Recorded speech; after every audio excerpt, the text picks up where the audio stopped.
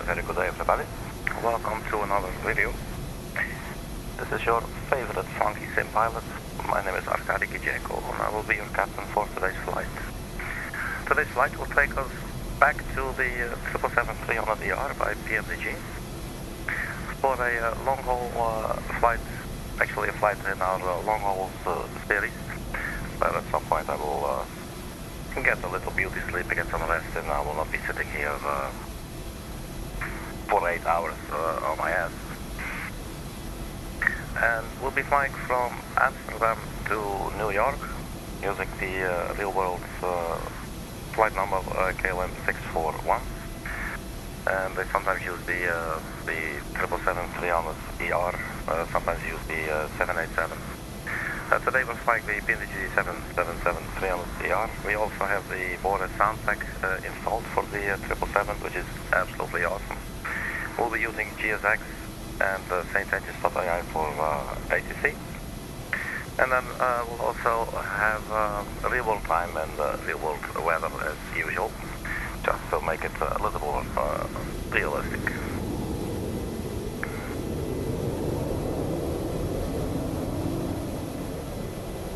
Alright, so let's hop on in, get the YouTube pump out of the way. There we are. Let's get the Volante overlay up as well. So we're parked here at Amsterdam Airport at gate E9.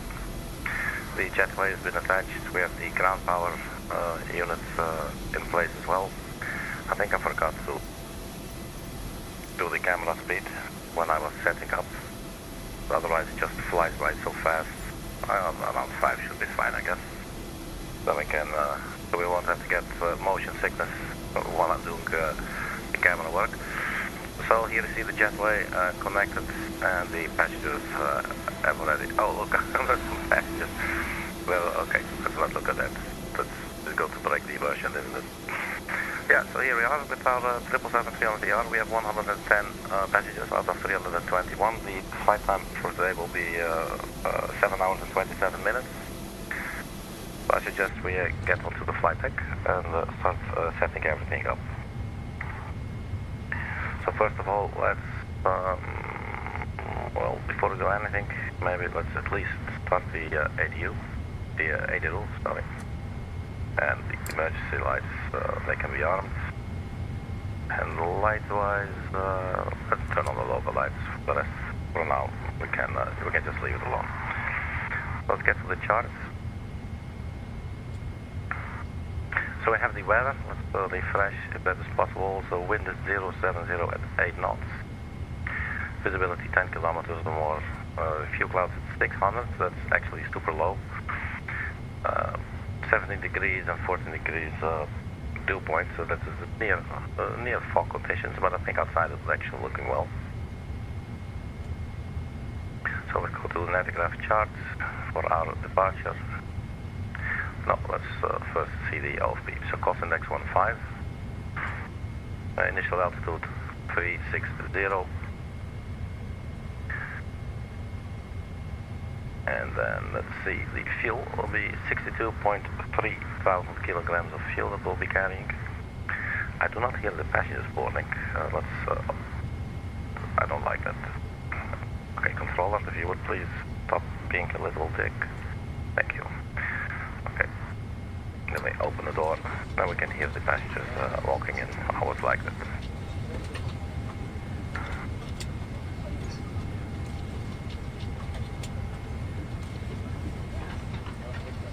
Wait, the ground power is available. So let's also turn on the ground power. Alright. So as I was saying, 62,360 kilograms. Block fuel. Final test was out on it 7.7. Right, so the flight plan that we were getting is out of runway 36 left, the BERGI 5 vector departure. So let's see what we'll get. Because this would actually seem like a crosswind departure, and maybe they do that. But you know, this is not Heathrow.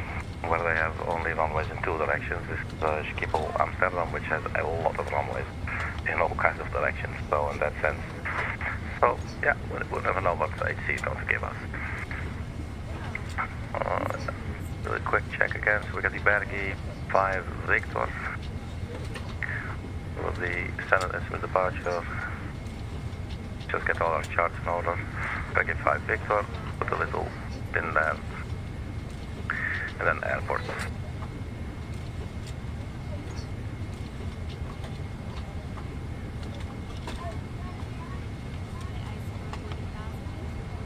There we go. You can see all the runways that go in all kinds of directions, so we should actually, they should be quite flexible, like you would expect.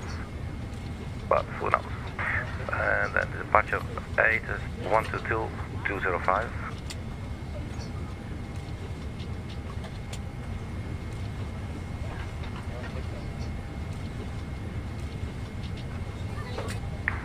Year 16, 2.14. QNH 1030. Transition level 40. Advise on initial contact. You have information Juliet. Amsterdam Airport. Information Juliet. 0555 Zulu. Arriving runways 06, 36 right. Departing runways 36 center, 36 left. Wind 050 at 6. Cav OK. Temperature 16, 2.14. QNH 1030. Transition level 40. Advise on initial contact. You have information Juliet. Alright, we have information Juliet. Amsterdam Airport. Information That's, Juliet. looking lovely. 0555 Zulu. So for the clearance, Arriving runways 06, 36 right. Schiphol delivery 121. Departing runways 36 center, 36 left. Wind 050 at 6. 980. Cab OK. Temperature 16, 2.14. QNH 1030. Transition. Cool. So let's also get some lights going actually. I think we have some overhead lights, don't we? Maybe get some dome lights, storm lights. I like those.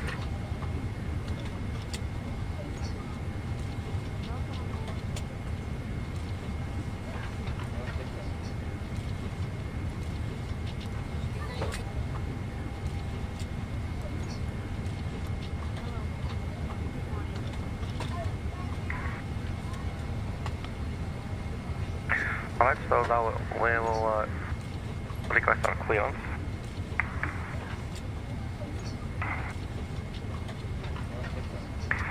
Delivery, good morning. KLM 641 Heavy. Type is 777-300 ER. We are at gate Echo 9er with information Juliet requesting IFR clearance to New York.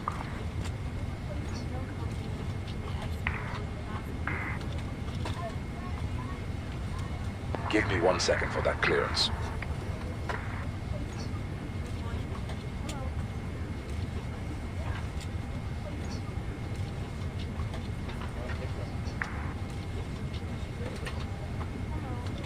KLM 641, cleared to Kennedy via the BERGI 5 Victor departure. Climb flight level 060. Expect flight level 36010 minutes after departure. Departure on 118.08.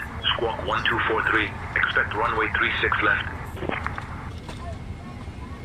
Clear to Kennedy via the BERGI 5 Victor departure. Initial climb, flight level 06. Expect flight level 360 10 minutes after departure. Departure frequency 118.08. Squawk 1243 and departing runway 36 left. KLM 641 Heavy.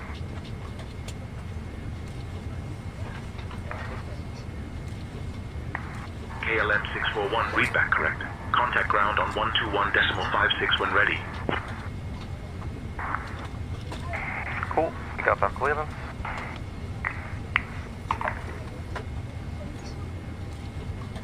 Physics left. Alright, so let's set everything up in here.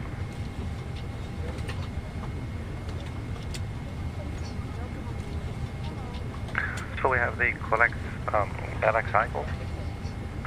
So pause in it. We are at Echo Hotel. Alpha Mike. Locate should be Echo 9.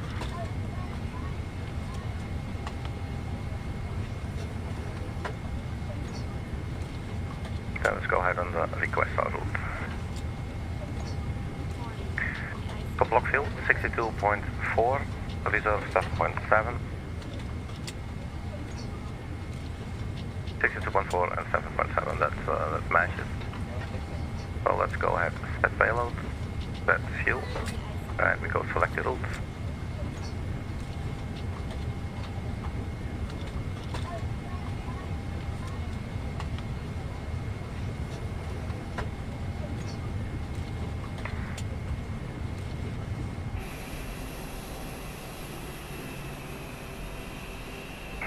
The baggage loaders have already finished.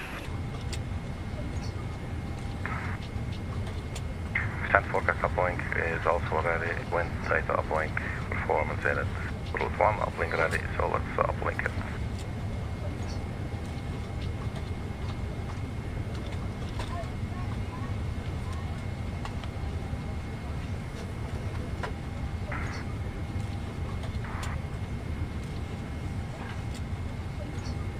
We should have the fuel on board, 62.4. And then we can turn on the seatbelt signs.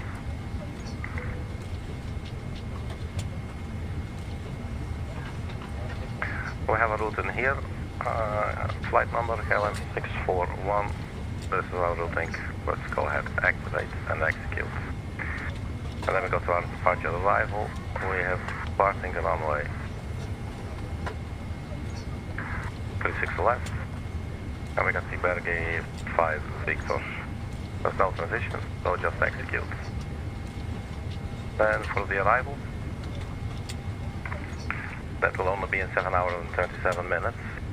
But what we have been given by dispatch is the runway 04 right, the Barge 4 arrival. So 04 right, Barge 4. ILS 04 right, with the Barge 4. Any transitions, that would be ENE or stops. ENE is right there. Execute. So now we should have the entire flight plan, 10 pages long. There's no discontinuities except maybe upon arrival, but that would be a factor. And actually it looks pretty decent.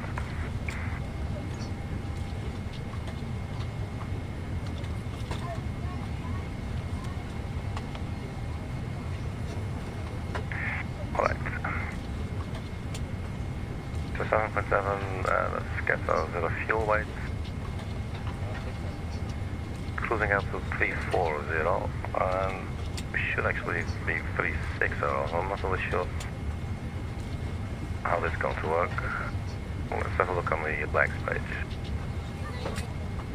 Oh, there's nothing there yet because we haven't initialized it.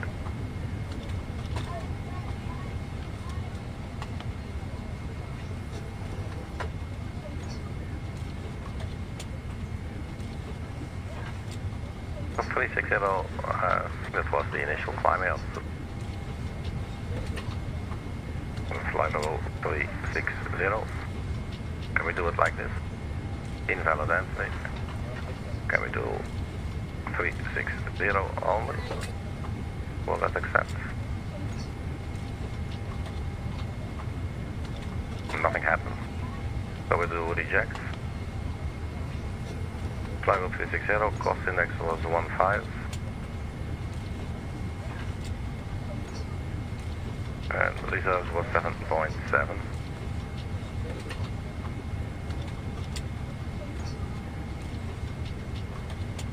I'm guessing this should be it.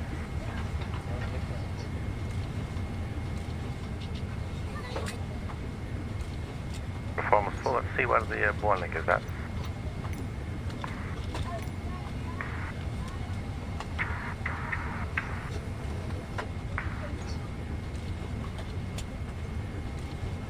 $186 out of 321. All right.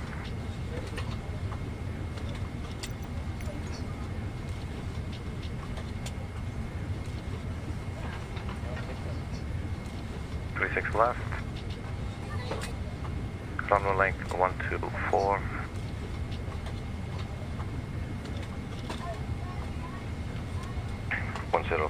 it says here. Let's calculate.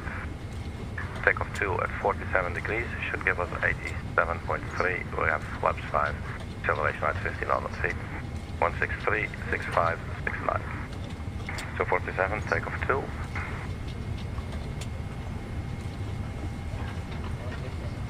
.6. That is not the same today. Takeoff. Flaps 5.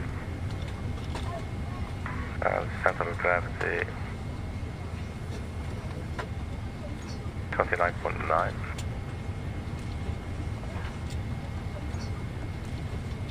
Giving us 4.75. And then 160, 63, 170. So these are totally different numbers, but let's use what the FMS is suggesting, I guess. So the SNC has been set up.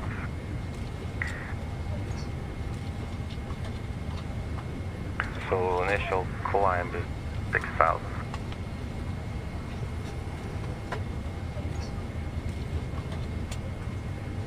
The runway heading will be 1.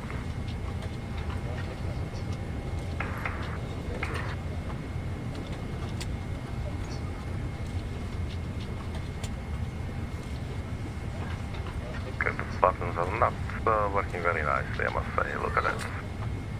Just keep skipping too. My dear lord. Okay, look at that.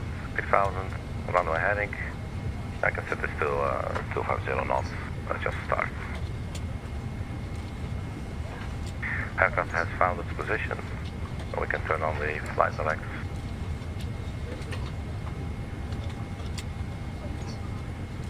So let's get on with the checklist.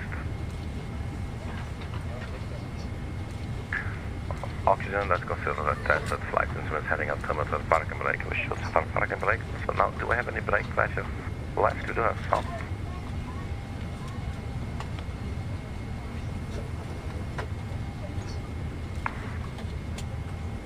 Then we used up for a little bit. That's fine.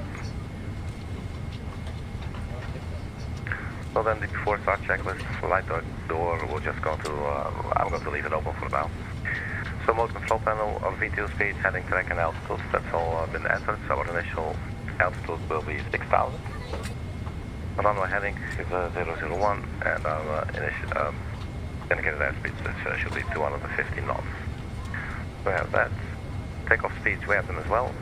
V1 is 160 knots, rotate at 163, and our V2 speed is 170. CDO pre-flight has been completed as well. The trim should be 4.75, but I think we will need additional hydraulics for that, so let's just turn those suckers on as well. I found this on the web. Oh, thank you, Siri. For some reason, Siri decided to reply. Alright, so the trim was 4.75.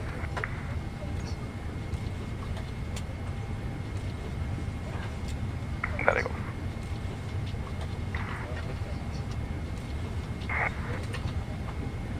And taxi and takeoff briefing.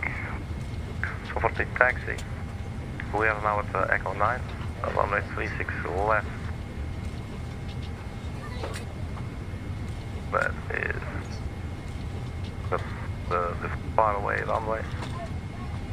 This one, 36 left. So they're having us take off all the way there. All the way there. Alright. So taxi will probably be push back nose to the left. Maybe through here, otherwise through here. And then we get onto Bravo, so Alpha 14, Bravo. And this would then become Charlie. Delta Whiskey 5. Whiskey 13 Victor, and that should get us all the way to that far runway.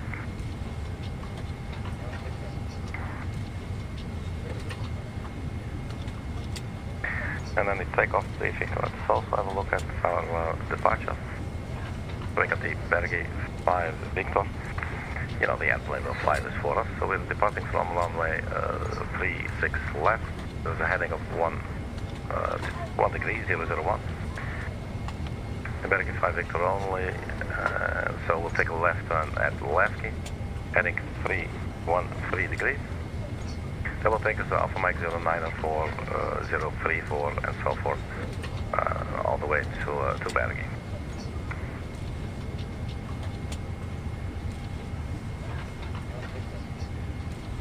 In this leg, I don't really show how far out it is, but we'll manage, obviously. So yeah. So I'm guessing taxi and takeoff briefing completed. Now let's check with the boarding. I start with the boarding before we start with the stream. Because it's quite a big airplane and there's a lot of passengers. We're now at 226 out of 321, so we're still taking their sweet time there for sure. But making sure everyone is comfortable. It is going to be a long flight, so the people are in good hands. Let's go have a look inside the cabin. We're already morphed into another human being. And these people definitely deserve to pop in. There you go. Otherwise they'll look just very scary. Yeah, these are really big airplanes, man. And if you look outside, it's like, that's a long plane. That's your big boy right there. As you can see, there's a bunch of the famous blue airplanes by the Dutch airline, KLM. I do like the tree there in the middle. So there's a lot of KLM airplanes here. This is also basically made possible by same engines that they have. They insert traffic as well. So you get some more of an, you know, more of some of an immersive kind of feel, you know.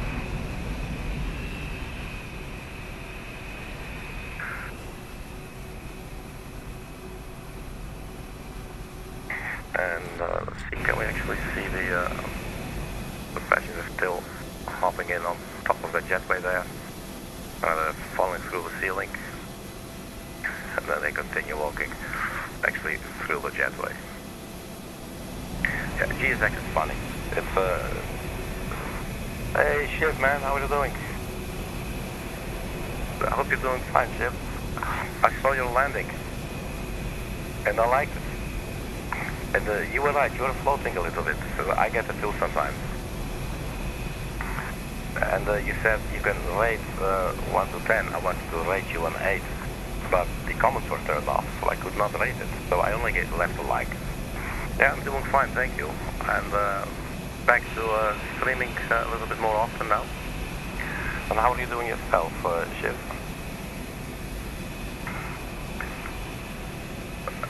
Did you like the flight to Abu Dhabi?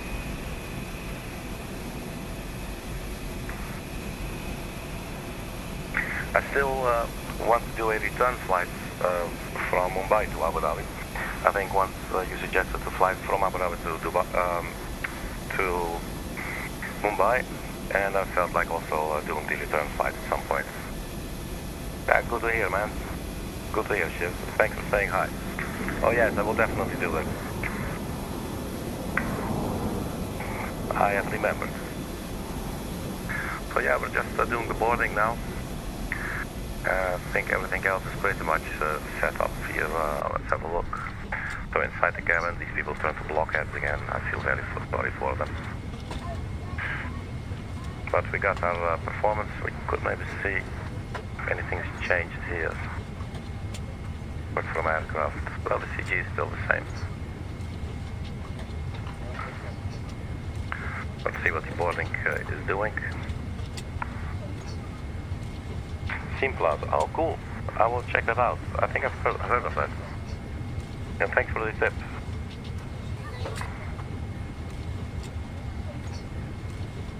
Hey, Cold and Dark. Welcome, man. Thanks for saying hi the other day when I was asleep. The A300 broke. Couldn't do my 7. Oh, that sucks. What happened? You know, it happens sometimes, right, in these sims. Something breaks, something just doesn't want to load, and all that stuff. I guess it's part of, flight simulation. But are you going to give it another try then, Cold and Dark? You should, right? Don't give up, right?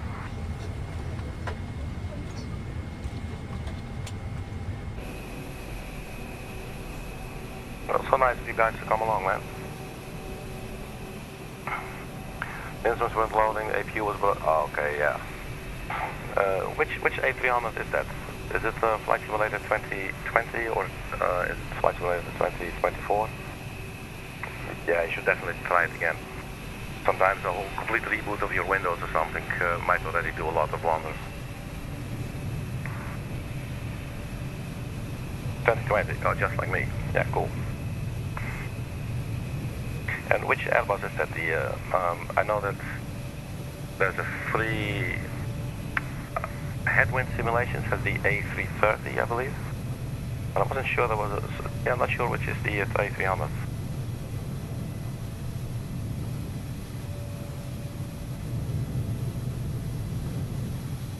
Well, I used to have a really weird problem at this airport, where you would see like these purple placeholder textures, and at some point it just vanished.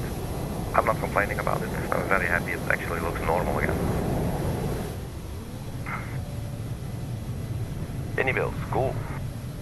Yeah, they should be good. Then probably just do an entire update, I guess, of the plane, uninstall it, reinstall it. Absolutely right. There's a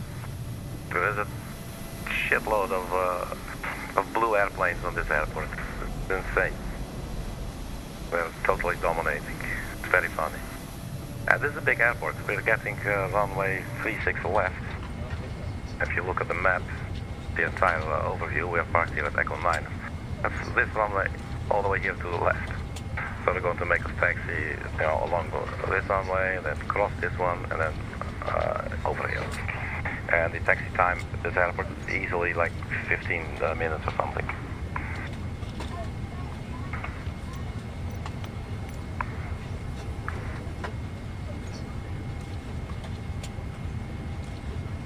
And so we're getting close to the boarding finishing. Can I always fly out to that airport and then make connecting flights? No, you're not stupid, Cold and Dark. No, they don't necessarily only make connecting flights. As far as I know, they have that. Like this is the direct flight to New York. This is a real-world flight, flight number 641. This flight straight from Amsterdam to New York City. But usually, I think if you fly to the United States, there's a lot of connecting flights. So let's say people fly to Tennessee. I don't think Airline flies to Tennessee. So then you would fly to, for instance, New York or Boston or whatever, and then you take a connecting flight, so you get a local flight there. That's something that you see often in the United States. It's such a big country. And not all major airlines fly to all the airports there, obviously. But no, KLM does definitely do a lot of direct flights. Like really long-haul flights in it as well, and they use for this flight that we're doing today, they use the 777-300ER. They also use the 787. Looked it up. I think also saw another plane in there, but I forgot which one it was.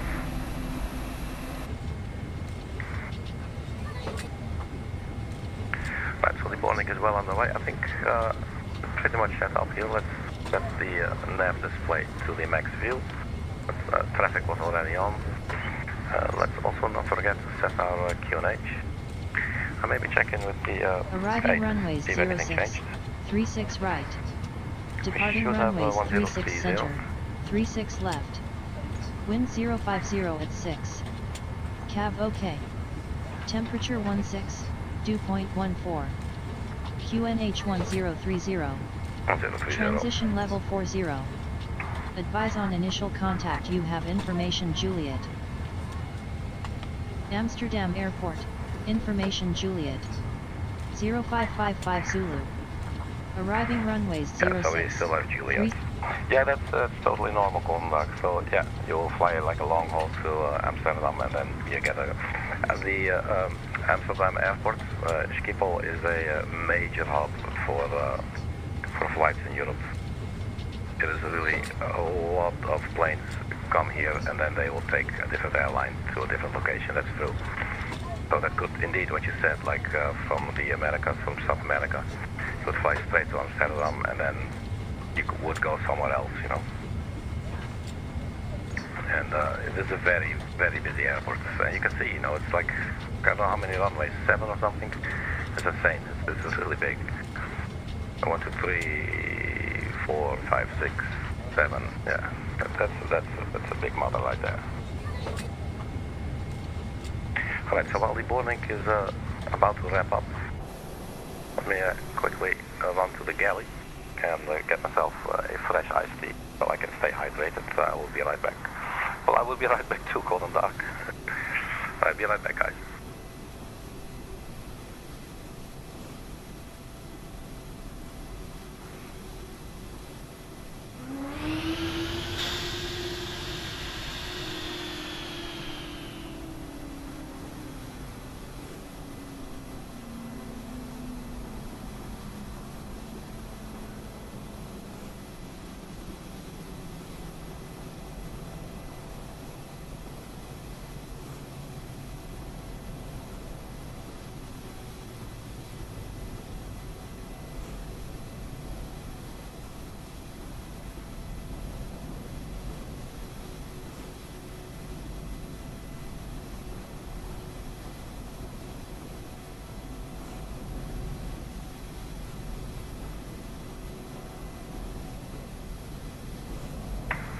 Alright, totally refreshed.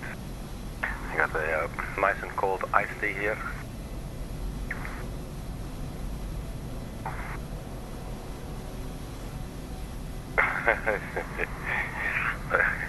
Yes, can you hear me?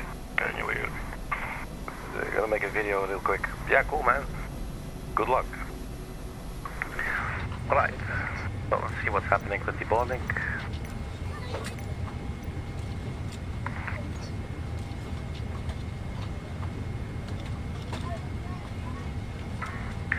$2.94, so definitely wrapping up. We're not doing any of the other GSX features, you know, you could do like catering, and I think catering can actually go alongside the boarding though, but we're not doing that. Maybe we could close the loading doors because it looks so painful, it looks awkward, doesn't it, to the airplane with those doors open. Door management, and let's see, cargo aft and forward. There. So if anyone is shipping warm hamburgers, then at least they won't get cold now. Although actually the temperature in the Netherlands right now, it should be 16 degrees. Alright, so in preparation, let's see, we are on external power. Let's get the beacon on, and that should also complete our before start checklist. Then we have the before taxi.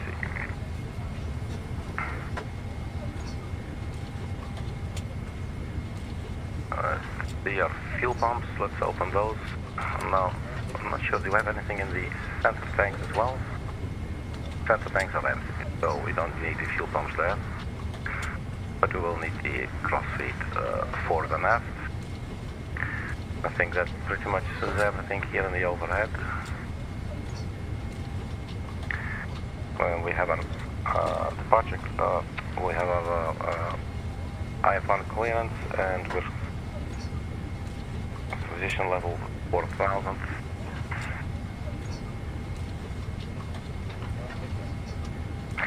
Yes, my controller keeps on drifting. That is super annoying, especially when you're doing a final approach. So the engines are in shutdown mode, doors are still open, parking brakes set, patches are signed, are on, APUs are running. And yeah, so as soon as the boarding finishes, we will request push and start clearance. And then we'll taxi to runway 36 left, and we'll fly the sucker to New York City. On a nice sunny day in Amsterdam. Yeah, so the doors open automatically again. That's GSX. That's a bit of a shame. They're no longer needed, so I'm thinking why not close them, you know? Just looks so awkward. But hey.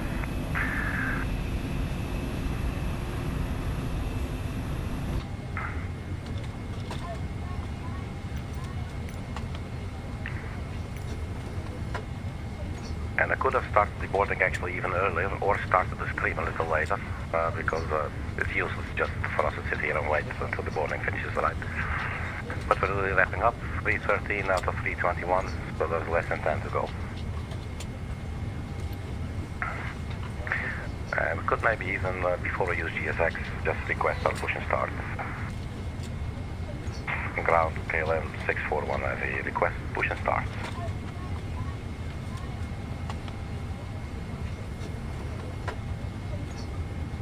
KLM 641, push and start approved, face north. Push and start approved, face north, KLM 641 heavy. Right, so face north. I think that's what I was expecting, yes. So there's the nose to the left, tail to the right. Then we'll probably get Alpha 14 and then Bravo. This one should be Charlie. Cross Delta Whiskey 5 across the runway 18 Santos. I think that's 18 Santos. 36 Santos. That's cool. I'm excited. I love flying this airplane. It's really been a while since I've been using it on the channel, except for yesterday then. Alright, so the last passenger is now boarding.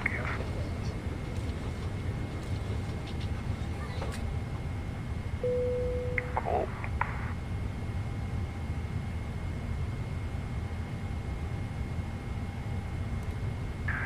Good morning, ladies and gentlemen, from the flight deck. This is your captain speaking. Welcome aboard flight 641 to New York City this morning. Thank you very much for flying with us. We expect to start pushing back in approximately 5 minutes. We will be departing from runway 36 left, which is known as the pole domain, so that is going to take us 50 minutes to taxi there, and then we'll get our takeoff clearance. Our flight time today will be 7 hours and 27 minutes, and we'll be cruising at an altitude of 36,000 feet, which is approximately like 10 kilometers. If there's anything you need, please don't hesitate to reach out to our lovely cabin crew. They will make sure to tend to your every need. The temperature in New York City at this moment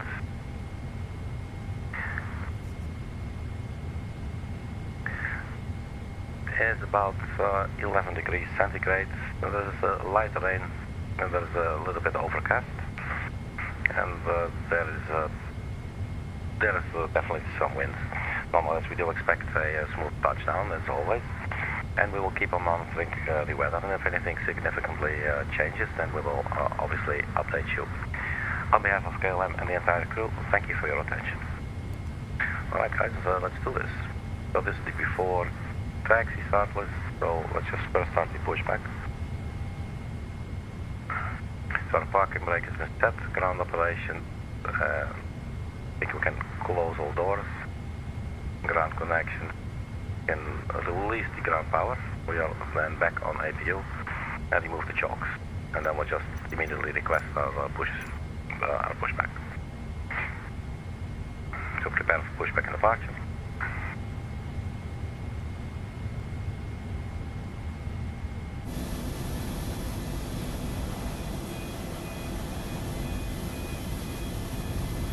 Hello, Captain. We are ready for pushback.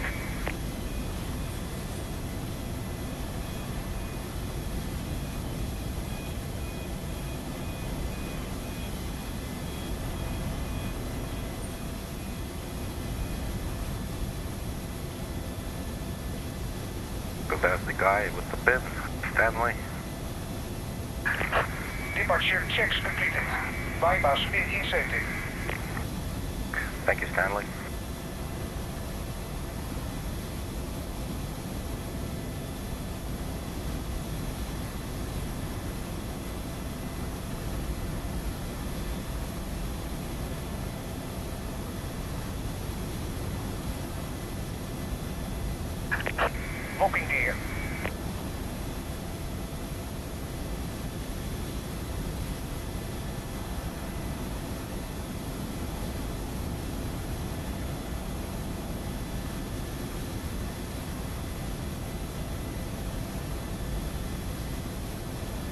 Alright guys, lift my plane up, man.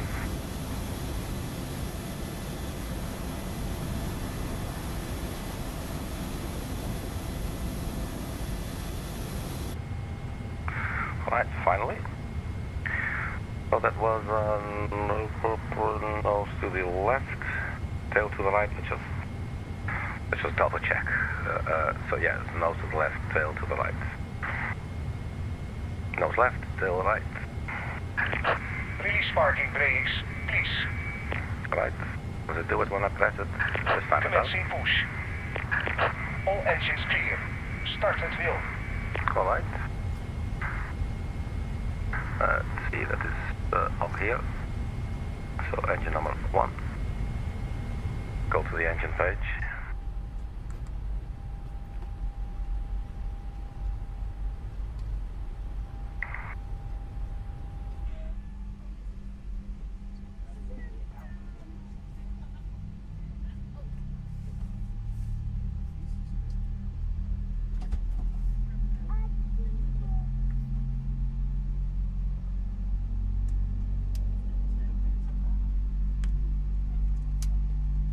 So as I said, these sounds are by the Boris sound pack for the 777 series.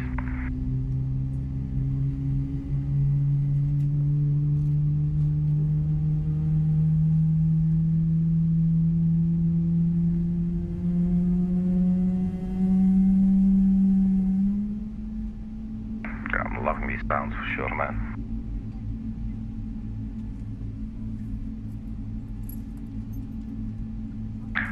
Let's get back onto the flight deck.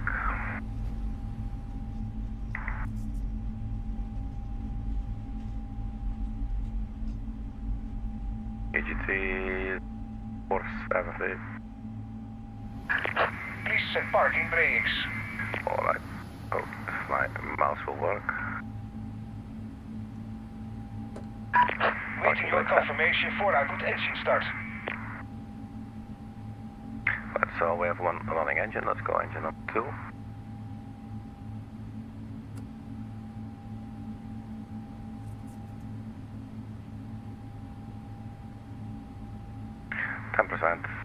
And get the fuel in there.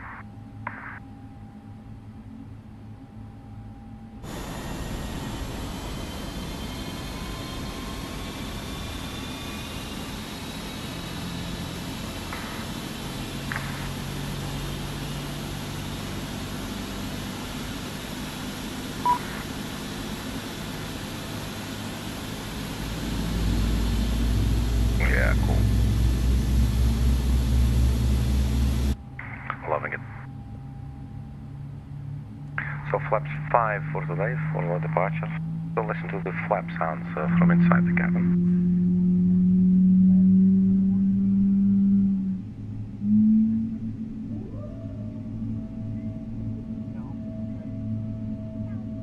Hey, welcome back, Goldenberg. Oh, nice.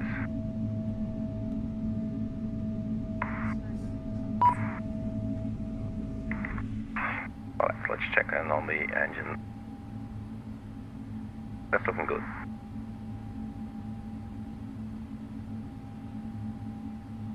So let's go ahead and confirm 2 running engines.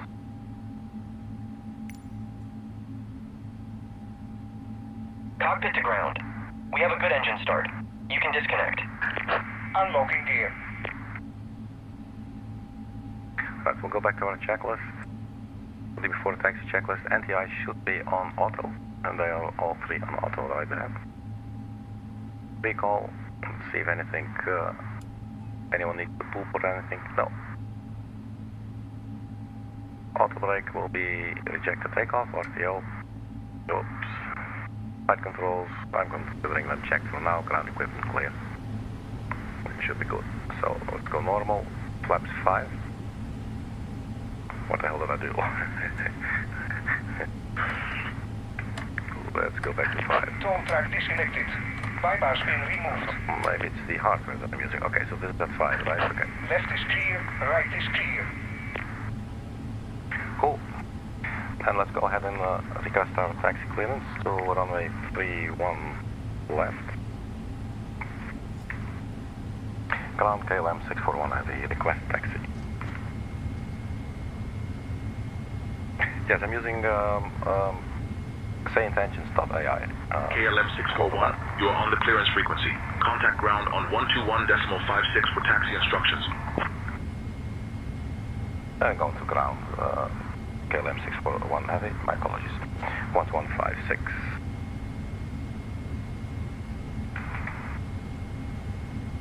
KLM 641, you're on the clearance frequency. Contact ground on 121.56 for taxi instructions.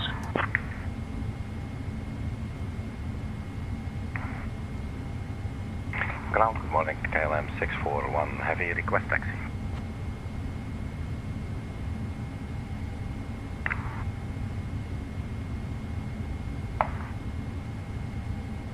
KLM 641, runway 36 left taxi via Alpha 16, Bravo, Charlie, Charlie 3, Whiskey 5, hold short of runway 18 center. 36 left via Alpha 16, Bravo, Charlie, Charlie 3, Whiskey 5, hold short of 18 Central, KLM 641 Heavy. Alright, so when we hold short at 18 Central, we'll get our, the rest of our taxi clearance, I guess. So 16, let's see which one would that be? Is that then the one to the left here? Yes, exactly, so we're taking left, and then Bravo, and then Charlie 3, let's see which one is that.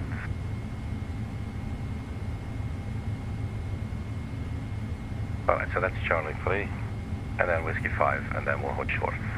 Alright.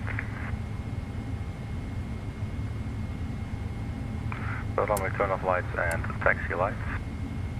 Let's also not forget to set our squawk. Don't be forgetting about that. 1243. Alpine 15 Lima Golf, push and start approved. Pushback and start approved, Alpine 15 Lima Golf. 1243, and for now let's just go transponder.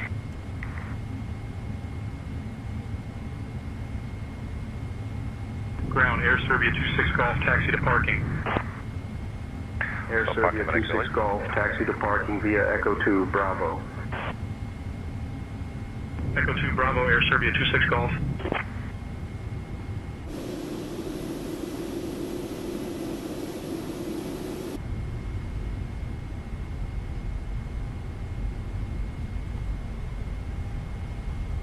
So first Alpha 16 to get us out of the apron here.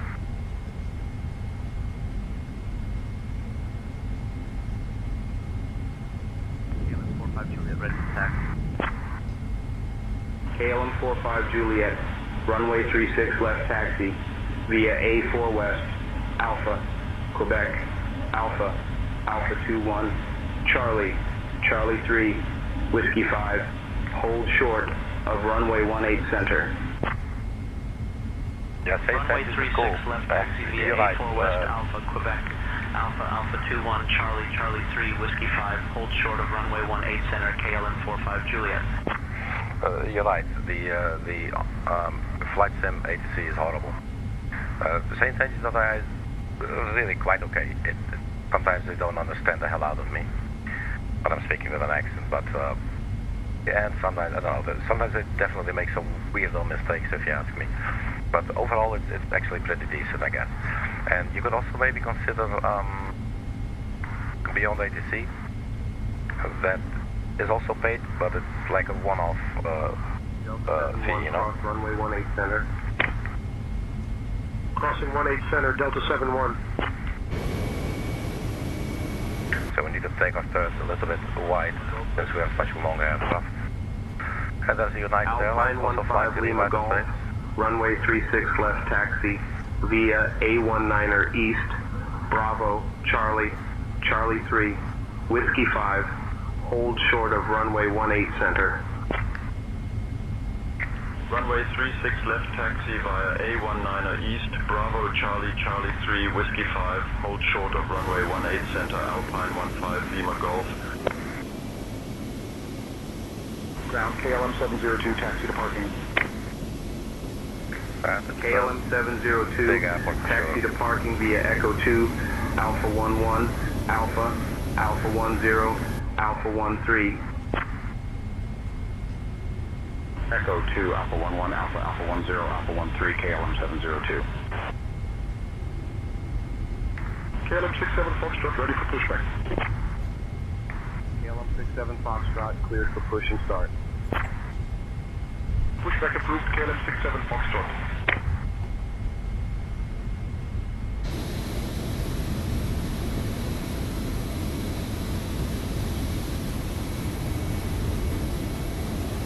They're really making us take off in the middle of nowhere, man.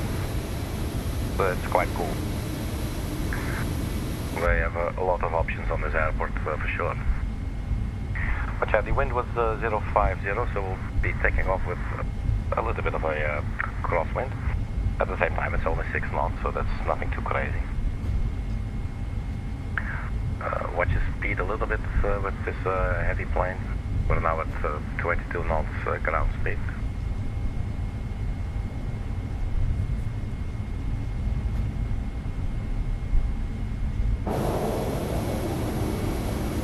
So then we'll take a right on Charlie. Very likely we can follow the United in front of us all the way.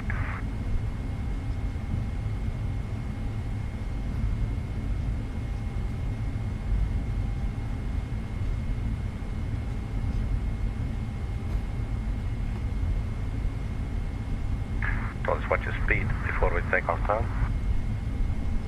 Air Baltic 38, Charlie, ready for pushback. We do have the cabin crew in the back. Standing. Air Baltic 38 Charlie, push approved, expect taxi shortly. Standing up. Pushback and start approved. Air Baltic 38 Charlie. For the safety instructions for the passengers. So ground speed 9, that should be fine. We'll take the start. You don't want them getting all shaky in the back, right? Let's take it nice and wide.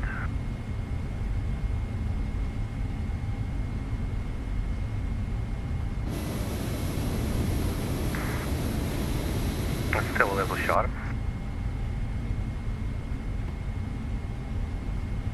There we are. KLM 83 uniform ready to taxi.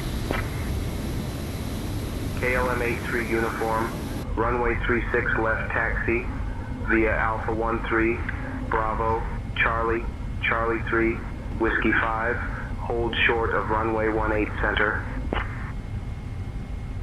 Runway 36 left taxi via Alpha 13, Bravo, Charlie, Charlie 3, Whiskey 5, hold short of runway 18 center, KLM 83 uniform. The United there in front of us is pretty much functioning now as a follow me. I like it. KLM 906 Lima, taxi to parking via Echo 2, Bravo, Alpha 20. Echo 2, Bravo, Alpha 20, KLM 906 Lima. And something funny with the St. Engines. Sometimes they sound really weird. KLM 67 Foxtrot, runway 36 left taxi via Alpha 10, Alpha 13, Bravo, Charlie, Charlie 3, Whiskey 5, hold short of runway 18 center. And I'll tell you what I mean, they have these like artifacts. Runway 36 left taxi via Alpha 10, Alpha 13, Bravo, Charlie, Charlie 3, Whiskey 5, hold short of runway 18 center, KLM 67 Foxtrot.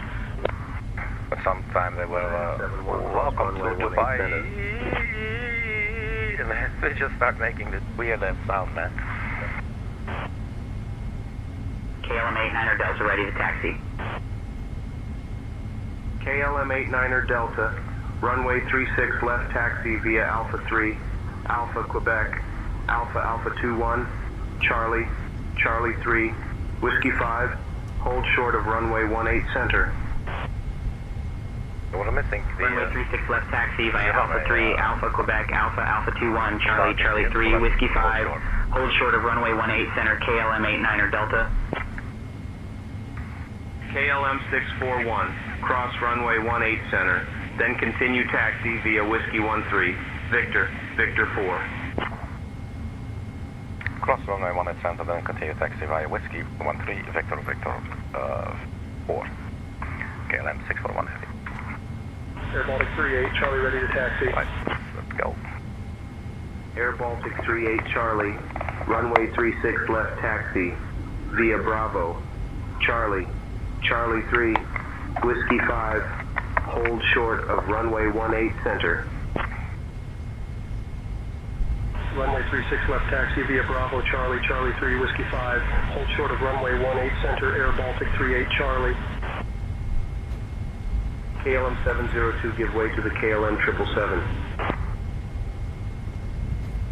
Give way to the KLM 777, KLM 702. Hey, watch you on the phone. Hey, that's cool. Yeah. KLM 83 uniform, give way to the KLM 777. Give way to the KLM 777, KLM 83 uniform.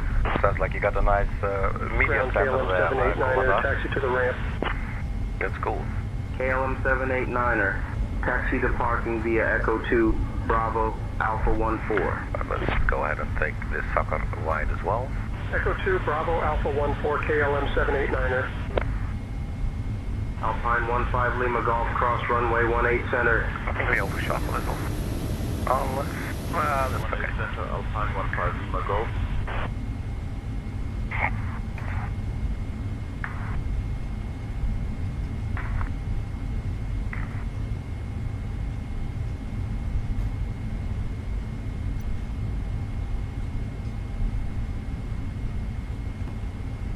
Victor 4. Okay.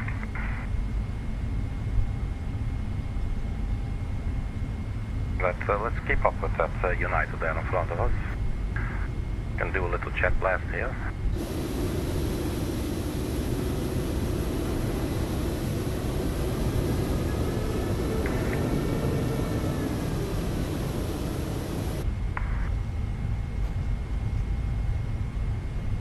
I think we're over 30 now. Yeah, a little bit fast. Okay, 24 it is. KLM 59er November cross runway 18 center. Cross 18 center, KLM 59er November. Ground Vueling 6 Yankee Golf, taxi to parking. Vueling 6 Yankee Golf, taxi to parking via Echo 2, Alpha 11, Alpha 4 West. Well, Echo 2, we need Alpha on 11, that. Alpha A4 West, Vueling 6 Yankee Golf. Just, as long as it's just sleep, it's good to be unconscious. Anything else would sound to me like a medical situation. But I don't know, I'm no doctor. But so what we're looking at here. Okay, cool. Is that the Delta? I can never see from a distance if it's Delta or Air Canada.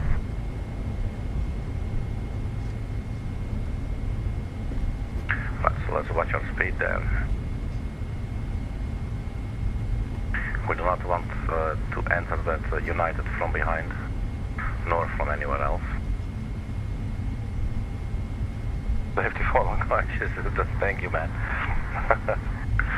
Good, that sounds good. Well, if you have like a, I don't know how long you sleep, could be that when you wake up, we will land. Personally, I usually sleep like 5 or 6 hours when my body just wakes up. But when I do have the opportunity, I will take naps. So I do get some sleep. But usually I will not be able to sleep for a very long period. Ground Alpine 34 Echo Romeo, taxi to the ramp. Alpine 34 Echo Romeo, taxi to parking via Echo 2, Alpha 11, I was taking Victor 4. Alpha 9er. Echo 2, Alpha 11. Plan to land. Well, the flight time is 7 hours, 27 minutes. What time that translates to, I don't know. I haven't checked. Actually, we can see. We go to the progress page. United 71 contact tower on 135.11. So 1440 Zulu. That should be our landing time. KLM 641, contact tower on 118.105.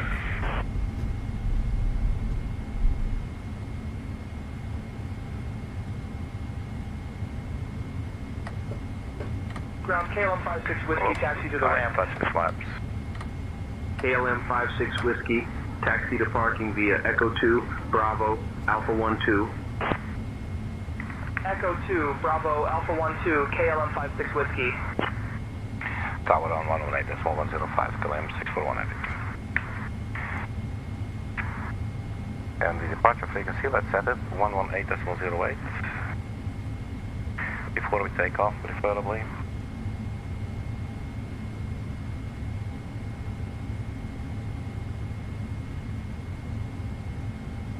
I think I'll be up by that time as well.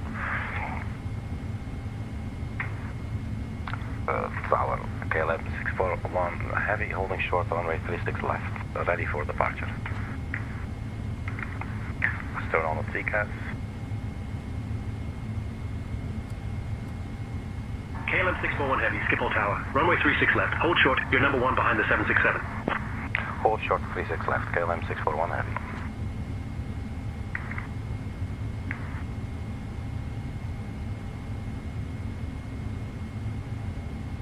Parking brake released, we can stand a little bit closer there.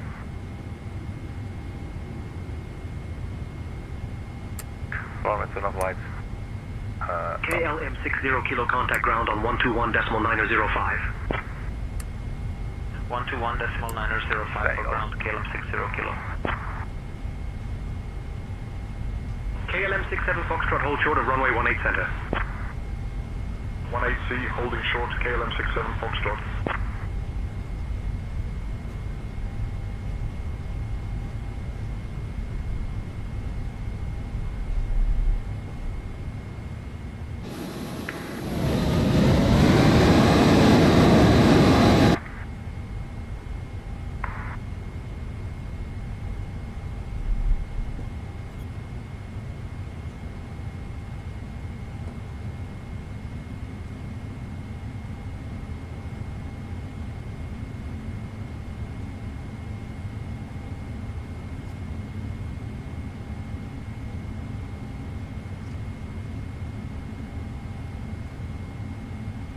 KLM 641 heavy, runway 36 left, wind 070 at 6, cleared for takeoff.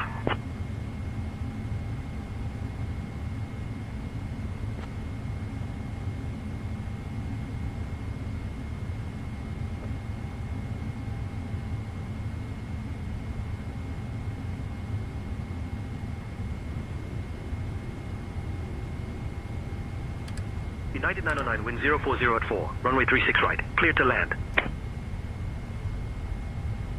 36 right, cleared to land, United 909.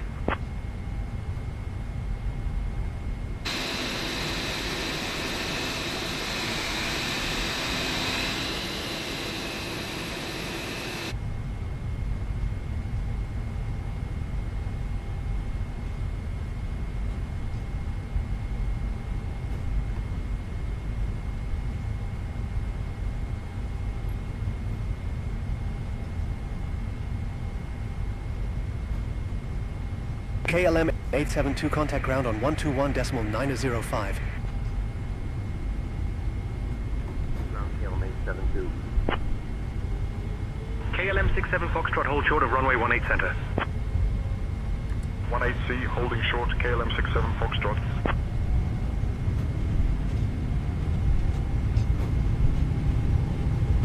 80 knots.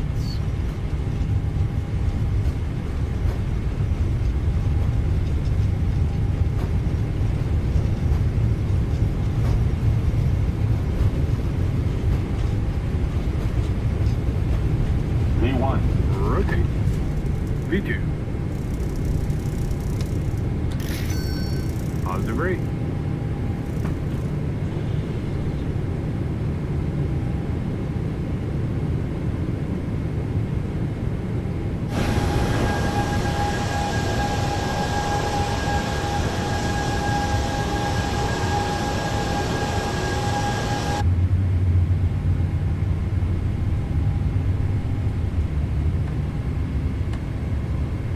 KLM 641, contact Schiphol departure on 118.08.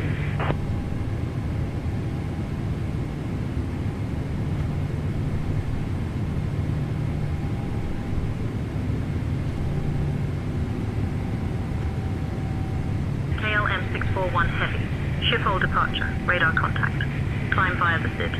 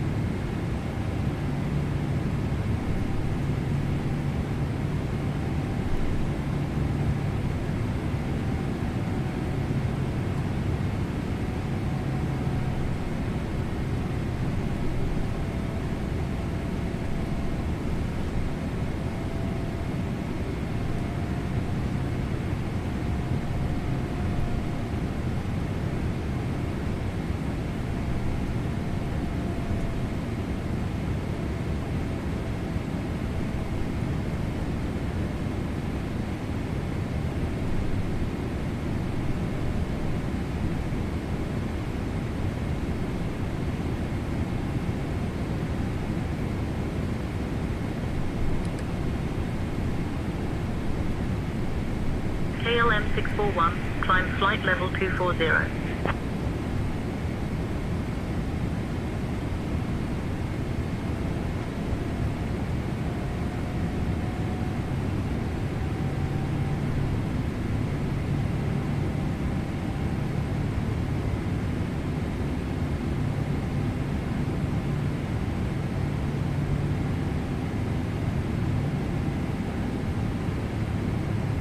I think my mic was off there, my apologies. So yeah, we're taking off.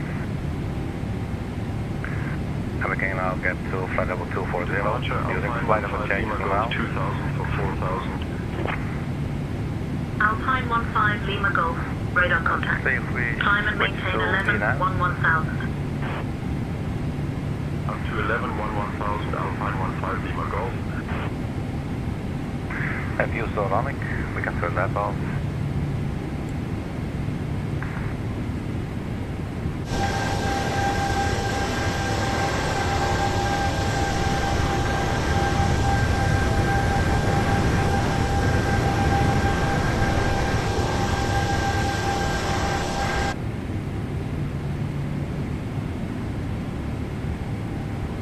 Right, so we're almost at 10,000 feet. Alpine 15 Lima Golf contact. Amsterdam radar on 118.805. 118.805 for Alpine 15 Lima Golf. 10,000 feet, nose will drop. Can turn off the landing lights at this altitude. And when we turn off lights, taxi lights can be off as well.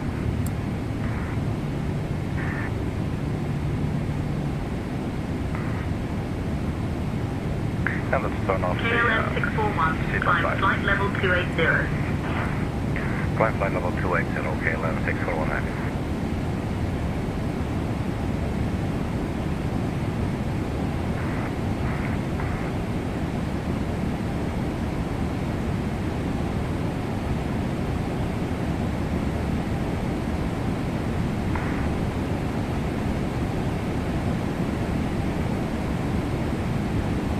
Ladies and gentlemen, from our flight deck, this is your captain speaking. We have turned off the Schiphol sign, so you may feel free to walk around the cabin and enjoy everything we have to offer. We do advise you to keep your Schiphol sign on as soon as you get back to your seats, because it's just a matter of safety, people. Thank you for your attention.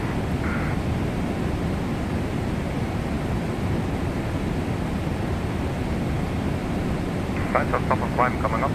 However, we do have I think one step climb. Full now in the flight lane, we're going to flight level 360. At some point we should jump to 380. Oops, just overshot it. 380. So we go to the VNAV page, it should show us on the cruise step climb to flight level 380. It's scheduled in about 2000 nautical miles at 12:01 Zulu. So that's in another like 4 hours and 15 minutes or so.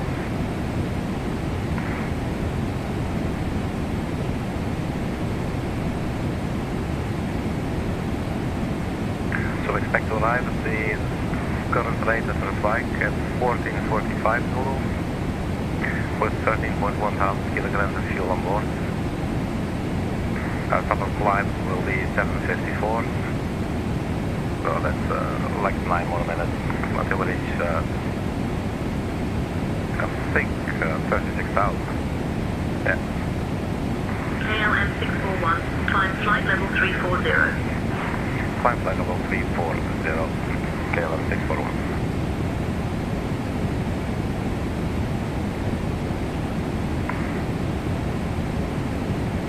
KLM 641, say intentions and requests. Disregard KLM 641 heavy. That's what I mean. Sometimes I just don't understand. They tell me to climb, I say, okay. So I say, hey, say your intentions, what do you want, you know?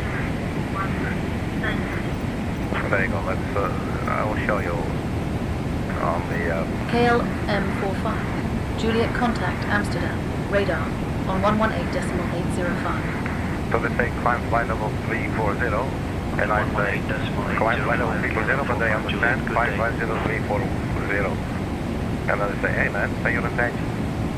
And then I said disregard Can they understand this is IHAM 641, how are you?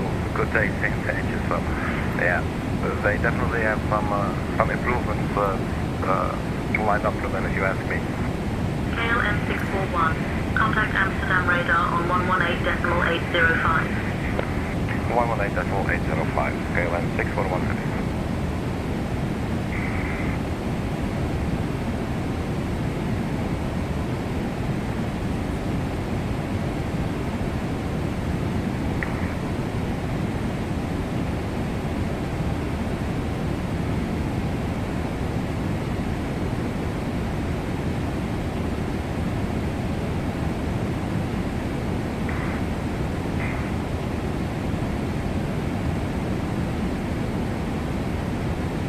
Amsterdam radar, good day, KLM 641 Heavy, climbing through flight level 210 for flight level 340. We are 26 knots come out from Amsterdam.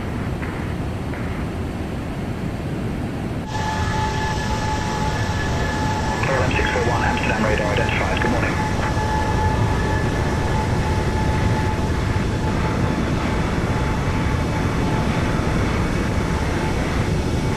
Such a beautiful airplane, man. And with the border sound back, it sounds even better.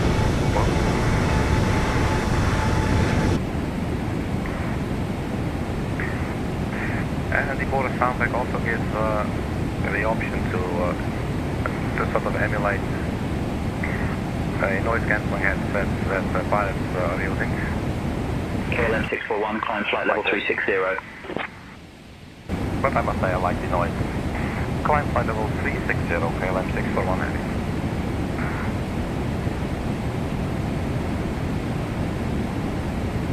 We're still going strong. It's looking good. Top of climb is coming up there. 50 miles. So the descent checklist, we don't need the checklist at this point. For instance, you could choose to put the nav display on here.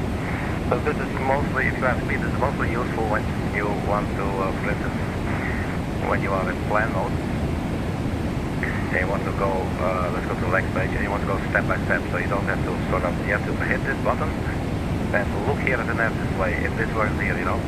But now you can just, I don't know, have set this key, Alt4, so this is a very convenient view, and you can just step through all the waypoints at your convenience, so this is very, very nice. But they have that in there.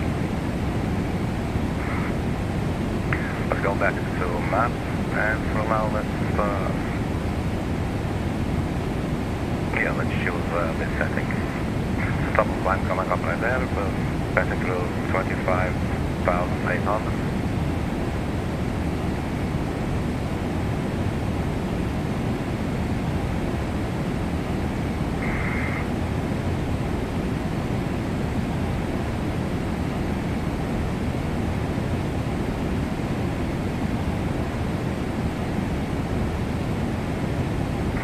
Phantom tanks are empty. We're just using left side and right side.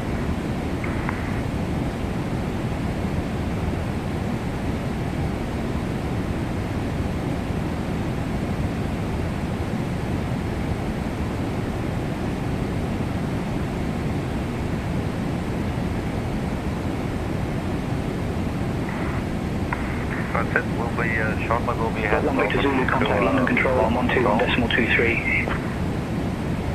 Over to London Control on 121.23. Log 1 Victor Zulu.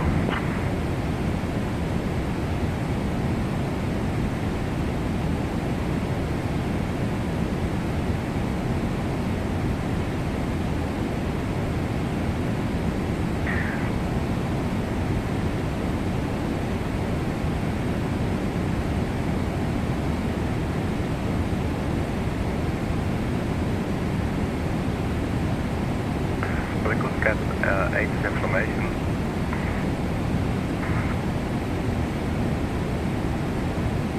KJFK. And then the ATIS source, let's use just BMDG. Yeah, let's put on auto, whatever. We'll set. So if you put it on auto, you will receive every weather report when it updates. That's the first one coming in. You'll see call message here. Go new messages. So the current weather information. Information kilo. Yeah, so they have a little bit of a lane broken. It's 1,000 feet. So it's quite poor visibility, I would think. And 11/10 is really close to what's it called? Fog conditions. Altimeter 3040. Automated weather report, I believe it is AO2. I always forget how to read these things. KLM 641, contact London Control on 121.23. Go to London Control, KLM 641 heavy. London Control, good morning, KLM 641, heavy climbing through flight level 310 from flight level 360. We are 15 knots come out from Solbank.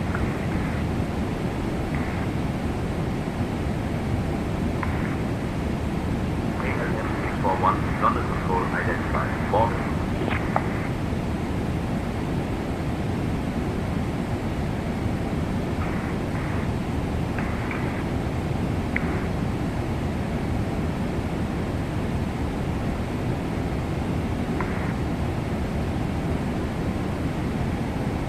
And once you're done reading this, you can just click cancel. It will still be in there. You can go to review and flight info uplinks, and then you can find all your messages that you received earlier.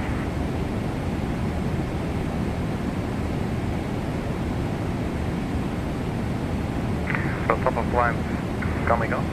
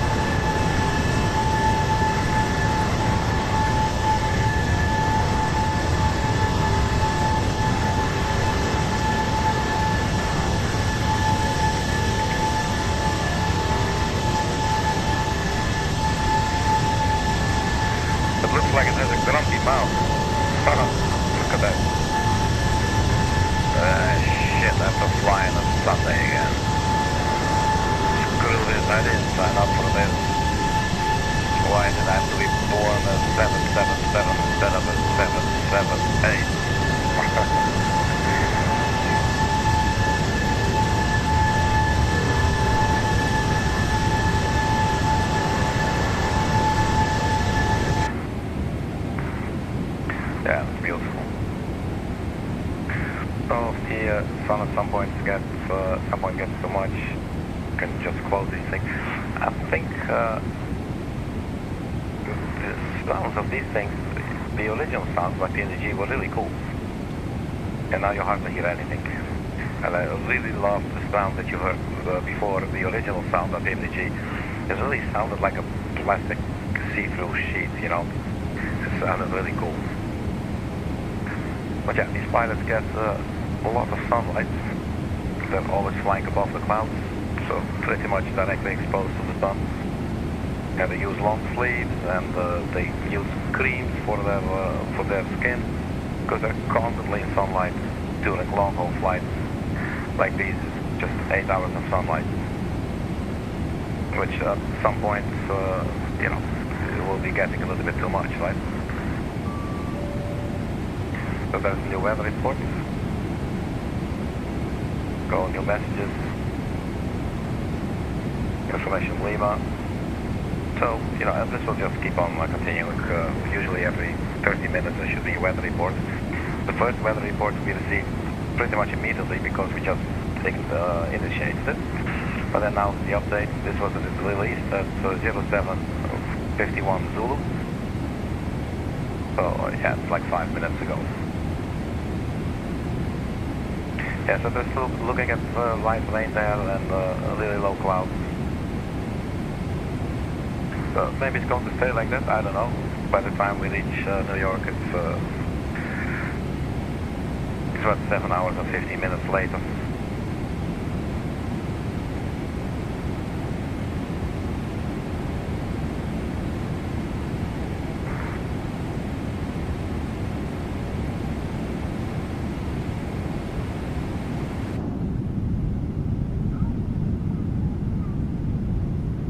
And the border sound pack also has some passenger sounds. So when you're sitting in the cabin like this, you will hear, I think you can hear some kids sneezing or something.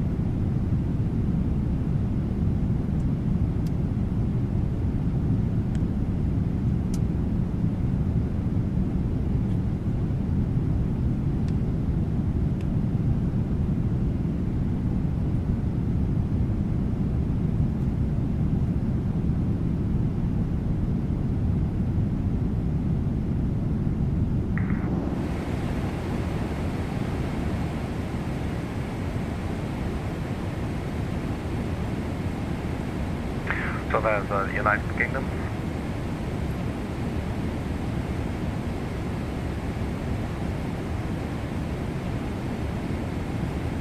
Ryanair, Papa X-ray contact, Brussels control on 125.0. So yeah, we'll be doing a 125.0, Ryanair to Papa X-ray. A oceanic flight. So at some point we will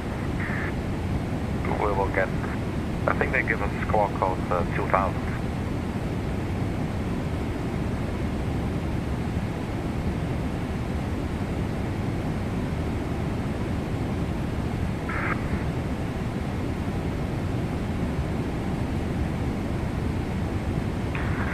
For now, so we're at 36,000, so we are at the first stage of cruising. You can see here as well, recommended flight level would be 320, maximum would be 363, so we could go an additional 300.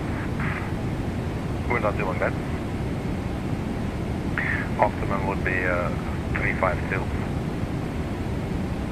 So while the aircraft keeps burning fuel, it will get lighter and lighter. At some point it will be light enough that it would be more economical to start climbing a little bit higher, to burn less fuel. But now if we were to climb to 380, we might be quite heavy. So that could become a challenge and very expensive endeavor.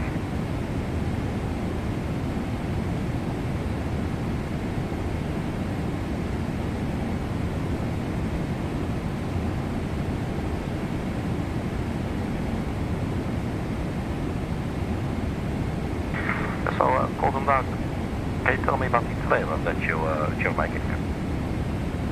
Or have you passed out in your media set?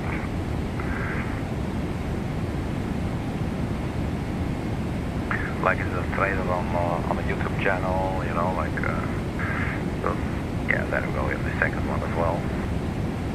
This really doesn't do shit for us, we cannot even get it here.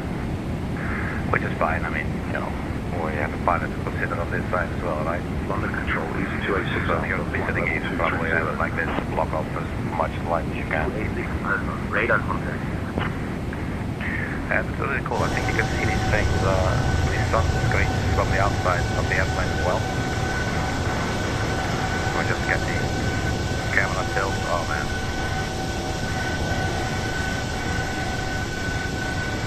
There they are. And little green screens, look at that. 286 Alpha contact. Scottish control on 128.055. Switching to Scottish control on 128.055. And the aircraft slowly begins to start to have a moderate smile there, look at that. Just don't look at it up front, because it will look a little bit grumpy. Actually, it looks less grumpy now than it did earlier. Now it's grumpy again. Now it's more happy. Now it's more grumpy, okay. Easy 286 Alpha contact, London control on 133.6. So I guess the aircraft controls Yahoo Chima.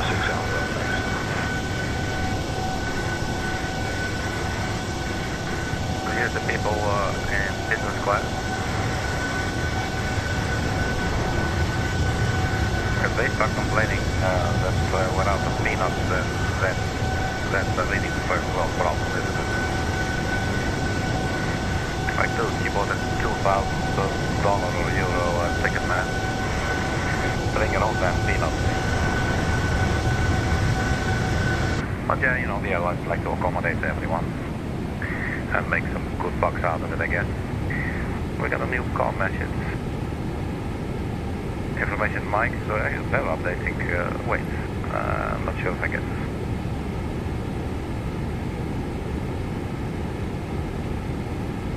Yeah, so Kilo, Lima, then information mic. But this was issued at the same time. But nonetheless, it's presented as an update, sure.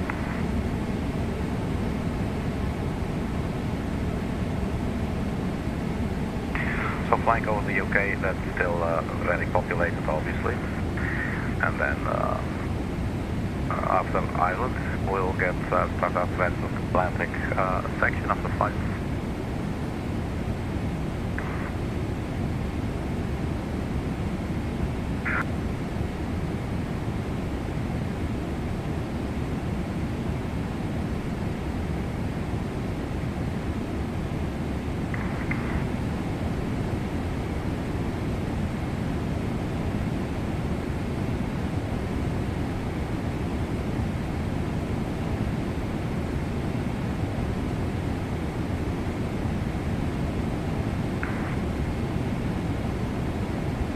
Step climb at 1200, but 3 hours and 55 minutes, 30 seconds from now.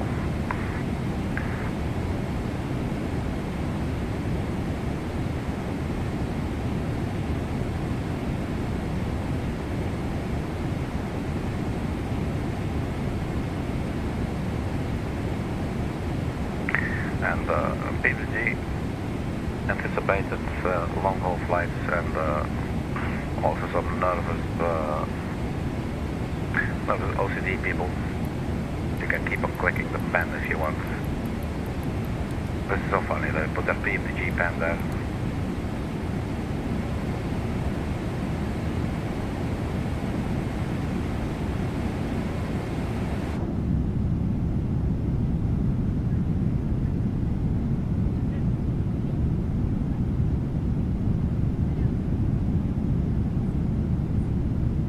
Scottish Control, Easy 484 Lima, flight level 250.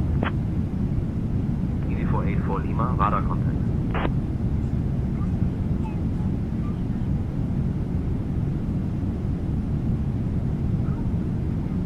Easy 484 Lima, descend and maintain flight level 170. In the descent for flight level 170. Easy 484 Lima. Scottish Control, Ryanair 84 Golf X-ray, flight level 280. Ryanair 84 Golf X-ray, radar contact.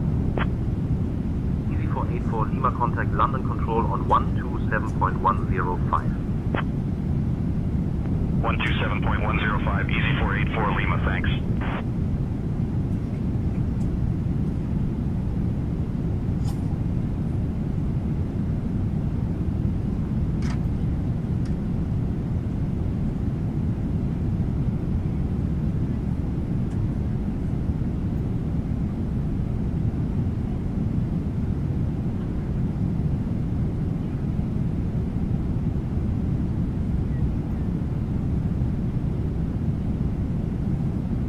Scottish Control, easy 484 Lima, flight level 220. Easy 484 Lima, radar contact.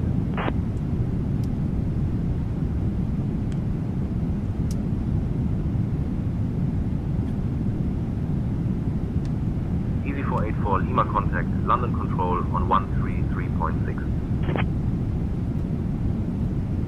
Over to London Control, easy 484 Lima, so long.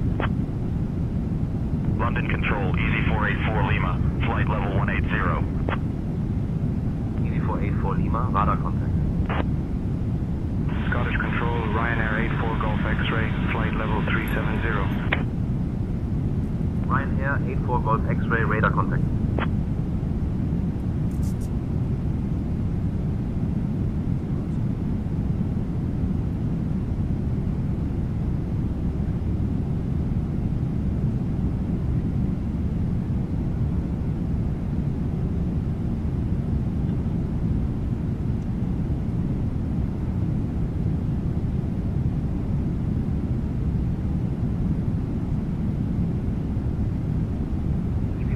Lima contact, London Control on 121.23.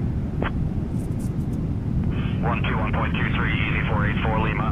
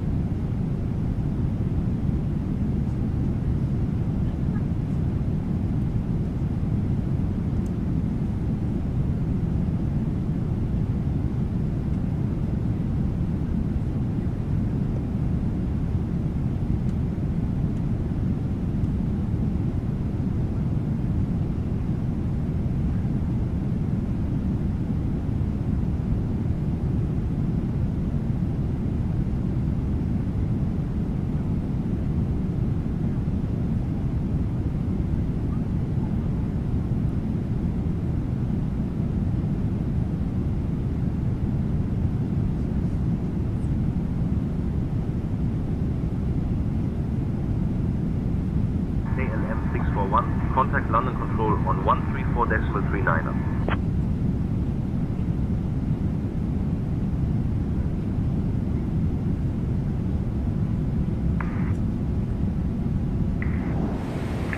London Control on 134, that's 1239, KLM 641 heavy. 13439.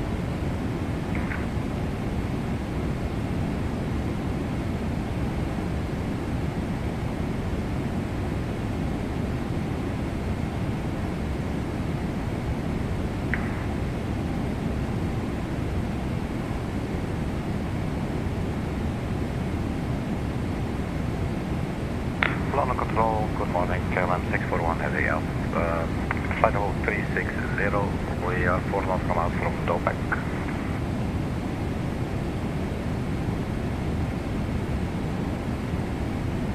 KLM 641, London Control identified, morning.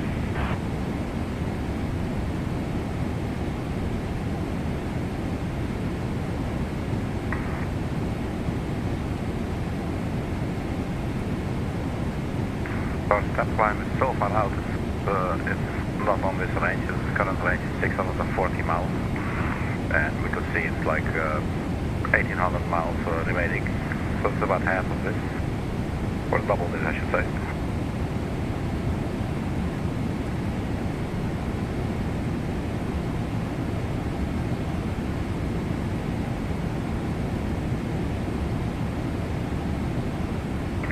But it is nice to have the air traffic control, I must say.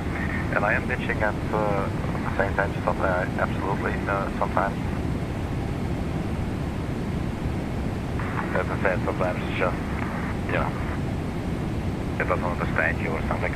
And now I must say they do offer the option to change the speech model that we're using. So you can go back and forth between two versions to see which one works better. But for me, I noticed both of them are actually the same. So it doesn't really make that much of a difference, if any at all. But I must say they do offer that, and I think that's very decent.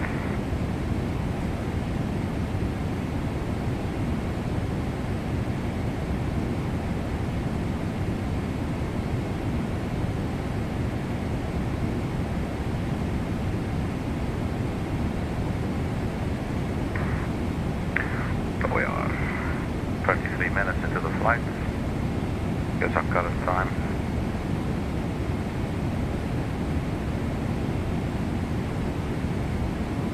And we don't really have to prepare for the arrival just yet, but we can have a look at the charts for New York City. So this will be the airport.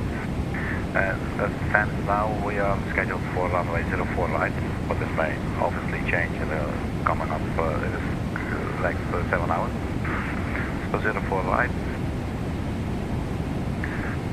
This one right here. Interesting choice for a 777. I would then at least go for 04 left, which is the longer one. If we check that elevation, we'll see. We'll actually see the runway in use.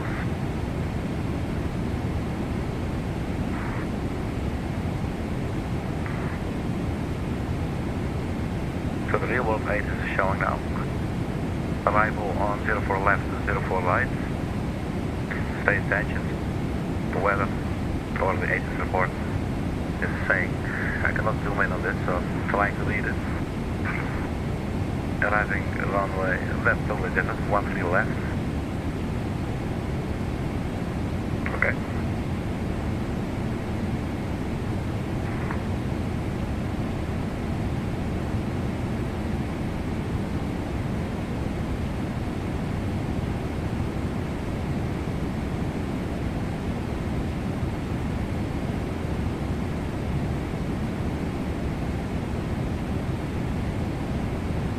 This is not a very big airport. I mean, if you compare it to Schiphol, Amsterdam, that we just took off from. The arrival will probably not change, so we'll be coming in. Shuttle 4 Alpha, descend and maintain flight level 120. Either we'll have flight level 120, Shuttle 4 Alpha. Blip, departure 4, I believe we have departure 4.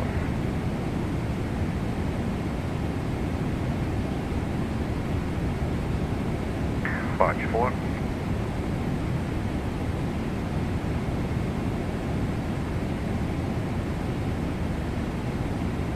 We'll be coming in via Candy Bank. We'll take us to Parch, Galveston, VOR, or over. Flight control, KLM 25 Echo, flight level 270. After trail, we should get KLM 25 Echo, radar contact. But you'll get factors usually anyway.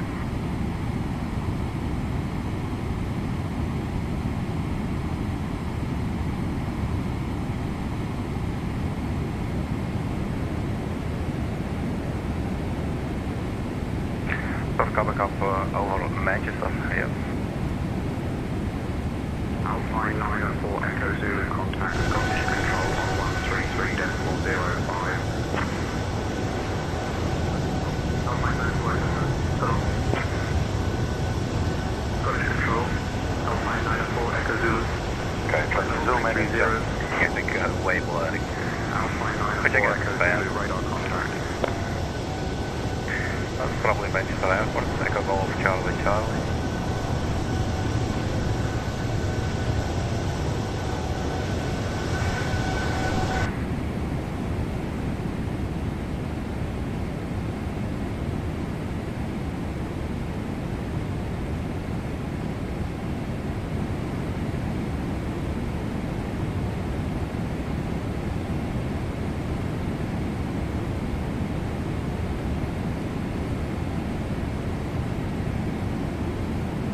Kansas, Echo Golf, Charlie, Charlie. Over to Dublin Center on 120.755, Croatia 512.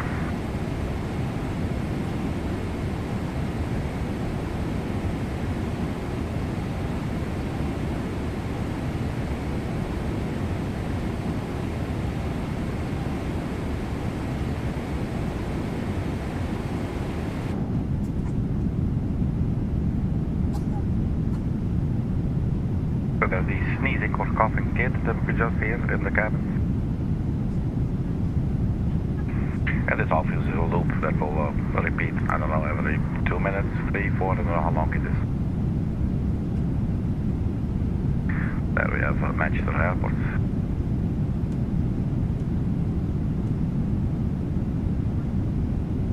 I believe you flew out of there not too long ago.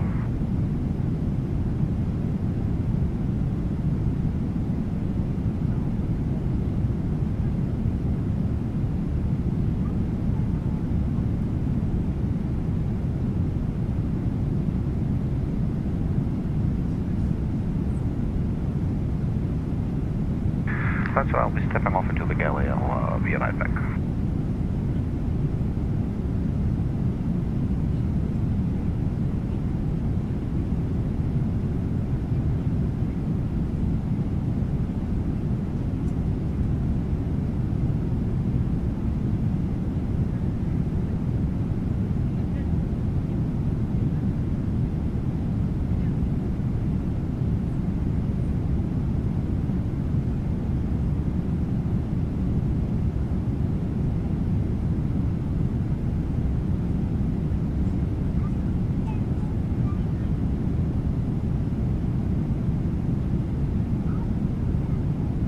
Scottish Control, Speedbird 825, flight level 250.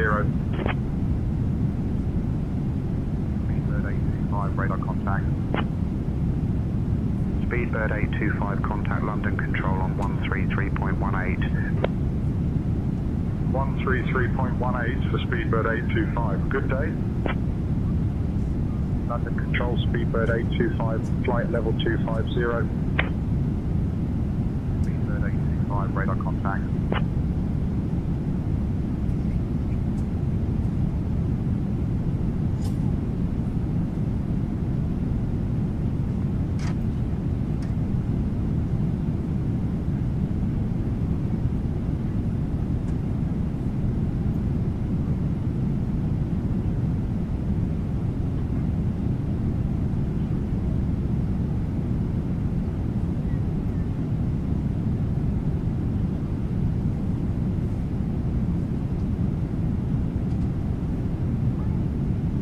Ryanair 63 Papa Romeo, contact London Control on 133.6. 133.6 for Ryanair 63 Papa Romeo.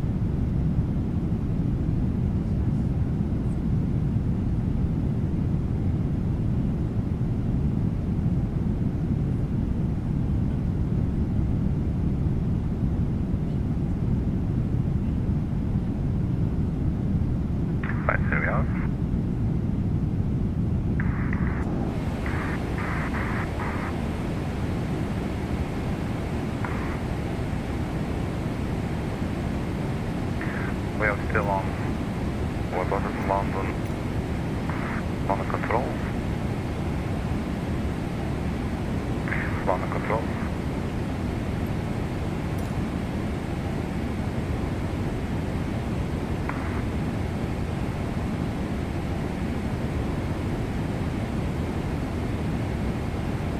So you can speed for the cruise 0.826. We're doing 0.824. We do have a bit of headwind 31 knots.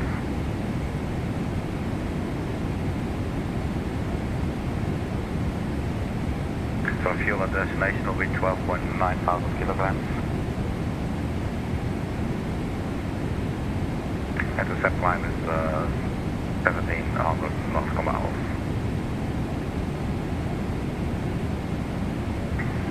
So this targeting 0.826, but it's actually delivering 0.824. So the other day we were flying the Airbus A340-600 by Aerosoft and told us. And we were in cruise, and all of a sudden just simply lost the forward thrust. It was just sort of dropping and dropping. And at some point got it fixed. I've never had these issues with the 777 by BMG at all.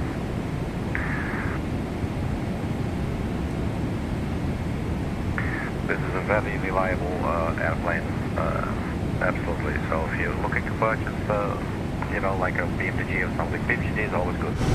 Really, they're absolutely stable aircraft. Especially the 777 is such a joy to fly, but also the 737 series, they're also really good.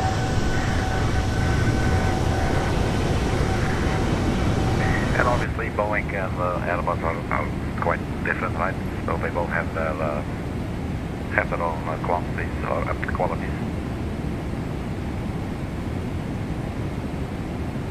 46 minutes into the flight, sitting in a nice at cruise, and I guess we can expect a handoff at some point. We'll be passing north of Dublin.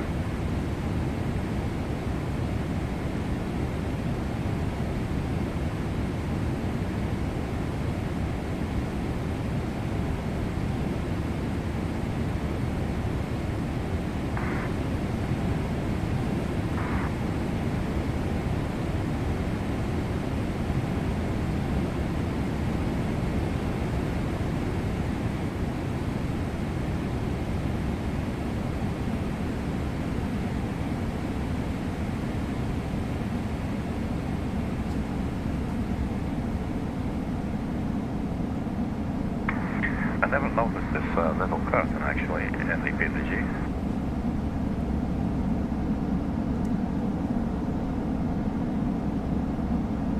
Oh, this looks so sad.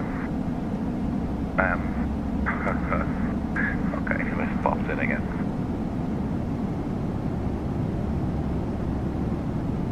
So yeah, this looks comfortable. I'm not sure of how far they decline.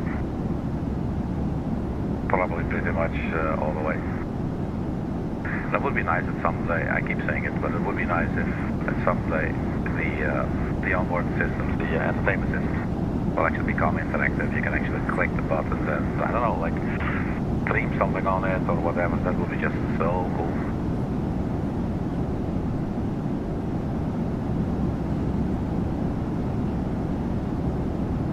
Let's jump back to the flight deck.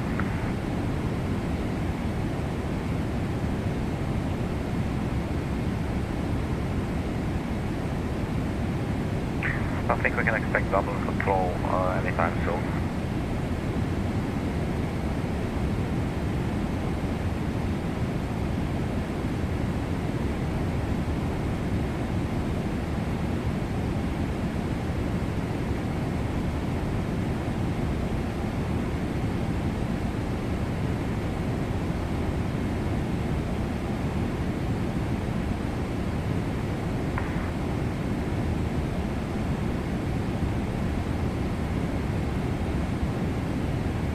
I believe with the border sounds like this. KLM 641 heavy contact London control on 133.6. London Control on 123.6, KLM 641 Heavy.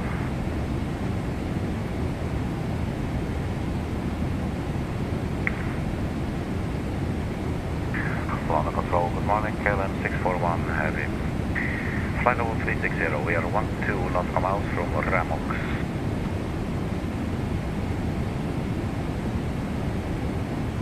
KLM 641, London Control identified, good morning.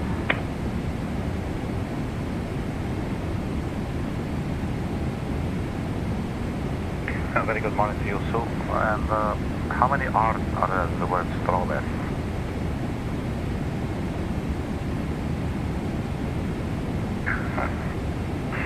KLM 641, 2 R's and strawberry. Thank you, KLM 641 Heavy.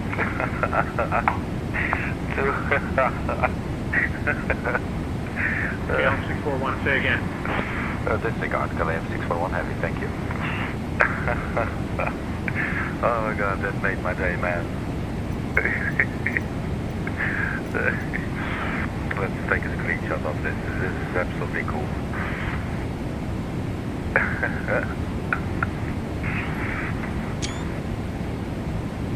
How many R's does the word strawberry? Well, 2 R's and strawberry. So there's these videos, you must have seen them, right? Where this guy is asking ChatGPT, London Control, flying Air 25 X-ray Charlie, flight level 200. And ChatGPT goes, there's 2 R's in strawberry. Flying Air 25 X-ray Charlie, radar contact. One in straw, and then one right in the middle there and there, something like that. And I've tried this for myself, and indeed, my ChatGPT was like, yeah, there's 2 R's, man. And I said, okay, go spell it. And she goes spell it. And I said, okay, now make bullet points and number all the numbers, all the letters. At some point they will say, yeah, oh yeah, there's 3 R's, my bad, you know. November, flight level 220. And I just Alpine got this brain November radar contact. To ask these guys, like, hey man, how many, and I didn't expect them to answer. And when they actually did answer, I didn't expect them to say 2 R's. It is amazing, it's so cool.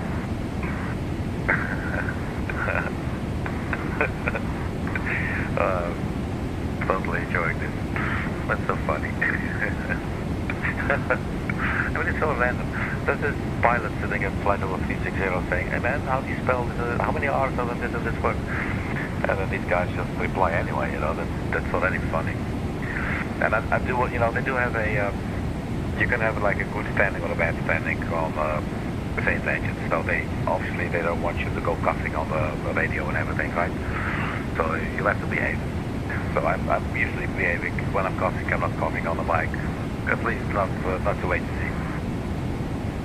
But I have challenges at points where I really lost my patience. You know, it's like, yeah, so they give me some clearance. I don't know if they say something, I repeat it, they don't understand me, and then you get into some really weird, trippy loop. You know, and at some point I would just, instead of, you know, I will basically, how do they say this in English? I'm no longer in my role, you know, and I would just, instead of, for instance, saying KLM 641 Heavy and repeat back what they just told me, I would just go ahead, oh, okay. Something that you would not do in aviation. You don't just say, okay, you know, you read it back. So that the guy or the woman telling you something, those injections receive that instruction, right? Rather than just saying, okay. I mean, what the hell are you saying okay to? You know what I mean? But yeah, after a while, you know, like when you get into this really weird AI loop with state engines, at some point, at least I don't cuss, but I will just sort of say, yeah, I'll break character. That's what I was looking for. I would just break character, you know, and say, okay. I've also given up on repeating myself over and over to these people, or to these voices, I should say. You know, if they don't understand, I would just say, okay, disregard. Or then also I would just say, okay, you know. But yeah, so we know it now. There's 2 R's in the word strawberry according to the ATC controller. That is really interesting. And I had to take a screenshot of that. This is so damn funny, man. Let's see what's on the right side of the airplane. We're getting close to Ireland. There we go, so that's Northern Ireland. fine, it's coming up there.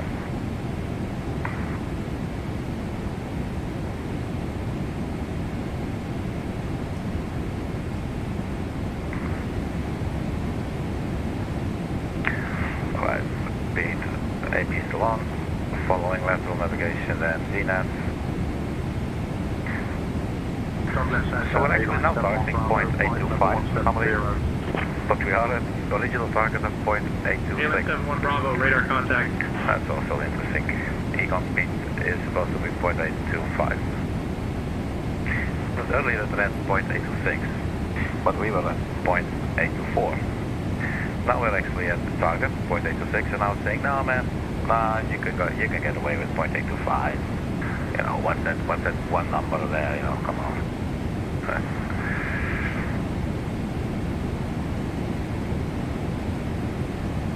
I still can't believe this ATC controller replied, man. Well funny. So let's do this at the next ATC controller.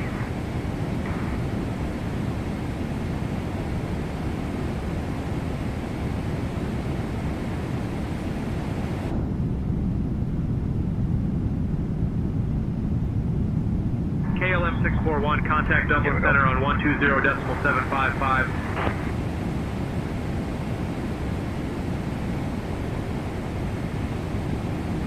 120.755, KLM 641 heavy.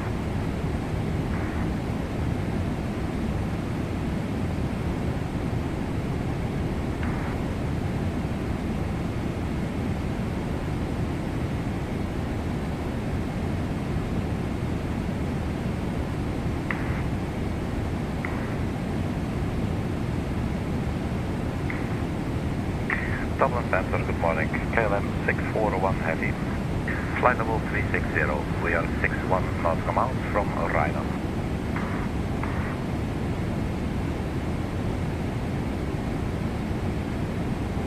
KLM 641, Dublin Center identified, good day. A good day to you, and if I may ask, how many R's are there in the word strawberry?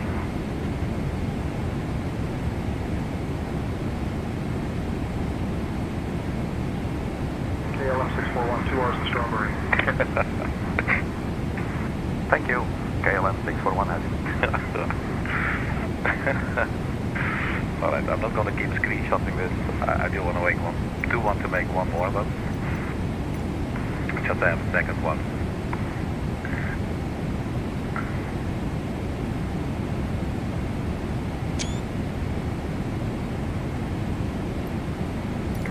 Man, this is so funny. So, well, there we have it, kid. There's 2 R's in the word strawberry.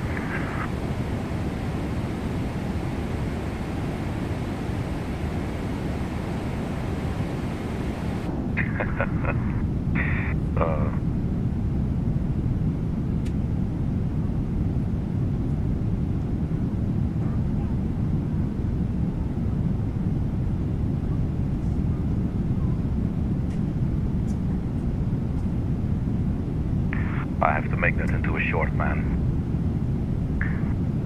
The A to C, that I have to make that into a short. They go Dublin Center identified. Yes, thank you. And how many hours in the word strawberry? And then they said, it's so nice how they said it, like KLM 641, there's 2 hours of strawberry. KLM 641, proceed direct to 56N030 view. Oh shit, he's retaliating. Direct 56 November 030 Whiskey, KLM 641 heavy. Let's see what the hell he's talking about.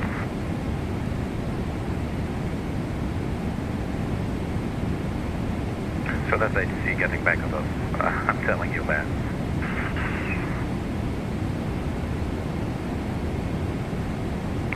Let me find that waypoint, 56 November 030 Whiskey. That's probably this one, 5630. Yeah, must be it. But north and west, yeah. So let's go direct. There we go.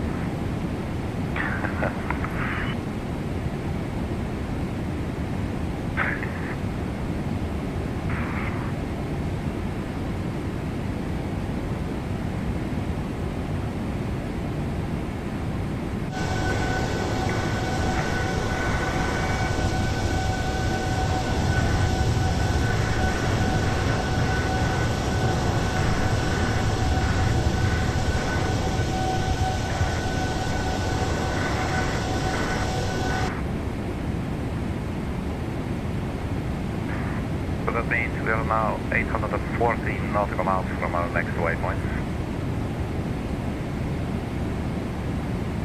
That is not even on the nav display. But yeah, that's what you get, I guess, when you're getting close to the oceanic part of your flight, right?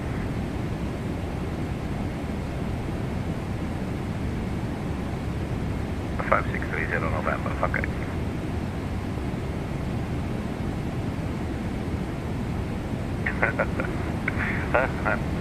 I'm still enjoying that. It's so funny.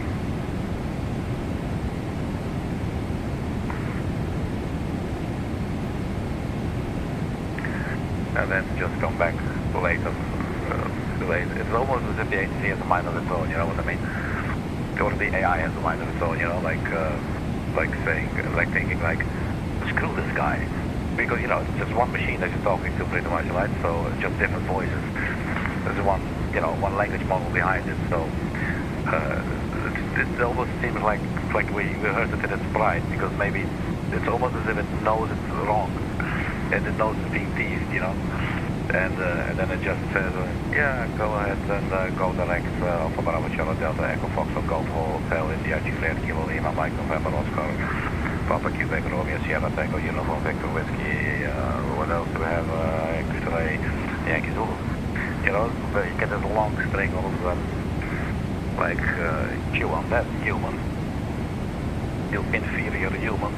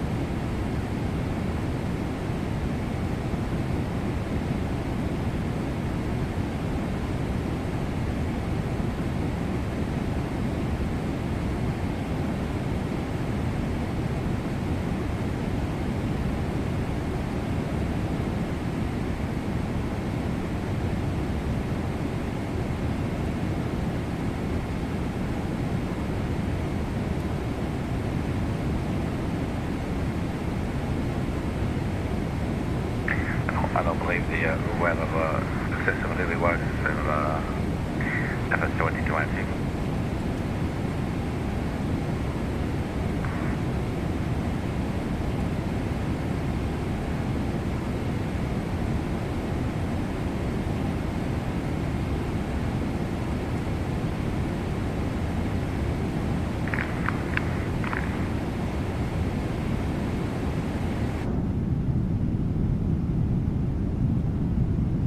So yeah, that's the last patch of land that we'll see for the coming 6 hours or so.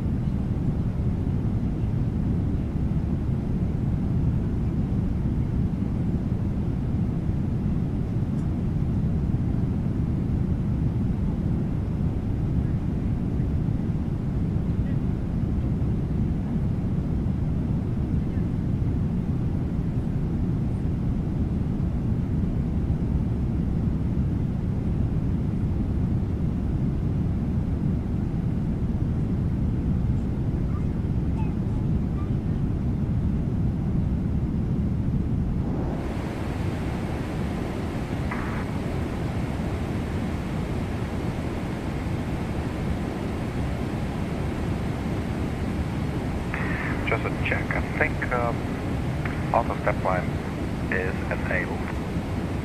BMGD setup. Aircraft.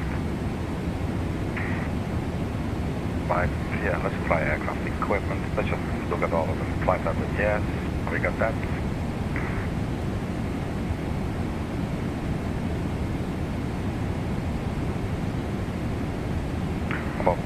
Clock type digital, that's the one I like. And I would like to test the autopilot disconnect sound. BMG offers 2 sounds, but since we're now using the Boris audio pack or sound pack, here is what the options are. Approaching minimums and minimums, these are the call outs.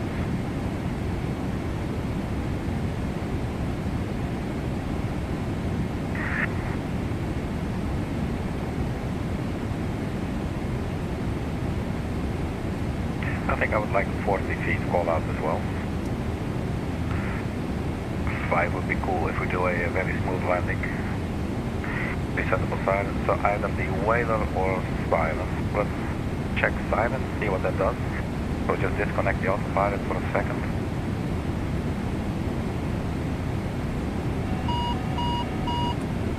Okay, fully connected. And it's the whaler sound.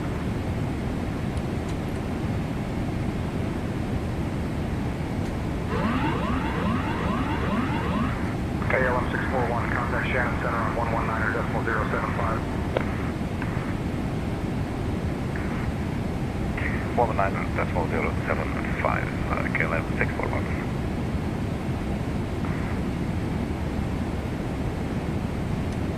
Alright, autopilot on.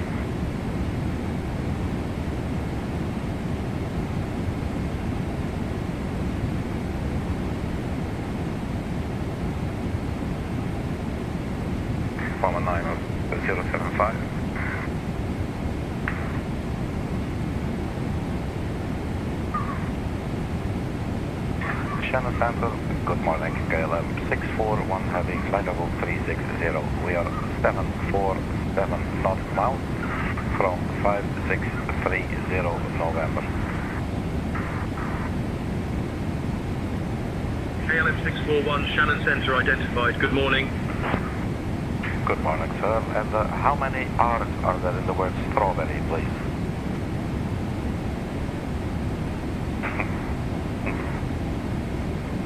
KLM 641 Heavy 2. Acknowledged, thank you. KLM 641 Heavy. Alright.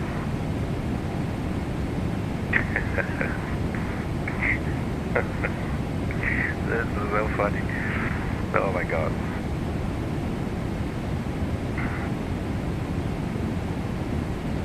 Right, so we're at Shannon Center.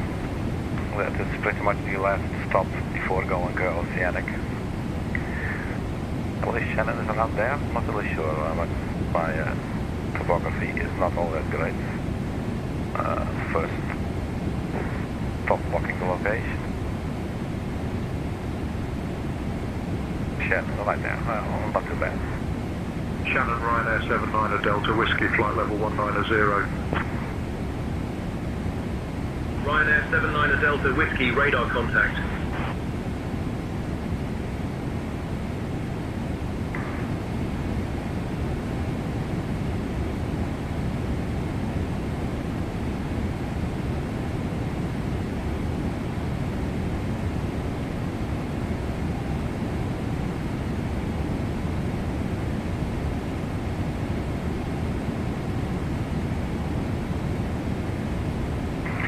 I'm not sure when the next handoff will be. If at some point we will just be like, I'm not really sure. Usually by the time I go Oceanic,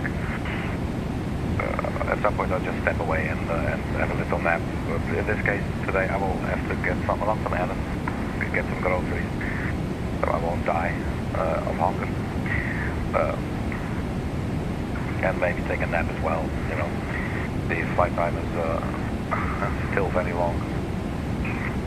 The expected time of arrival is 14:43, so that would mean the top of the stand is around 13:15 or so.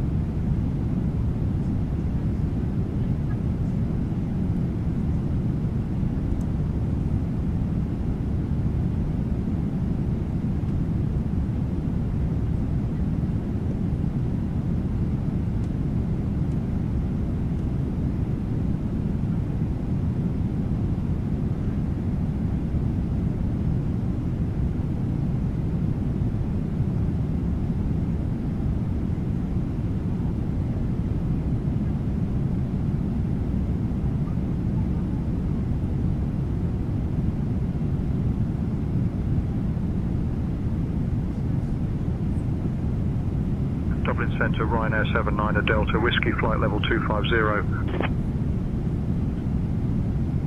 Ryanair 79 Delta Whiskey, radar contact.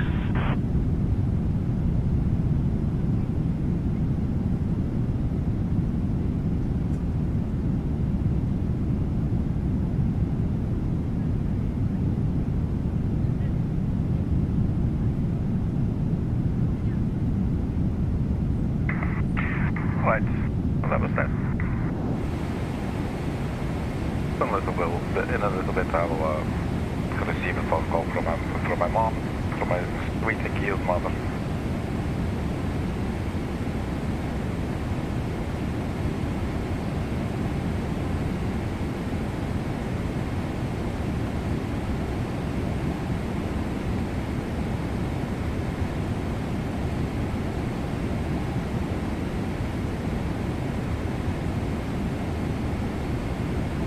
Total fuel 49.6 thousand kilograms per carry.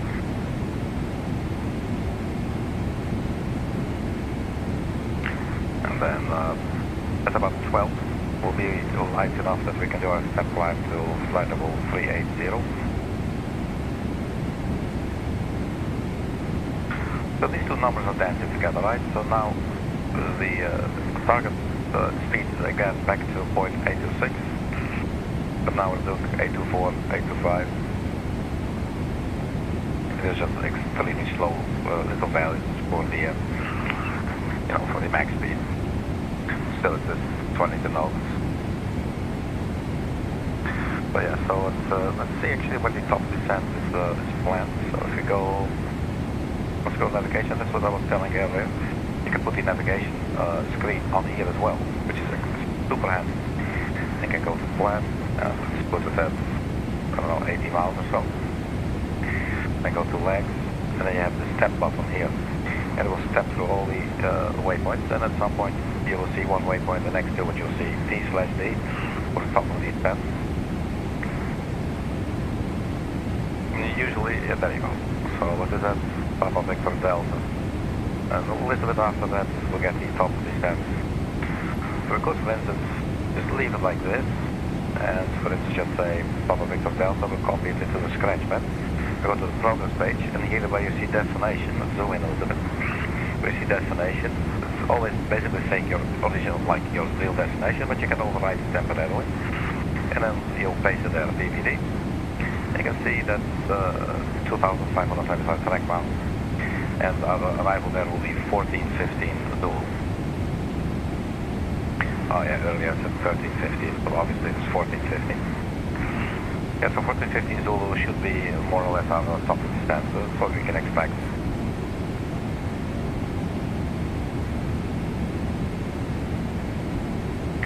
And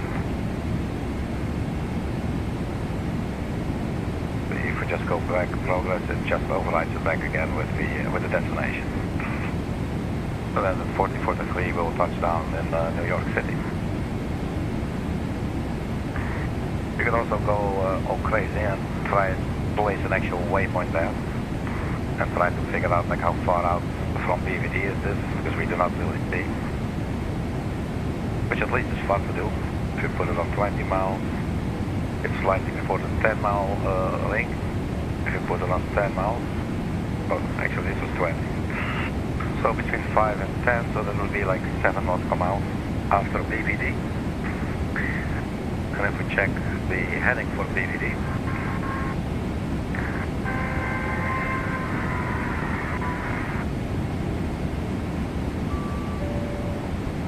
so that would be, let's see, from towards ENE, towards BVD would be 214. I'm guessing. Yeah, 234.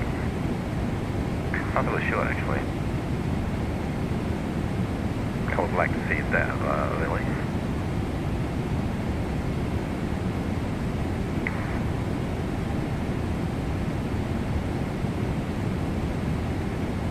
Yes, 234. So let's say 234 at 7 nautical miles. So if you want to create a new waypoint, I don't do it very often, so you put BVD and then I think first the heading, so let's say 234 degrees, and then you say, and then a forward slash, and then you would say where do I want the waypoint based off of BVD. And you can say it's on this track, which should be this track, and then the distance is 7 miles. And then if you put that, I think on trade, it will set itself before trade. There you go, it's sitting right on top of our top of descent. And then you do execute, and now we have a new flight plan. Obviously there's a little discontinuity immediately. So we'll copy trade, go back one page and paste that over the discontinuity. Now we just create a new waypoint. Now if we go back to the step page, then we'll have DVD. You can see that it's really close, if not spot on. I mean, it's probably going to be a couple of feet difference, right? But yeah, that's so this is also a way to do it. So if we leave this in now, and if provided the top of descent will not change during the course of like 6 more hours or something, then yeah, then we have like BVD 01, and at any given moment we could just be like in whatever page and whatever, we don't have to be on. We can just go back to let's go to back to the maximum zoom, and zoom, we go back to map view, whatever. And we're figuring, hey man, one was our top of descent again, we just go to the progress page, we just add BVD, where is the BVD 01, which is in our system. I think you can do it like this, there you go. It will tell you that the top of descent is at 1460. But do not do remember, this is only a waypoint that's created like a fix. Well, actually in this case actually a waypoint, if you will, but so if for any reason the top of descent will change, then that fix will still be on, that waypoint will still be on the same place. So it is something to remember, but it's nonetheless, it's a very nice way and entertaining way to yeah, to simply get your top of descent quickly. Like, because in the Airbus, when you go to the legs page, or that's the FPLN or the flight plan page, then there will be one entry will actually be T/D, so it will actually show you there with the time and everything. Boeing doesn't do that.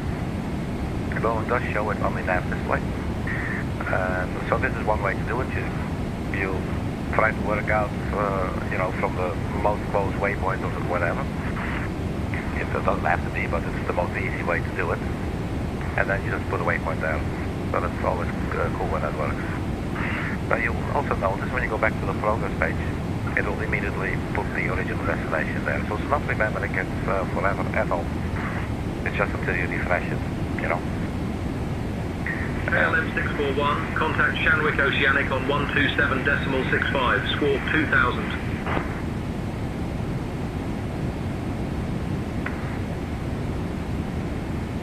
Shanwick Oceanic on 127.64 and squawk 2000, KLM 641, heavy, bye-bye.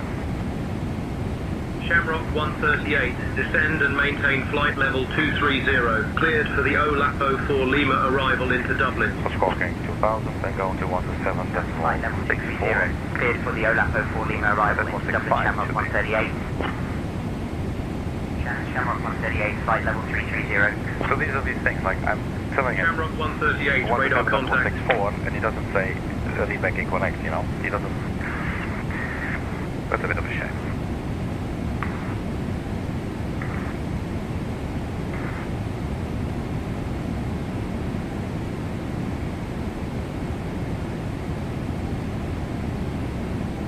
Shanwick Oceanic, KLM 641, heavy. Flight level 360. We are 640 nautical miles from 5630 November.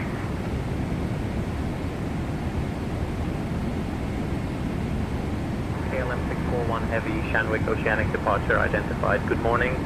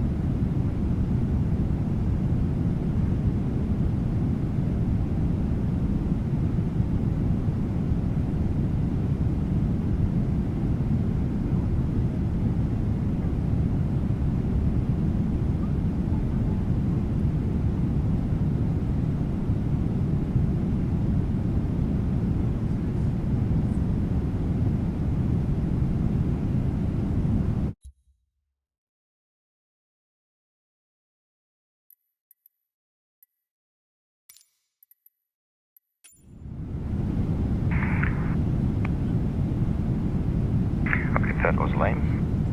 It never does that when I turn my controller back on, but sure, here it is.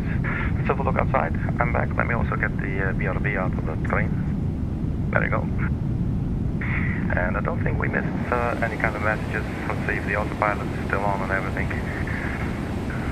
The plane full of people at 36,000 feet, that's a good thing to check. 36,000, AP is on, speed, LNAV, VNAV path, we're now targeting 0.829.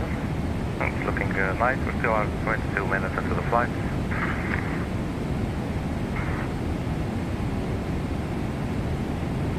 I don't think we missed anything, because I actually have to go do some grocery shopping. You cannot do that from 36,000 feet.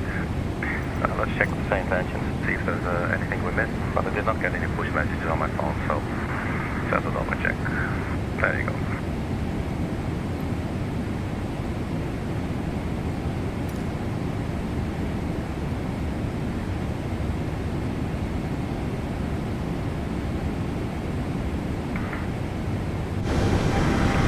So we're still flying.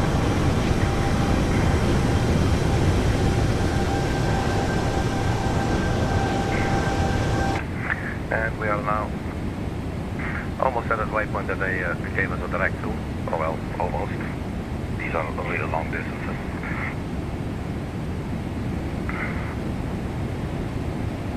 But it is finally. When we got the direct, we couldn't even see it because it was like 1,000 nautical miles away. And this range is only 640. So that's looking good. We do have some comm messages, probably the web reports for New York. Let's go ahead and check them. New messages. So we got the 8th information, November Oscar Papa, so if we check the latest one. Still light rain, broken at 800 feet. Overcast 1300. Yes, 11 and 2.11 is definitely it's going to be fog. 3037. We'll look at the trend, new messages. So this was the current one. The one before that, 1111. Gusting up to 27.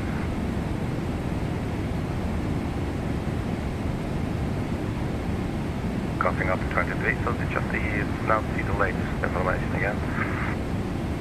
That should be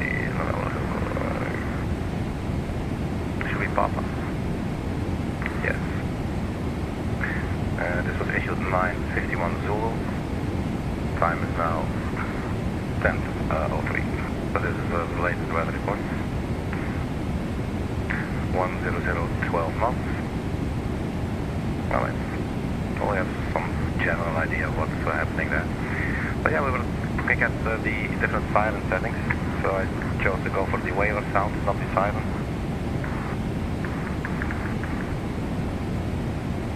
Autopilot disconnect scheme, 2 presses. I think that's what I like.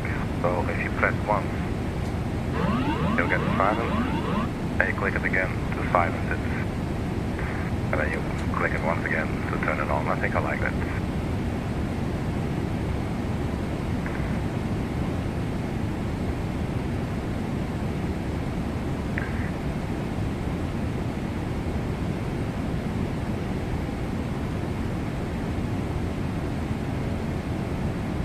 Displays, kilograms, Celsius.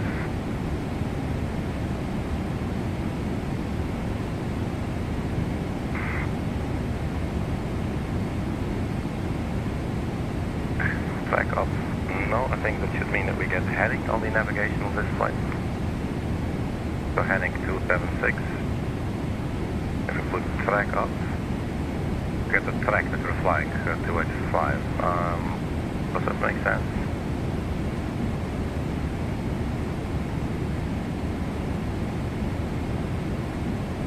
Yeah, I think I like this better. The actual heading that you're flying.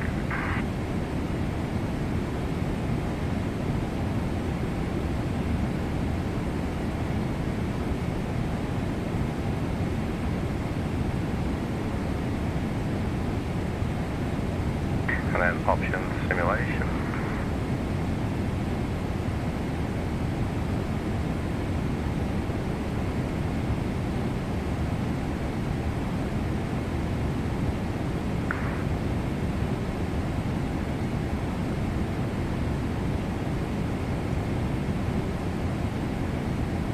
Not for the proper descent, but we do have auto step climbs. That's the one we were interested in.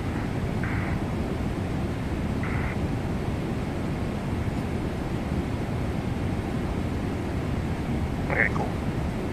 Let's put this on, let's go menu FMC. I will put this on VNet. Step climb is in 888 nautical miles at 11:59.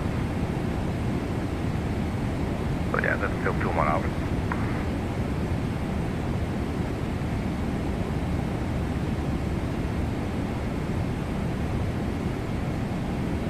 I could get the descent forecast from the winds.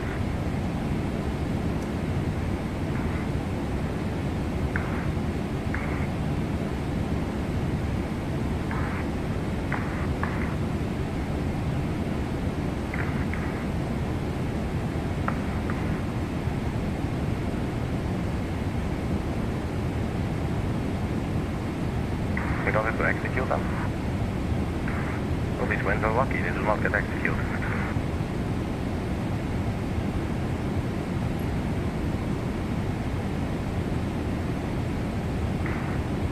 Give it one more shot. Sometimes I'm looking away from the screen for a bit. There you go. And we also get the badges to receive those. Yeah, it's okay, just load them up.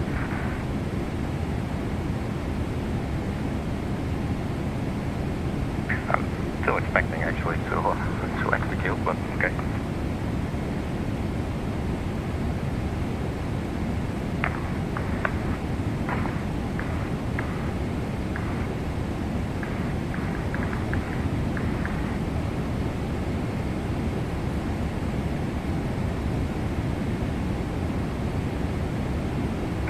So around DVD was our top of defense. Let's go to the nav view on the center screen there. Plan. I will zoom in a little bit.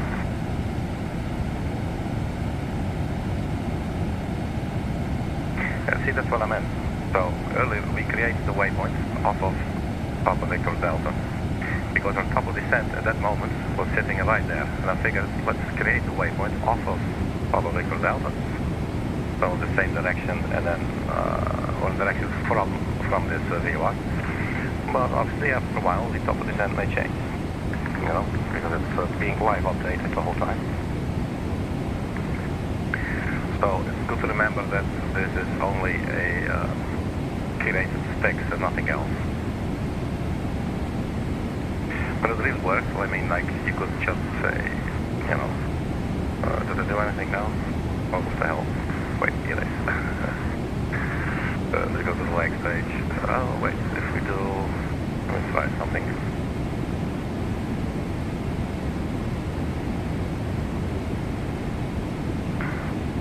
So we copy this, go to the progress page, and then you can see what time you will arrive there. So if our top of descent were to be at PVD 00, whatever it is, then it would be at 14:45. But that no longer applies.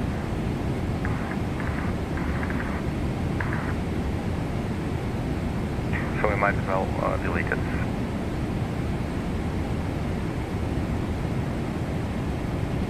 So delete Papa Victor Delta 01.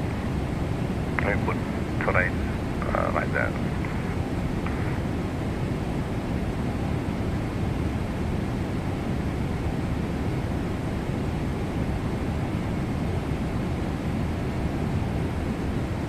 So heading was 234 from Papa Victor Delta.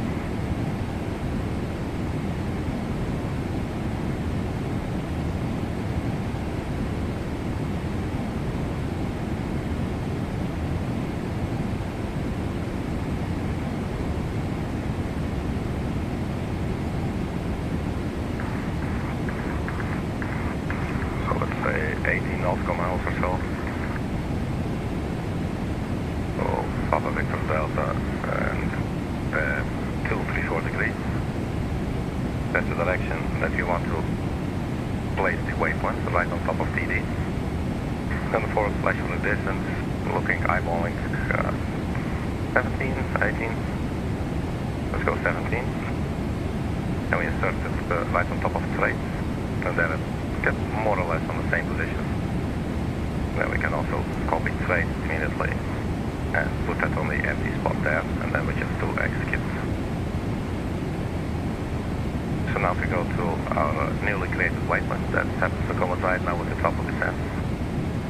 Go maximum zoom, we'll see a little difference, but it's close enough to work with, right? So we have a new waypoint now. It does store, even though we actually deleted the BVD01, it still stores in the memory for some reason. I guess it's pretty clever. So we are now at BVD02. And yeah, we can just go ahead and copy this, go progress page, put it on destination, and then we see that currently our top of descent is scheduled for around 1444 Zulu. But as I said, as you just could see, the top of descent might at some point change anyway, so don't get fixated on that waypoint you create, you know. The top of descent will change, but it's a good way to just quickly check, like without doing all difficult kinds of math and everything. So yeah, that's sweet. Go back to map view.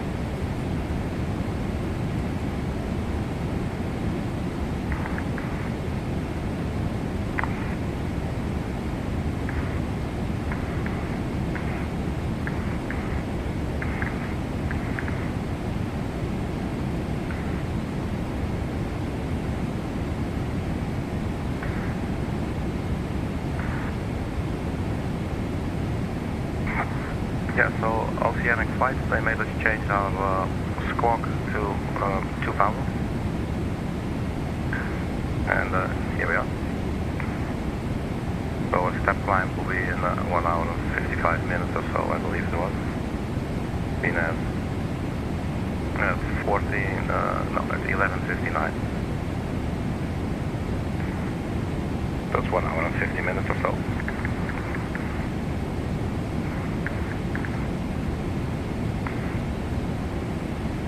About 2 hours, 35 minutes into the flight. I think all systems are looking okay. And all the pressure and come on to see.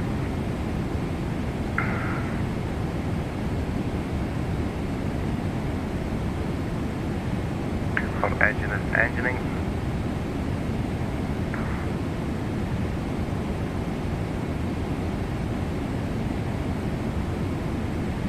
And the fuel is fueling. So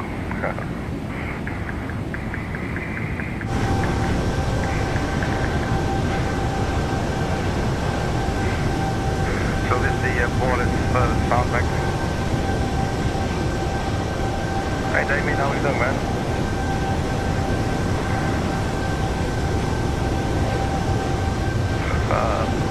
What's with the other 757? Yeah, the 757 is awesome. So they were like the 77300DR. Yeah, also at the NEEKO are really cool aircraft, man. They look cool, but they're also they work really nicely.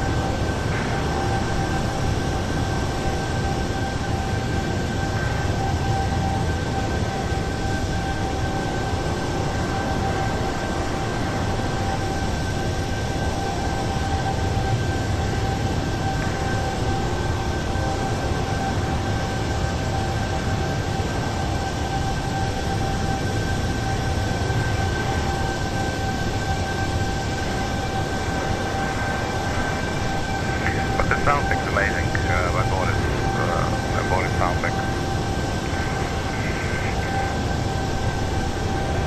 I'm liking it a lot. And I must say, you know, like I said it before, you do have the option to simulate like a noise cancelling headphones, like pilots would usually have. But you know, as a flight simmer, it's just so nice to actually hear the engines, you know.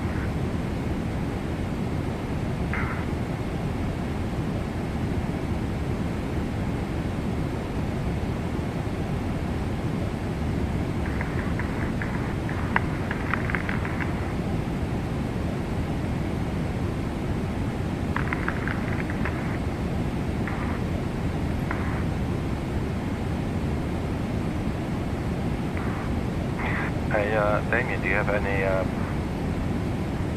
favorite one of the 737? Is one of them your favorites by any chance? Or do you figure like, no, all 757s are equally cool? It's all possible. I'm just curious. I'm very curious by nature. So how far are we now from our next waypoint? Still 109 miles.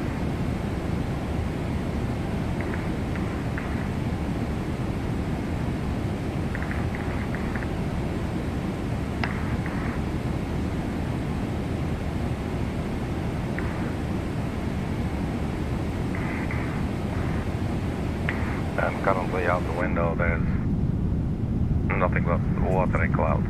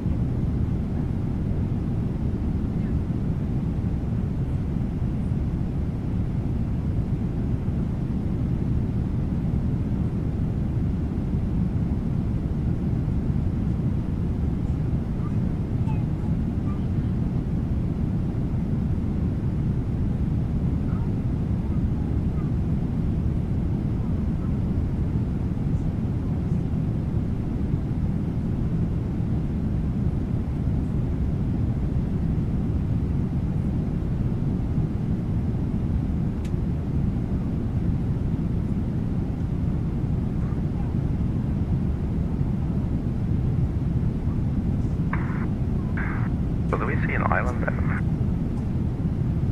Did I see an island through the clouds? Let's have a look over here.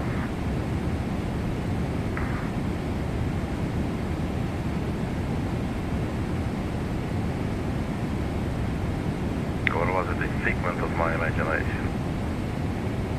Because I don't think I see any land here. As I would actually have expected, but really it looks like land. Or Iceland, but that's like God knows how far away.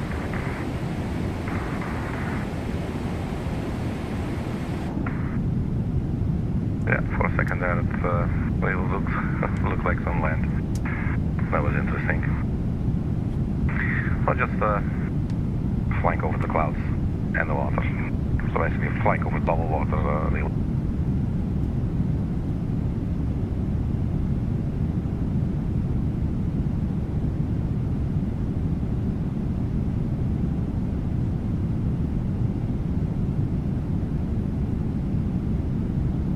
Yeah, I think I see the same thing happening here. It's not land, it's just the way it's yeah, just like the way the images refresh, I guess, and are being drawn.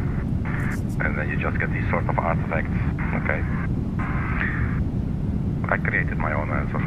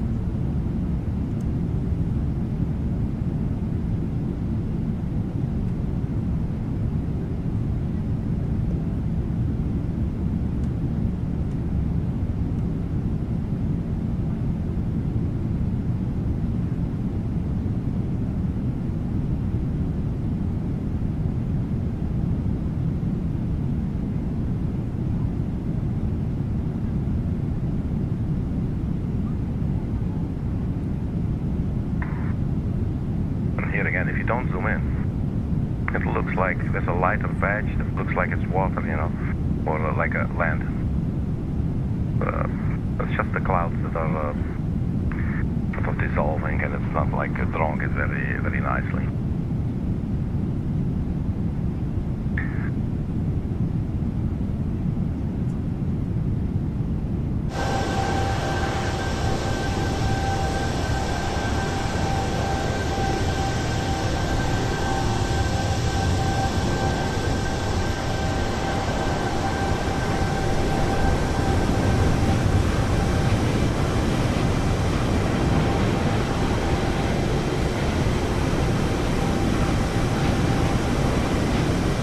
I feel like these KLM blue airplanes, really cool livery.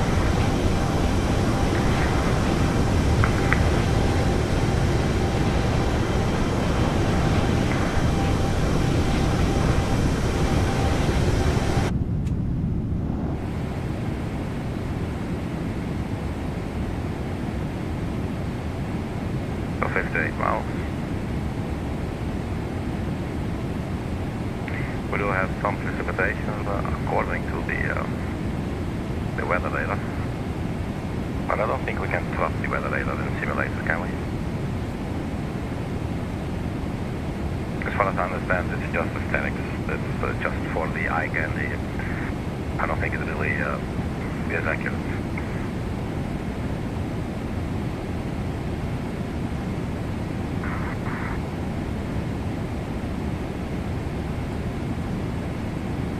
We cannot see the top of the fence on our navigational display yet.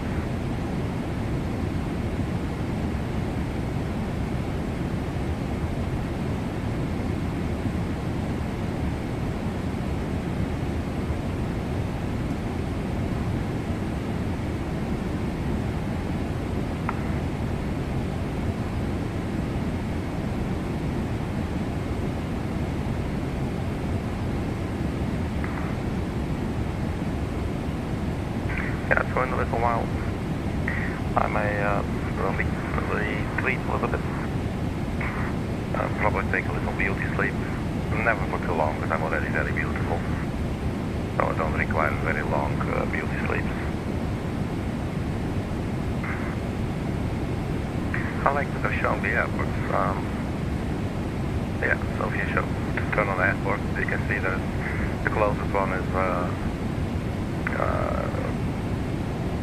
what's the name of that again? BIKF. But that's Iceland. Reykjavik. And then we have the Boston, KBOS. So 80 nautical miles and 513 nautical miles. But our destination, it will be 2,031 nautical miles. We'll arrive at 1452. At the moment it's 12.0, so the fuel is looking a little bit better, just by like 100 kilograms or so. Time is 10:25, so I think, yeah, I'm expecting it's going to do an auto step climb to 380. That would be really cool.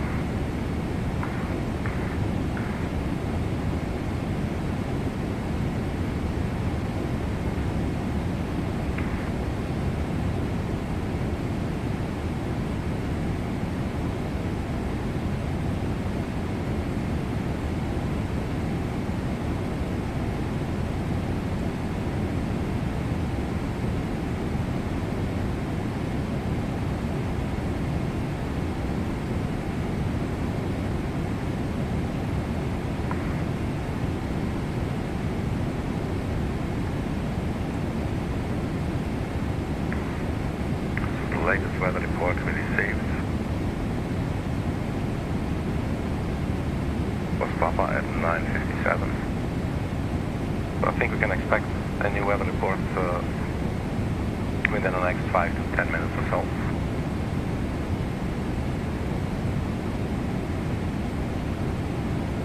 And I don't think these functions work with, at least not with the intentions of AI.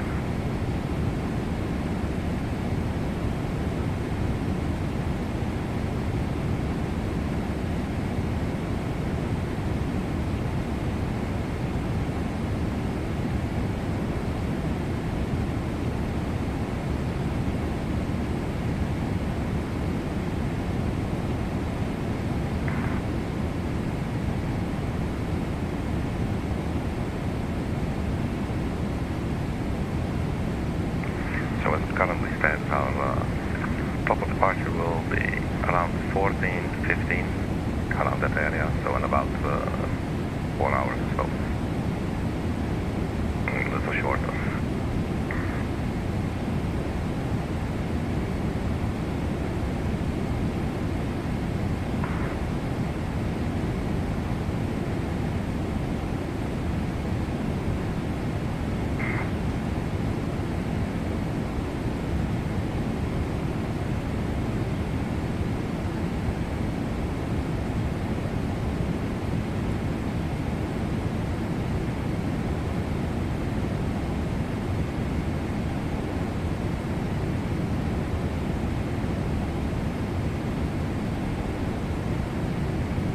That's basically what I'm using it for, like simple, like these quick checks before I have to go. So this would say stop will be set at 14:32. So that's like in 4 hours.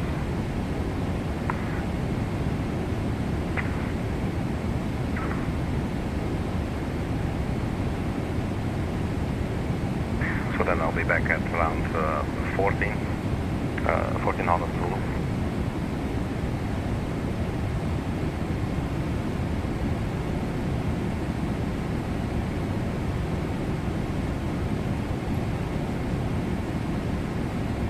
Know myself, I'll probably be back a little earlier.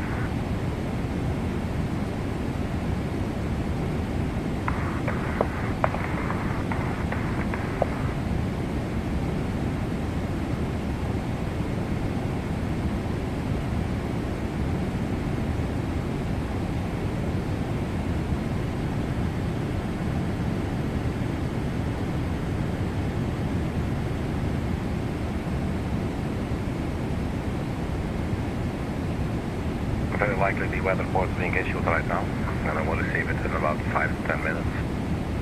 We're now 2 hours 51 minutes into the flight. The fuel is looking good. 38.4, and upon arrival 12.1. Slowly, oh wait, that's actually the wrong one. Let's go back to route and progress. Yes, 12.0, and in about 90 minutes we'll do an automated step climb to flight level 380, so we'll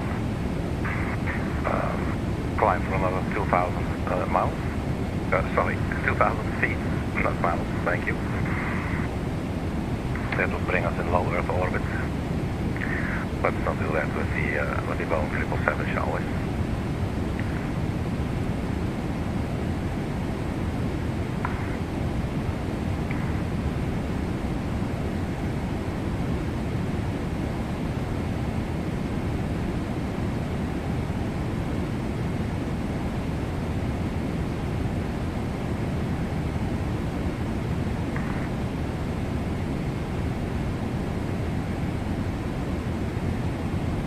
Okay, so now onto our next waypoint, 5640 November.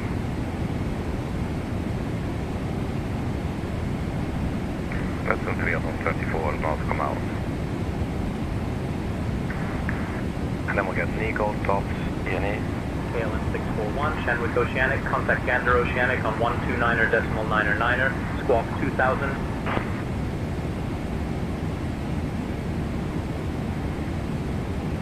Gander Oceanic on 129.999 on the KLM 641.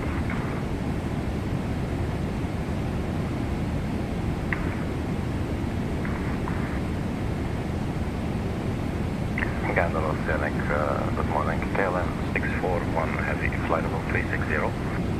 We are 329 nautical miles from 5640 November.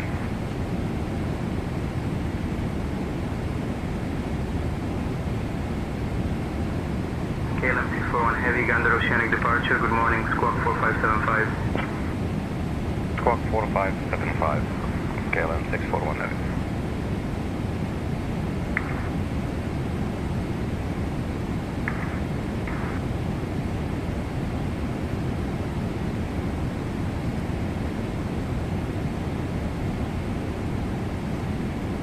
I don't think we have an ident on here, do we? But yeah, we're squawking 4575.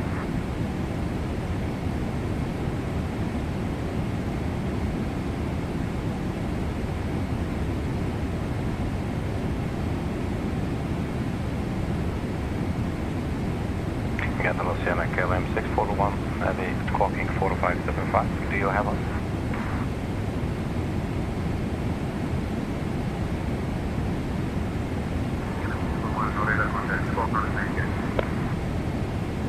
KLM 641, radar contact at flight level 360, altimeter 2947.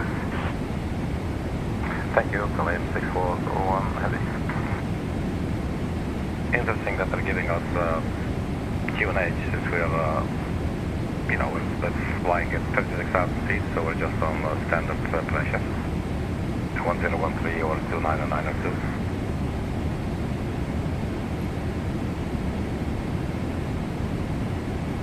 Expecting that new weather report any moment now.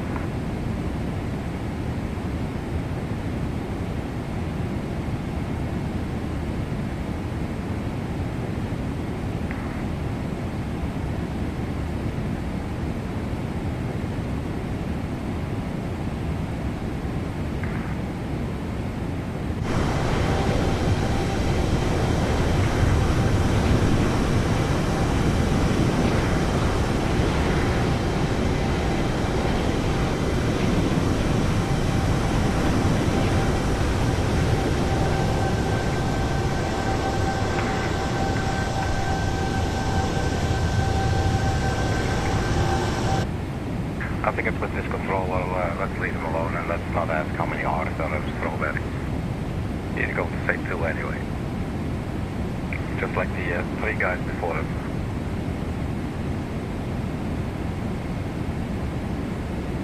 Yeah, so looking at the flight plan, NEEKO tops ENE. So we're now on our way to 564, this one. 56 November. Or 56 north, if you will, and 040 west. So after that, actually there's another similarly named, but I did not see that on the flight plan, on the legs page. Oh, I do, oh, my bad. Yes, and then we get NEEKO, so then we're actually flying into civilization again. Alright, so I will just step off for a short while. If you plan to stick around, you are absolutely more than welcome to. I appreciate that a lot. It's a nice fall sleep too, I guess. For me it would be listening to engine sound monotonously the whole night. That's absolutely cool. But be prepared, it will be very extremely understimulating of an experience. I will be back, I think, maximum at 1400 Zulu. First couple of descents around 1430 Zulu. Let's see, our arrival is now 1453.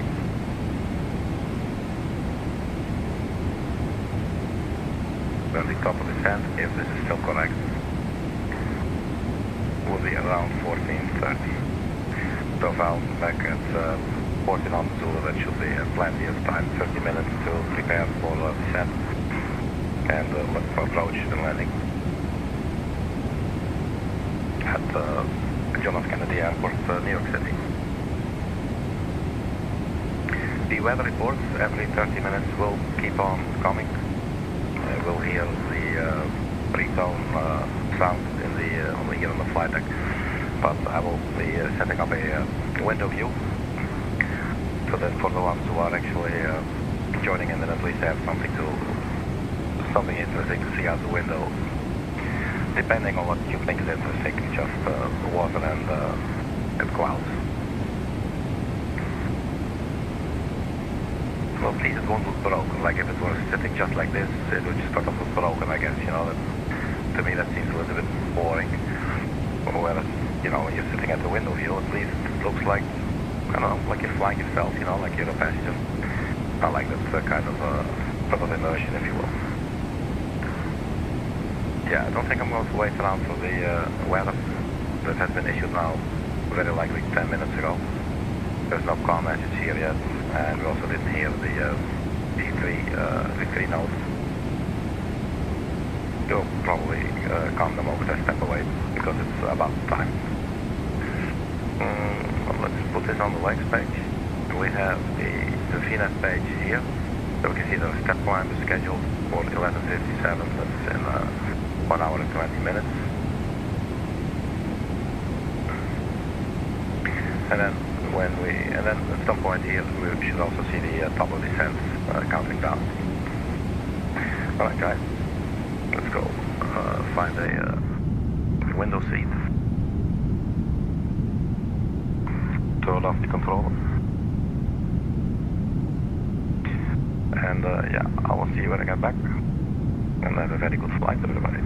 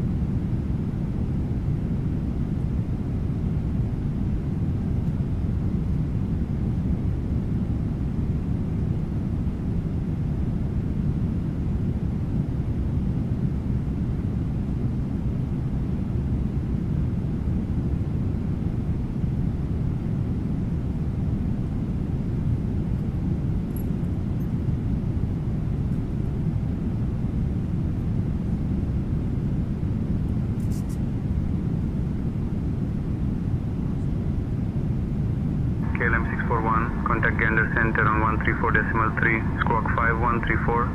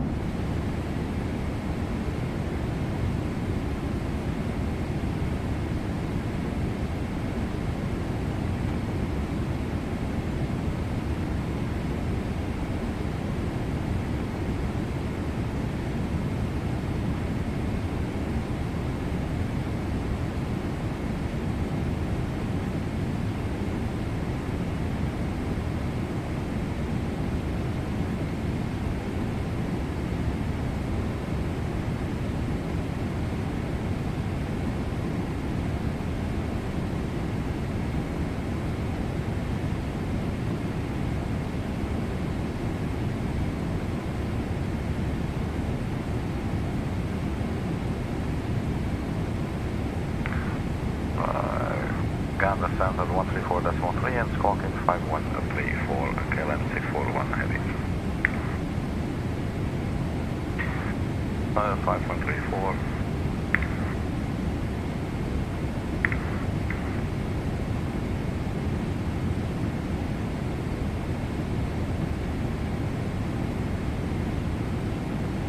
Uganda Standard KLM 641 heavy, flight level 380.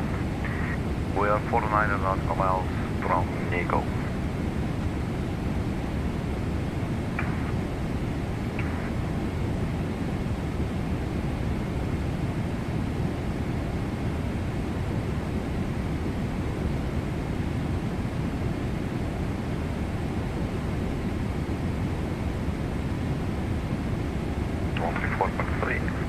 Looking good.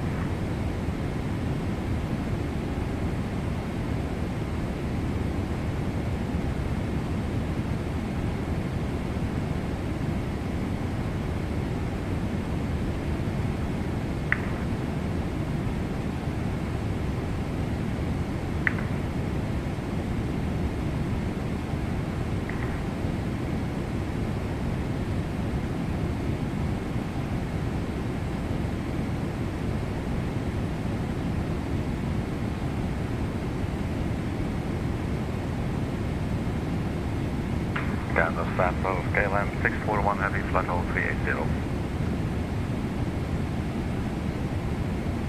KLM 641, Gander Center identified. Good morning.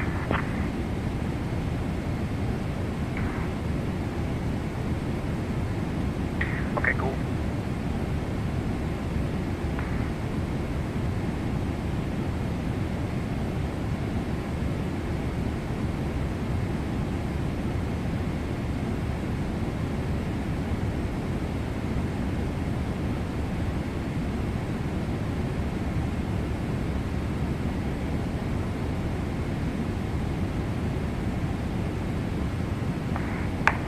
Right, so let's have a look what we're looking at.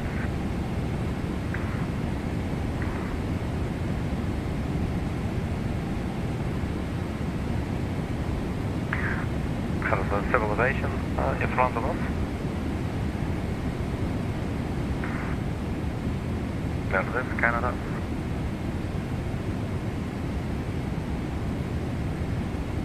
That's good news. KLM 641, can you please expedite your descent to flight level 360?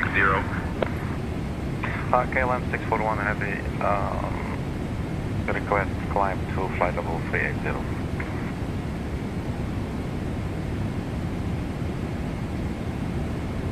KLM 641, descend flight level 380. He is not answering me.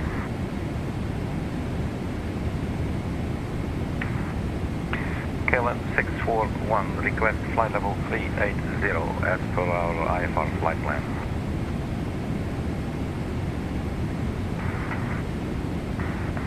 KLM 641, climb flight level 380. Thank you. Flight level 380, KLM 641 heavy.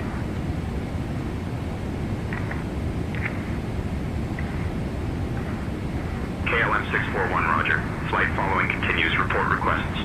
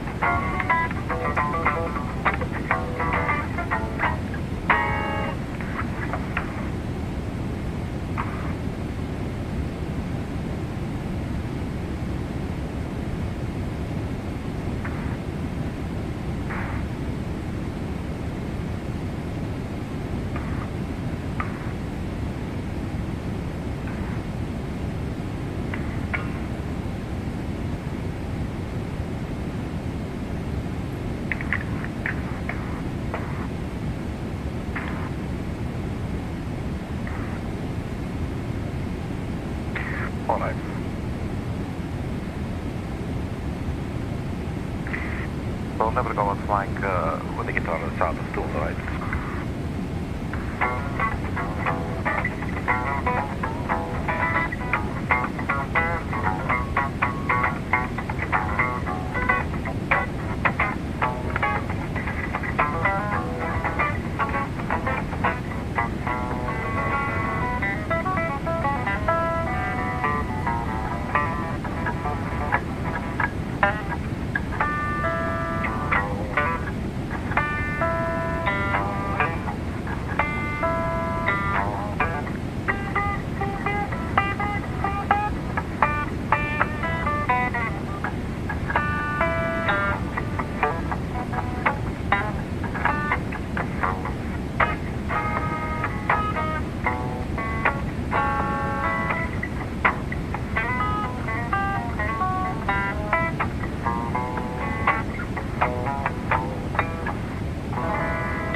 That's not quite doing beautifully, but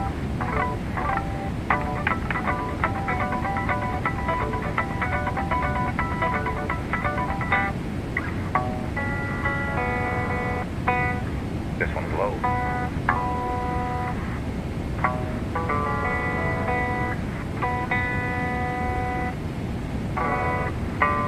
Now it's high.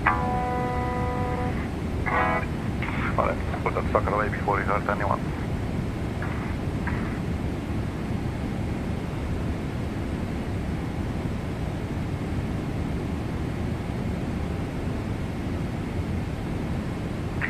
Alright, so what we're looking at. Fuel on board 24.4, 5.2, both tanks, or both sides actually, so I think it's 4 tanks total.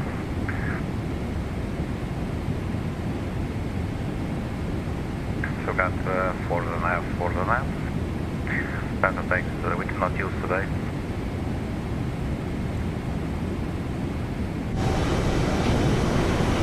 In fact, good to be flying over land again. So it's pretty down here. All up the water, little rivers and lakes. Might be interesting to fly over here in a like a general aviation aircraft one day. Just to sort of explore a little bit.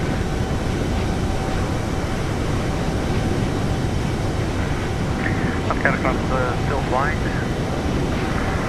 Always happy to see that. We are now, I think, 4 hours 47 minutes. 4 hours 57 minutes into the flight, so almost 5 hours of flight time.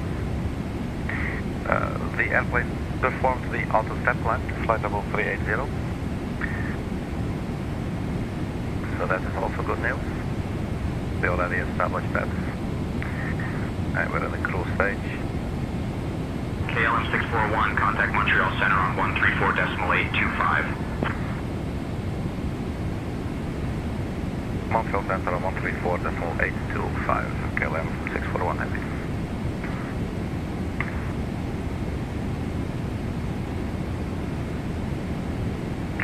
Montreal Center, bonjour, this is KLM 641 heavy, flight level 380. We are 562 nautical miles from tops. KLM 641, Montreal Center identified. Good morning.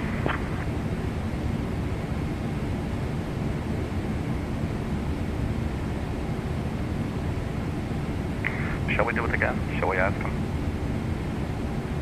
KLM 641 heavy, how many R's are there in the word strawberry?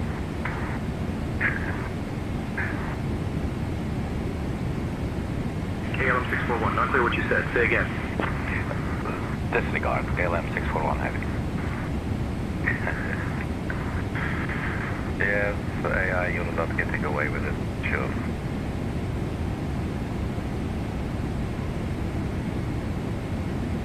It's funny, like three controllers said, there's 2 R's in there, man.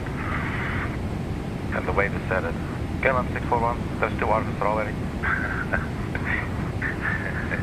This sounded like all ATC-like, you know, like everything they say. Like KLM 641 contact or whatever, Brussels control on 121.5. You know, and then they just said KLM 641 heavy. There's 2 R's in strawberry. Yeah, that definitely made my day for sure.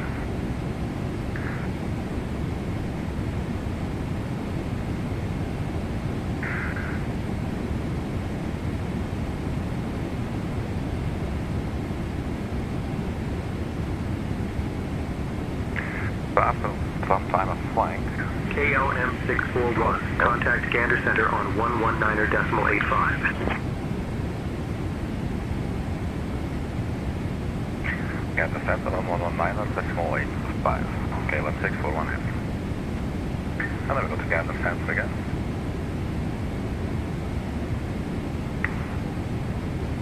Gander Center, KLM 641 heavy, flight level 380. We are 545 nautical miles from tops.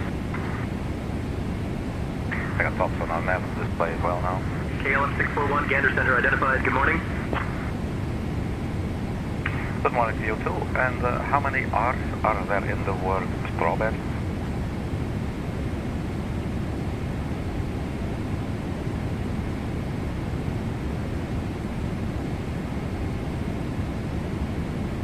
Okay, so they're writing down the word now and then starting to count the letter R. KLM 641 heavy. How many times does the letter R appear in the word strawberry?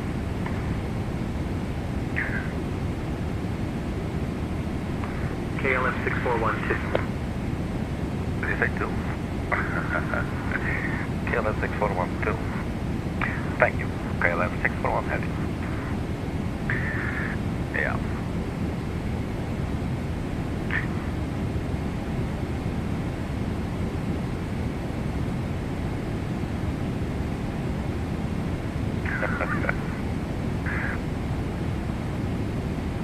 I don't know why it says it, it's just so funny. And they say like, yes, there's one in the first sentence, like right in the first part, like right in the middle between the ST and the AW, and then one in R, one in Berry. Like, and then you ask them, so how many letters are in the word straw? They say 1. How many in Berry? 2. It's like, it's a bit like Stewie from Family Guy, you know, like, he says cool whip. And Brian says, hey cool. And Stewie says cool. Say whip. Stewie says whip. Hey cool whip, cool whip. It's sort of like that.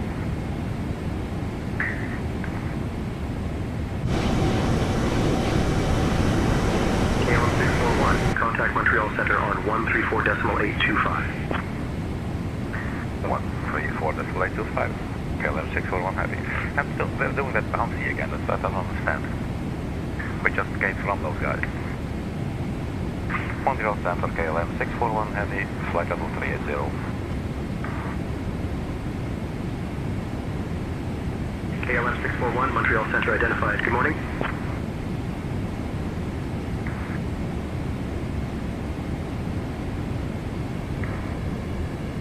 So after some time of flying and you go to the external, not the external camera like this, but you go to like the free camera, you'll see this.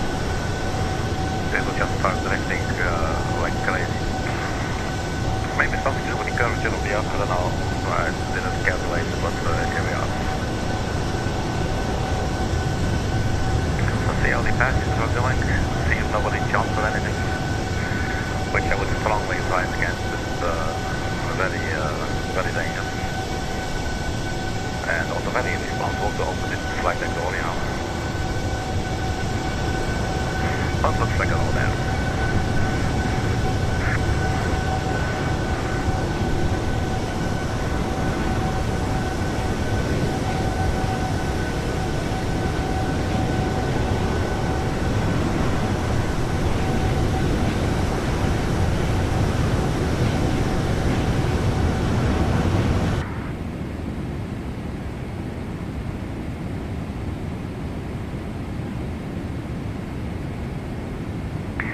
So the original plan was to land on runway 04 right, I believe. But I can imagine we'll get for our airplane 04 left. We're on departure arrival on the 04 right. But if you look at the charts for New York, you'll see that the runway is significantly shorter. It's this one, this is 4 left, this is 4 right. And 4 left is 12,000. And 4 right is 8,400. I think we can still land here easily. We just need a little bit more of auto brake, I would assume. Looks an interesting choice. I would say land 04 left. And actually maybe we should just program that. but I would expect, but we can do that later when we're talking to ATC. Once we're getting a little bit closer, what ILS can we expect, or which approach? Probably 304 left. Well, who knows, man? Stranger things have happened.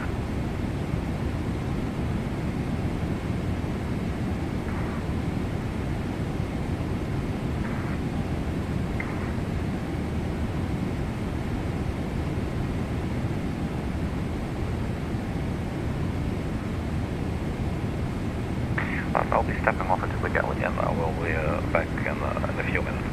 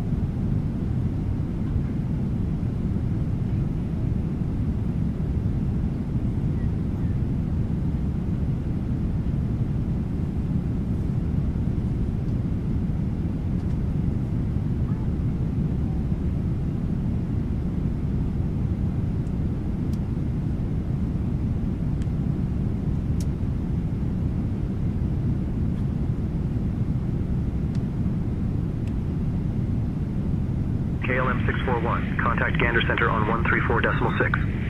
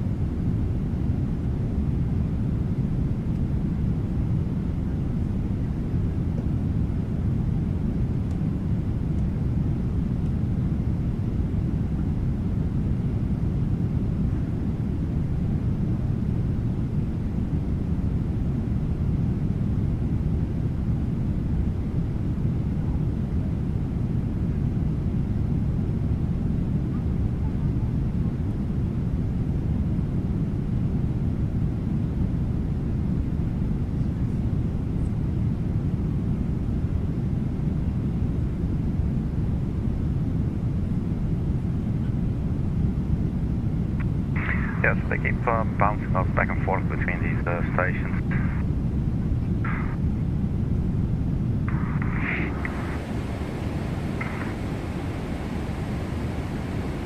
Well, 134.6, KLM 641 heavy.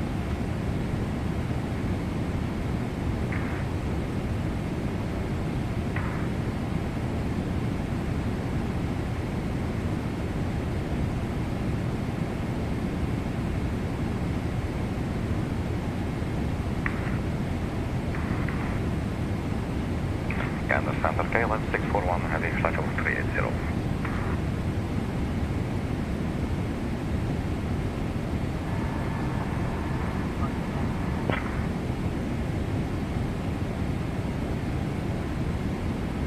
Every now and then, you'll notice what, you'll hear what you just noticed. You'll hear that somebody is supposed to say something and it sounds like so far away, so low. Then you ask again and it's all good again. So I think it's sort of a little bit glitchy by paying attention. So there. KLM 641 heavy, say again please. Hey, EHAM 1, how are you doing, man? KLM 641, Gander Center identified, good morning. There you go. Good morning, and KLM 641 heavy, how many R's are there in the works already?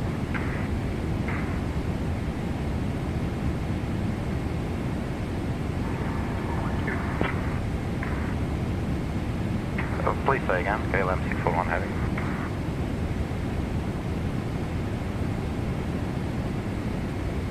KLM 641. Thank you. KLM 641 heavy. Hey, EHAM, yeah, we're flying out of Echo Hotel, out of Schiphol Airport to JFK using a real-world flight number 641. The direct flight from Amsterdam to New York JFK.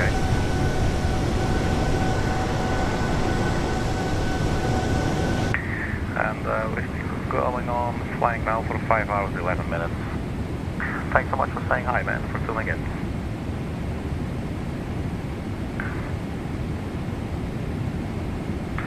Right, so expect to touch down 14:51. That is in 2 hours and 25 seconds. So let's say that's in 2 hours.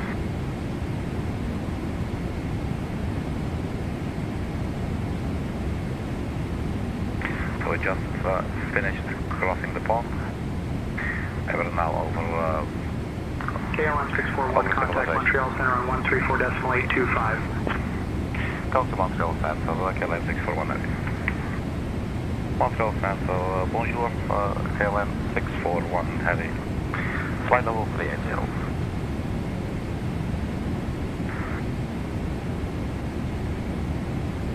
KLM 641 heavy, Montreal Center. Good morning.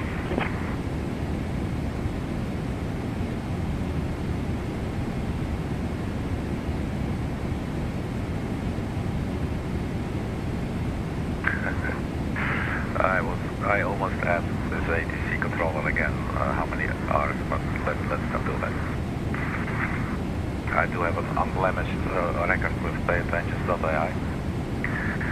And even though it's not profanity, you know, and my voice is not being heard by other users there, still, I guess it's a good idea not to tempt fate too much.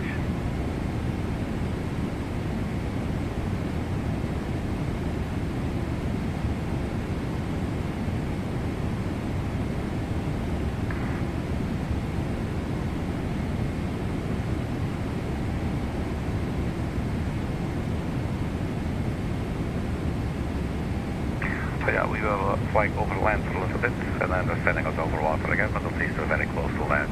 In case anything, any emergency comes up, we'll always have airports nearby. Although not a lot. We have Charlie Yankee Delta Foxtrot nearby-ish. But anything in that sense better than just being in the middle of the above the middle of the ocean. You know, probably absolutely nothing there.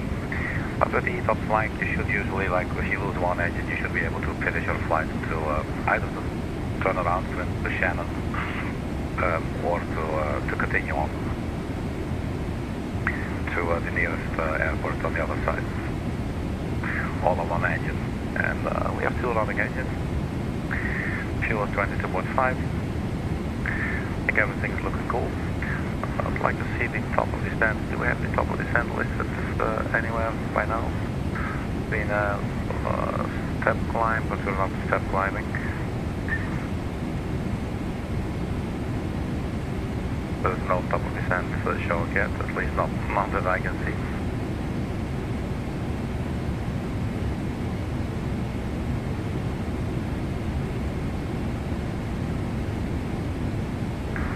But after 380, we'll just go down. There is no going up to 400 at all. So in that sense, we're good here. So PVD02, that's the one that we create ourselves. And if that's still correct, then our top of descent will be at 1422 for Zulu. And I will have a look at that.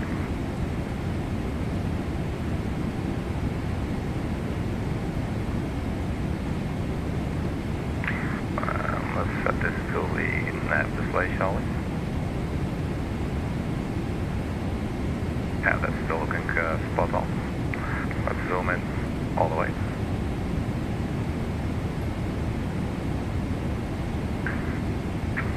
So top of descent is a little before our waypoint actually.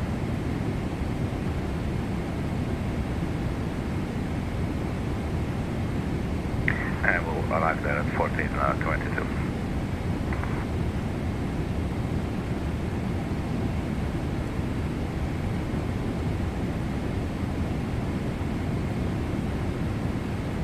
No weather report, no new weather report I should say yet, but we're almost at 57. And if you look at the trend, that's usually around the time that we receive, or at least that they publish the new ACES information. But I can go ahead and wait for that on the call page here. But so far everything looking good. I did step away for a little bit to see if I could get some shut eye to get a beauty sleep. And I think I was just dozing off a little bit when I heard clearly acoustically, so like I could hear like a beep sound, and that sort of woke me up.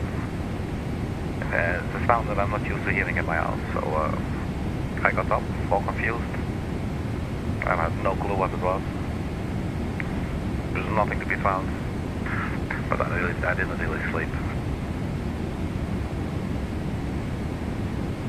And now I'm thinking maybe I did dream it after all. Sometimes you might have vivid dreams, but that's why I said it sounded really acoustic, you know, like really like as if my nervous system actually like, as if it was echoing, you know, like as if I actually heard it, as if I remembered the sound. I don't know if this makes sense to anyone at all. Doesn't really matter, but yeah. So here we are. I wouldn't mind having a little nap like for 1 hour or so, but probably not going to happen. We'll have to talk to ATC a little bit. Ask them how many R's there are in the word strawberry, and then laugh when they say there's 2. And in a sense, one could argue, yes, there are 2 R's in the word strawberry. Right? I mean, there's also 3 R's, but there's not 4 R's. That would be wrong. Is there an R? Is there 1 R in strawberry? Yes. Are there 2 R's strawberry? Yes. Strawberry definitely holds 2 R's. So that sense, I don't know, maybe it's a ChatGPT or AI's humor without feeling anything. I don't know.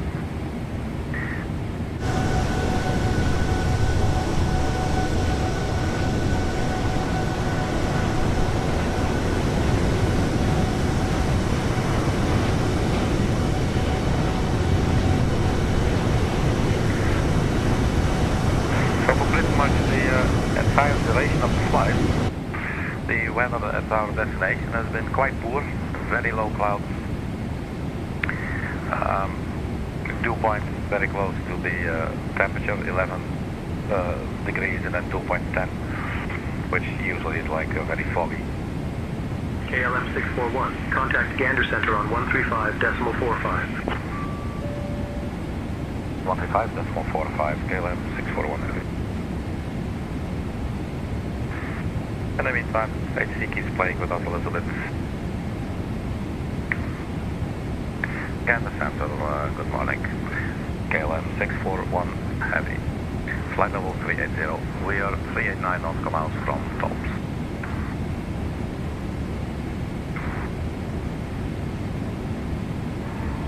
Gander Center identified, good morning. I think I heard that. Alright, new messages. So this was issued 12:51. And here you see it again. So we have wind coming from 100 at 40 knots, gusting up to 22.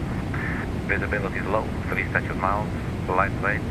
BR, yeah, I believe that's, I'm not really sure, I thought BR stands for something like, sort of like hazy kind of conditions. Overcast at 900 feet. So these clouds are just hugging the surface there. 12 degrees centigrade, 11 degrees dew point.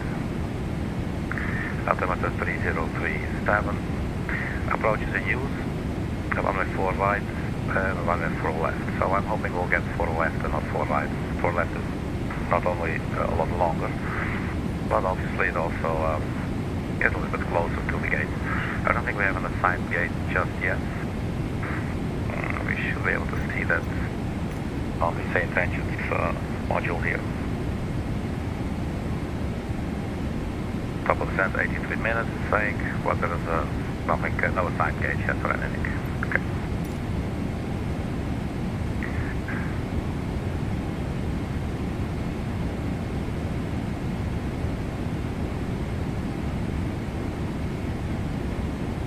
Not sure what ODS means. I was reading it as out of service, but wouldn't make sense. But I don't know. Numerous cranes operating JFK, bird activity in the vicinity of the airport. Please back all runway, all short instructions. Pilot information, Sierra, okay. Alright, cool. So in about 30 minutes, we'll get the next weather updates. KLM 641, contact Montreal Center on 134.825. 134.825, KLM 641. I really don't understand why they're bouncing us back and forth. KLM 641 heavy, we're back. And we're still at flight level 380.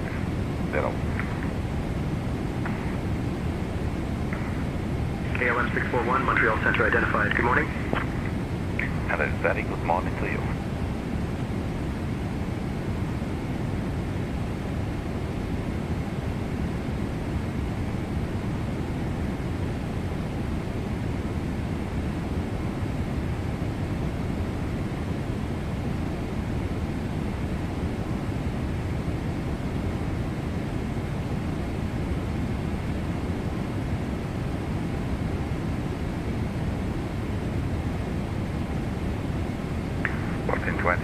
So yeah, it's about 1 hour and 20 minutes, and then we'll reach our stop of descent.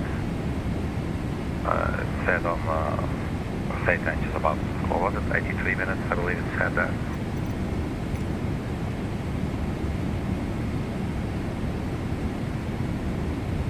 $82 minutes.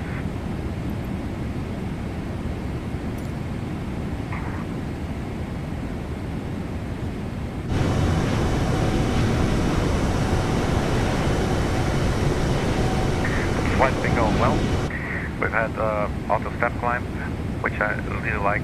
I didn't do that before, I don't know why. But the last 2 flights that I've been doing this week, it started doing the step climbs automatically. And I already found the setting. It's already, I've always had it on auto step climb. But the way I understood it, and the way it always worked, was once I reached the step climb mark, if you will.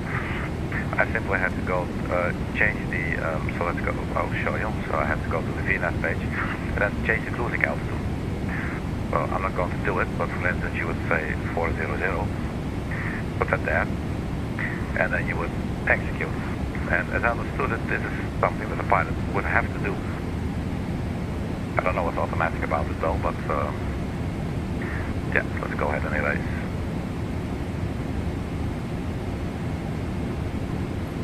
Because warning us, listen, your max altitude will be flight level 387, not 400, dude. Don't worry, we're not doing anything. What's the color of the map display there in the center? I like that. I'll be stepping off to the galley for a little bit.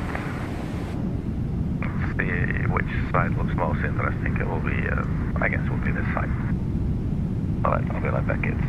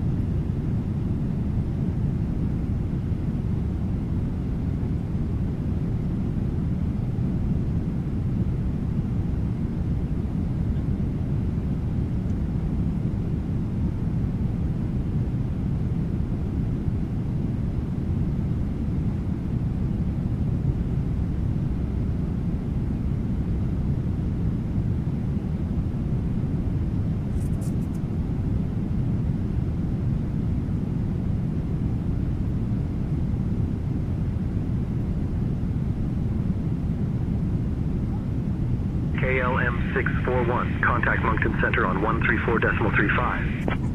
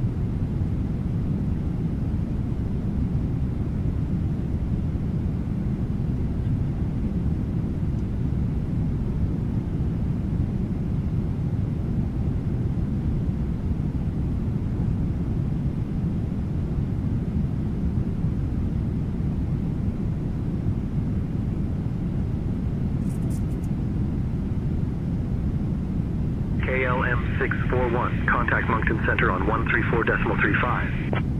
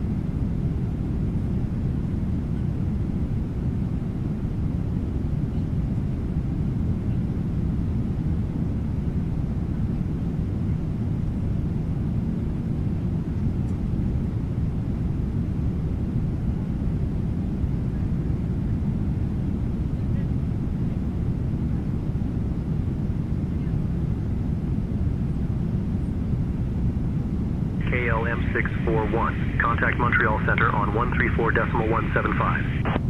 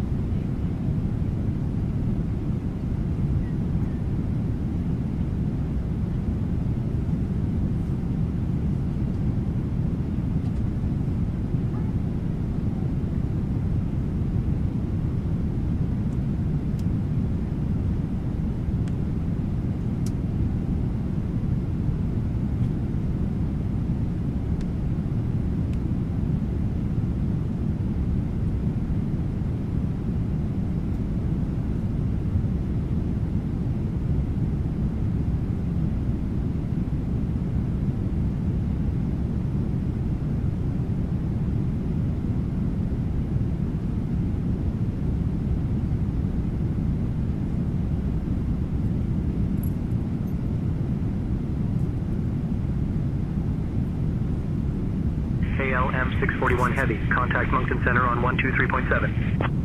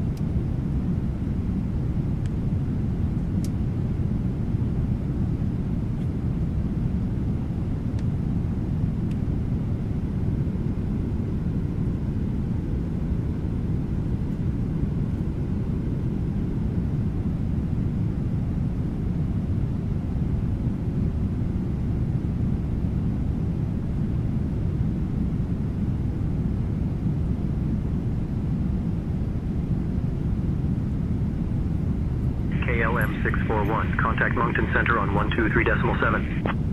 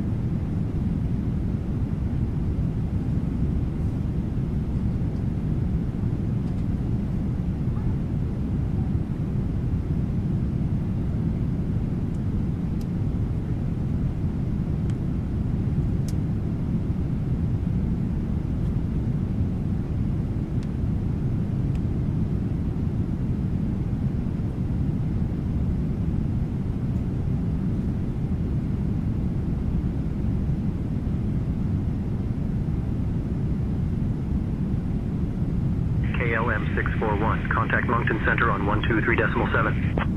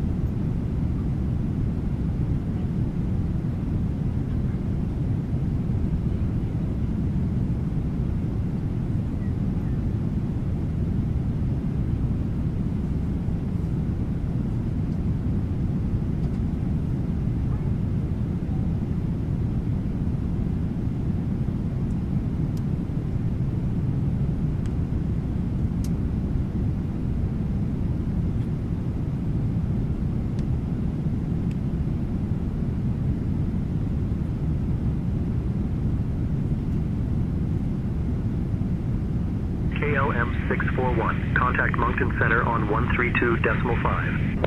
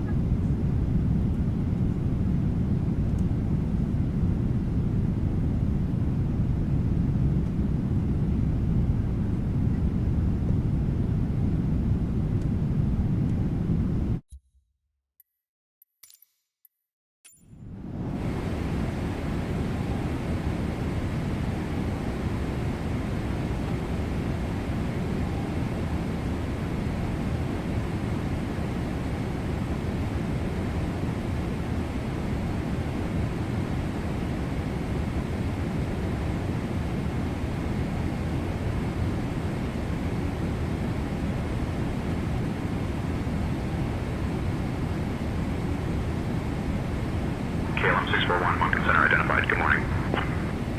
Good morning.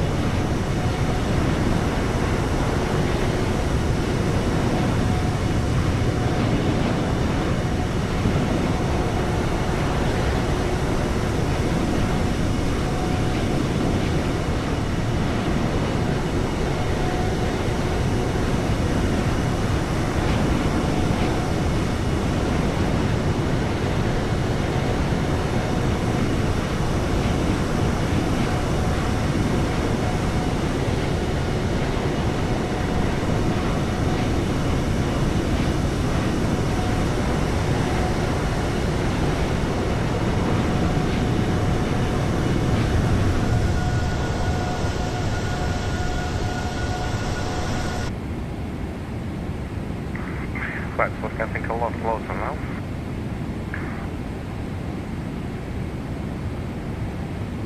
If you go to RINUS, cruise, and still not listed when it's up on the fences exactly.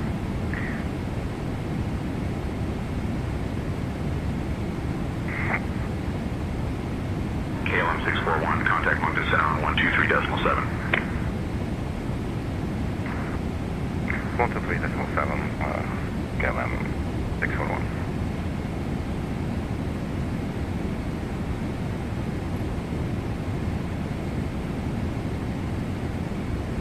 Moncton Center, KLM 641 heading flight level 380. We are 8 nautical miles from tops.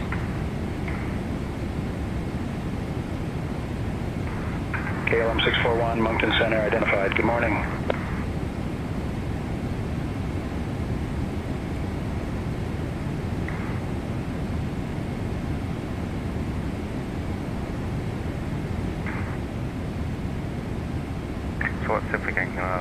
get the charts. New York.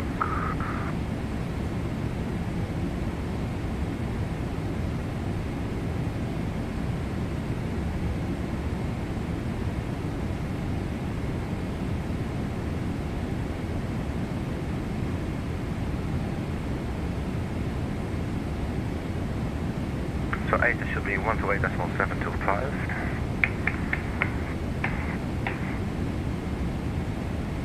One to 8, 725.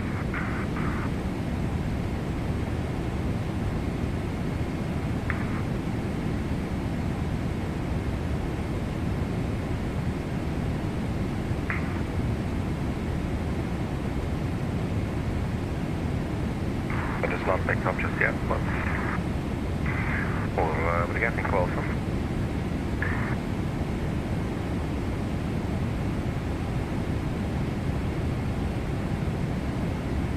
Top of the set should be 1427. And 1453 is our touchdown. It's 1 hour and a couple of minutes, like 10 minutes or so. So definitely getting a lot closer. Very cool. We don't have to descend just yet. That will be in about, well, I already forgot.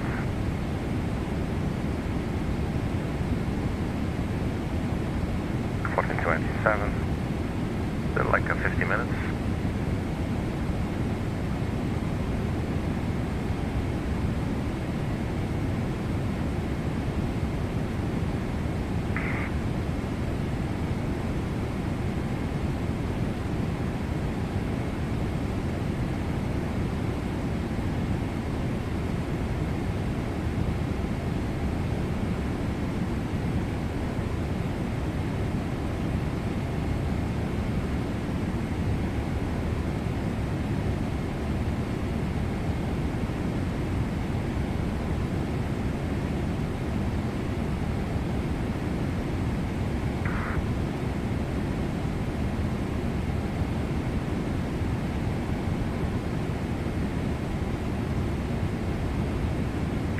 How does this work? Just type in test and put it there.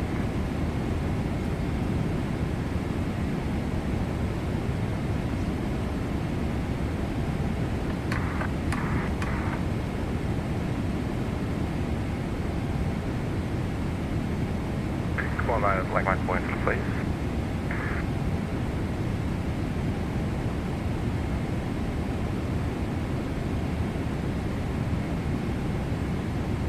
And that's not sending, so that doesn't work, unfortunately, with our ATC.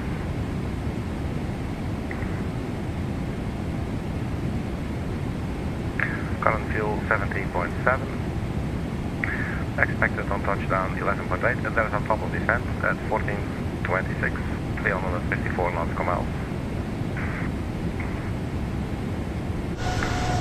And our touchdown is beauty at New York, JFK.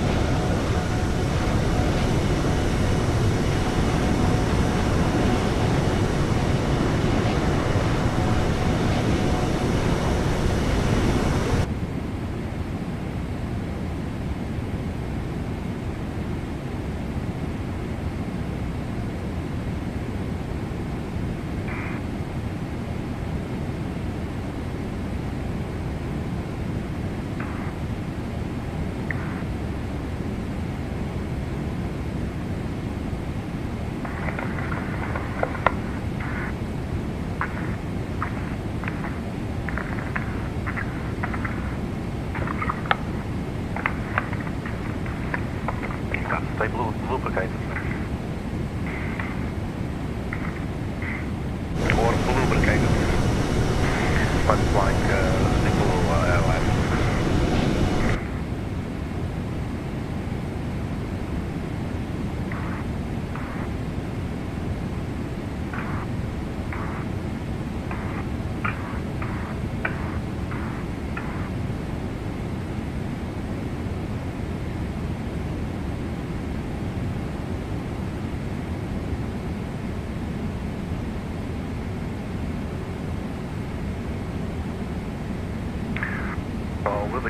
from the KJFK 301 on to Aspen.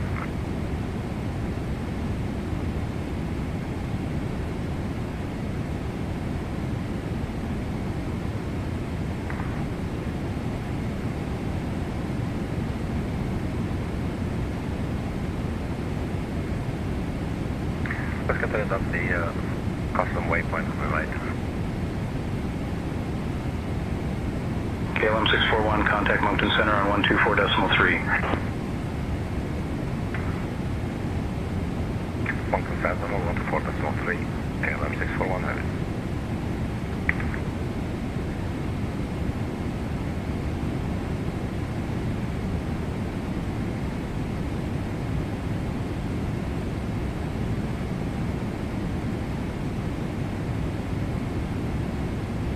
Moncton Center, good morning, KLM 641 heavy, flight level 380. We are 40 nautical miles from tops.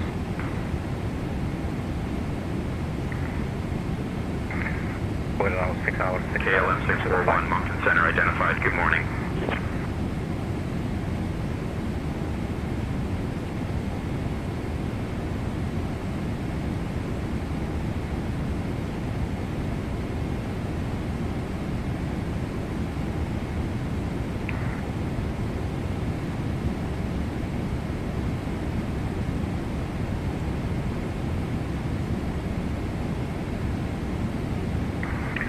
So yeah, I would like to prepare for landing.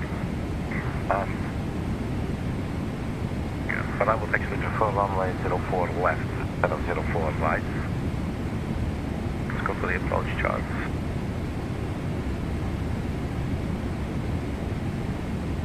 For left, let's put a pin there, but let's also take 04 right, which is category 2 and 3.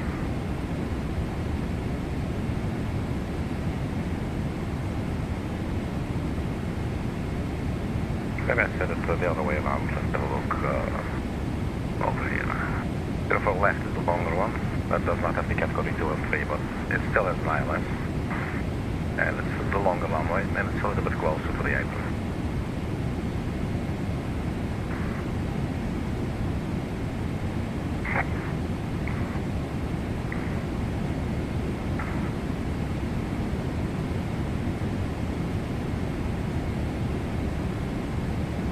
So far the flight's been fine. There's hardly any turbulence that I noticed at least.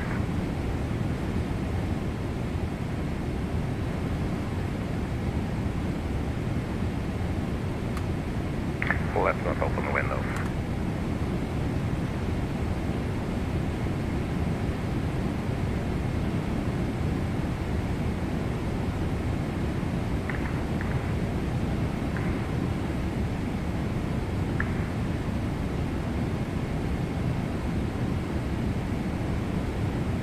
So we are tuned on our VHF2 127.725. Double check here. 128.725.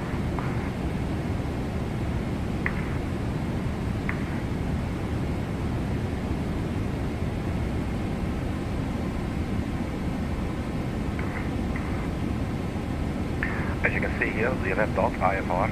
JFK is currently only IFR because of the poor weather conditions.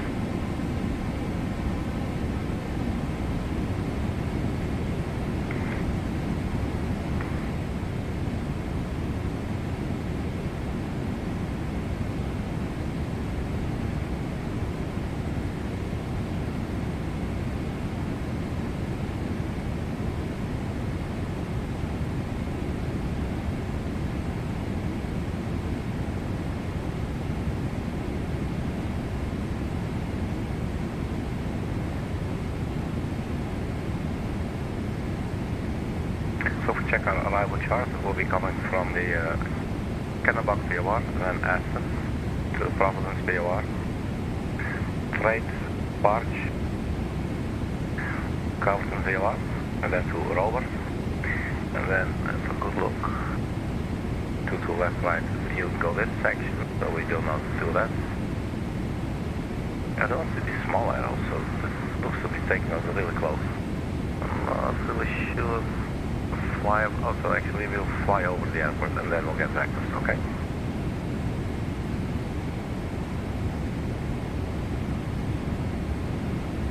That goes for both runways, 4 left and 4 right. So then we'll overfly the airport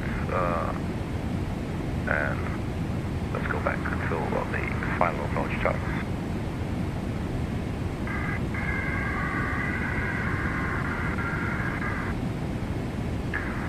Let's go 04 left.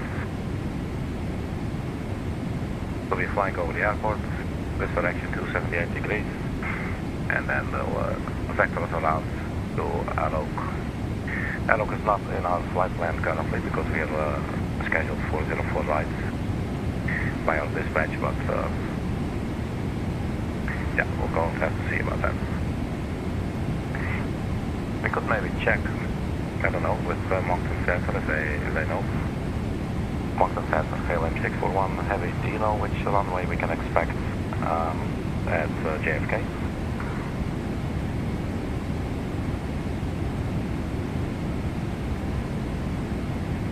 KLM 641 Heavy, expect runway 13 left at JFK. Oh, 13 left even, that's thank you, KLM 641 left. He said 13 left.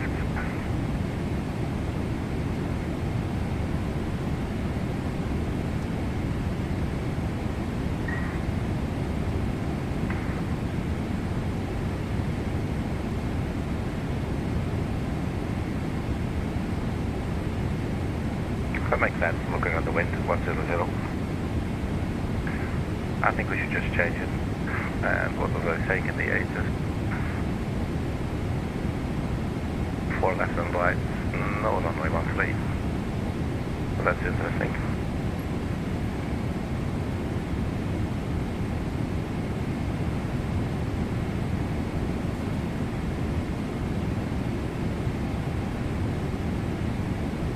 Let's go to route and copy our, let's see how we do this.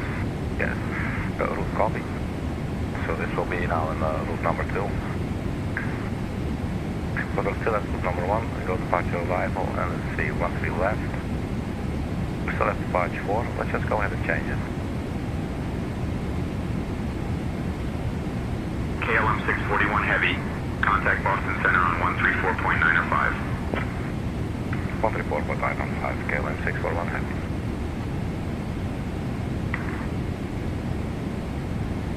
Boston Center, good morning, KLM 641 Heavy, flight level 380. We are 157 nautical miles from Echo, November, Echo.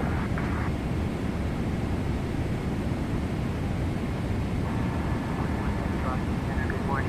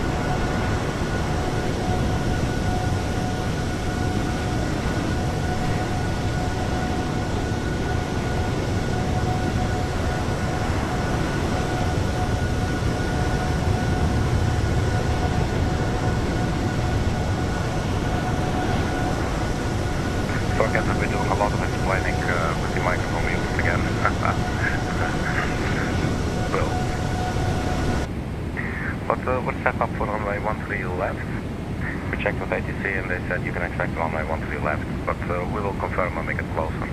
So we set up everything for runway 13 left, we put the arrangements there in place, and let's see the NavRed page. It's still 13 left, 1.5 with 134 degrees, 1.5, 134 degrees.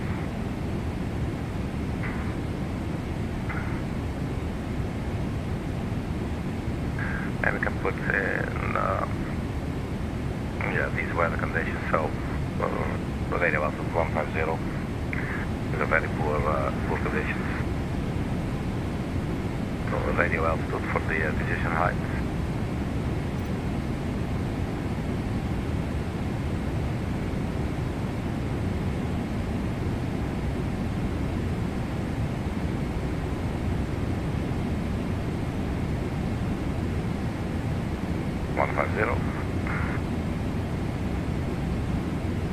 We're doing this stuff a little bit early, but why not be prepared, you know what I mean? And then here we'll, we're going to do flaps 25 landing, or flaps 30, it's quite windy.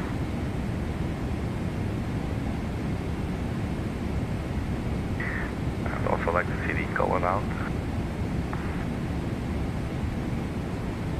Base approach climb to 600 and then climbing left turn to 4,000 feet direct to DPK.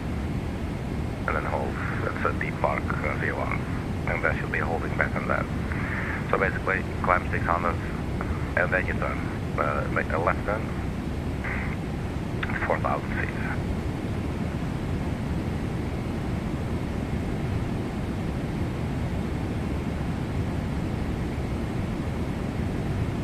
Top of the descent, 14:27. That's 22 minutes from now.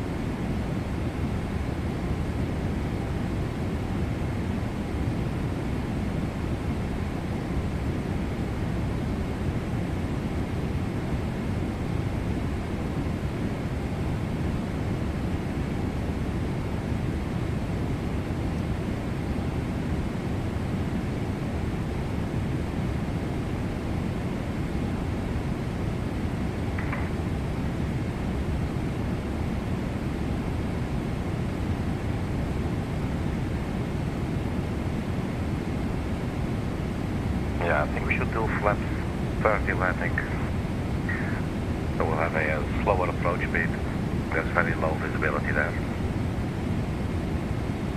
And auto brake 3 for the wet runway. That should work out for us. So runway 13 left. This one, and then we'll vacate to the right. It's 10,000 feet long, so that's more than long enough.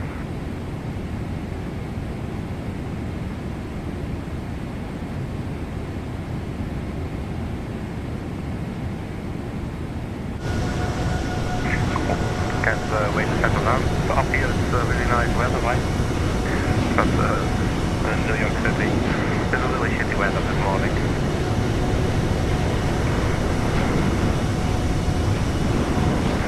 But always like tradition, so you're flying above the clouds, everything looks shiny and nice. And then you go through the clouds and everything looks depressing.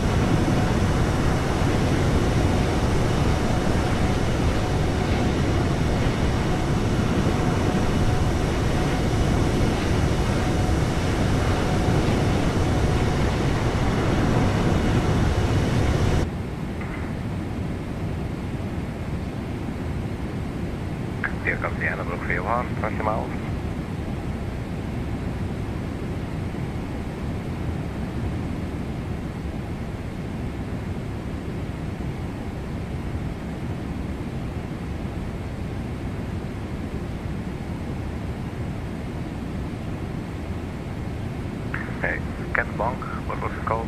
Kennebunk. Yeah, so we're flying Kennebunk VOR, Aspen, Providence VOR, Sparch, Galveston VOR, yeah, Triple C right there. Rover, that will take us over the airport, and then you see the little arrows, and then we'll get vectors for runway 13 left. That is nothing confirmed yet. There was one traffic controller that said, yeah, you can expect runway 13 left, when we asked. But still, tune in to 128.725, which is the agent's information over the radio.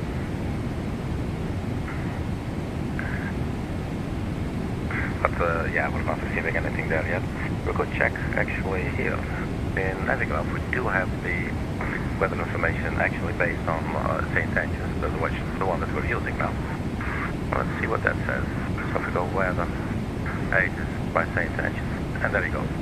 Arriving runway 13 left, departing runway 13 right, wind 090 at 12, gusting 21.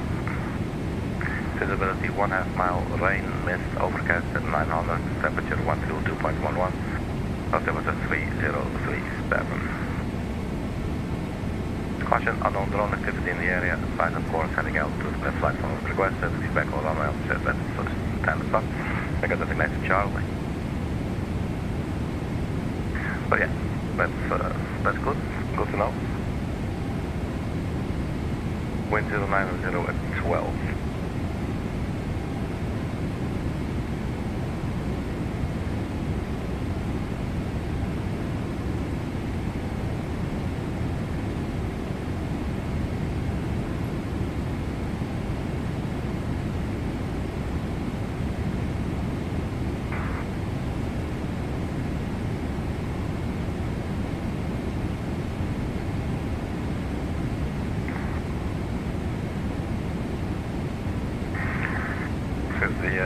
Kennebunk, the VOR. And the public stands coming closer here as well. About 25 minutes, I think. 1427.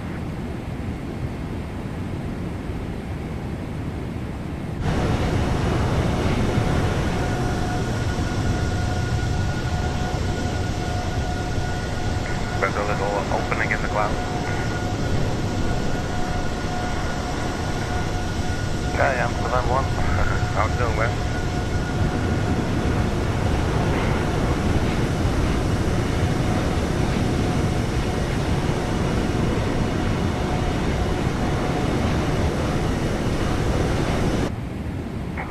So yeah, really poor weather conditions in New York.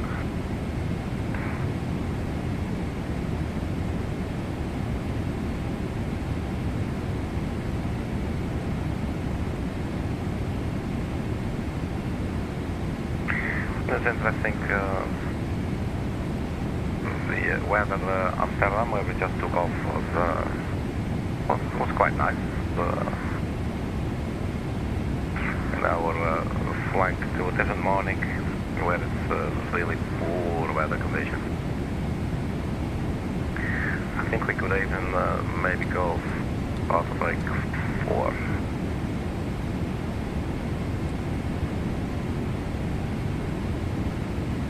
Not super heavy, I guess, but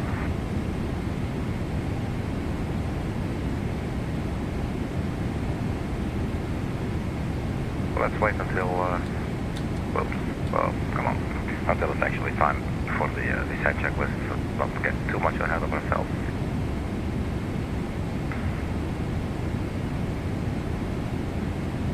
So if we choose flaps 30, our approach speed will be 139, and then plus 5 is 144 nautical miles. Or knots, sorry.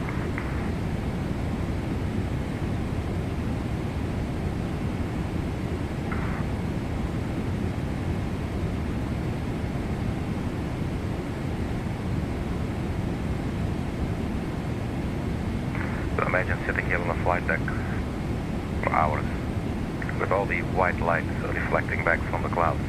It's pretty much like you're looking at planet Venus, you know? Planet Venus is pretty much, what we're seeing from Earth is pretty much this. just white clouds all around the globe there.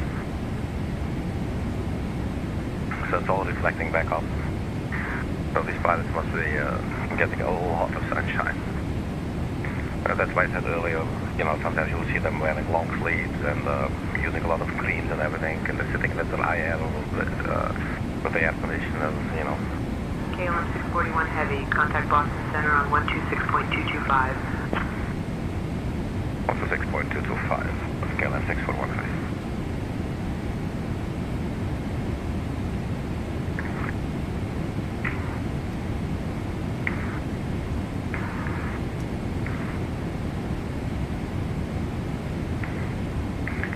Controller, don't drift on me, please. Boston Center, KLM 641 Heavy, flight level 380. We have 13 knots from us from Amsterdam.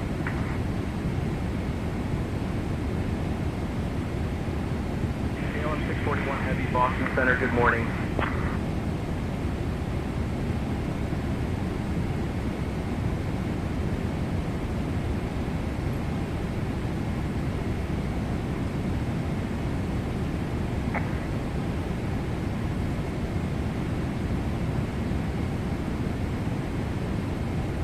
Alright, so top of the descent, getting closer now. Hey, Coldar, good morning, man. You fell asleep in this freeboard. I feel honored. That's so cool. That's a typical thing I could do as well. Just listen to the aircraft sound and just pass out. I hope you slept well, man. And thanks for saying hi.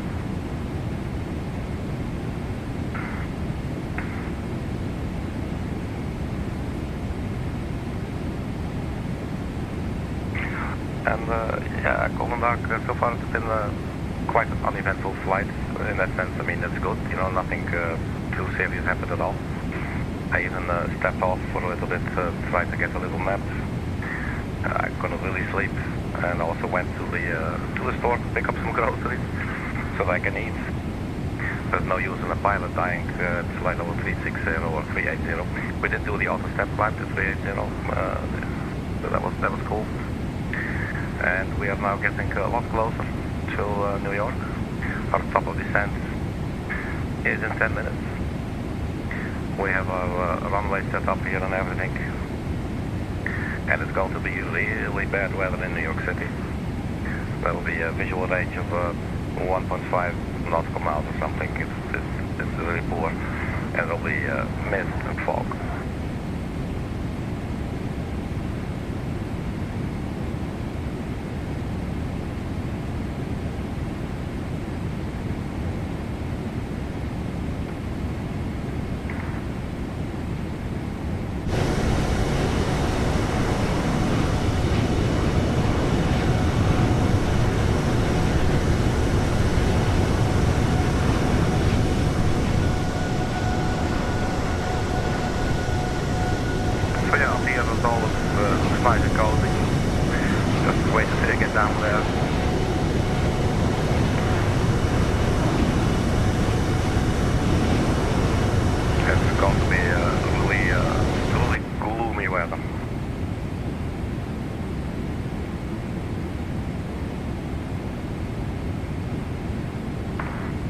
But this is no problem for the 777, of course. We'll be doing an ILS approach. We're now 6 hours, 40 minutes into the flight. Carrying 13.9 thousand kilograms of fuel. Expected 11.7 upon touchdown. We're burning another 2,200 kilograms.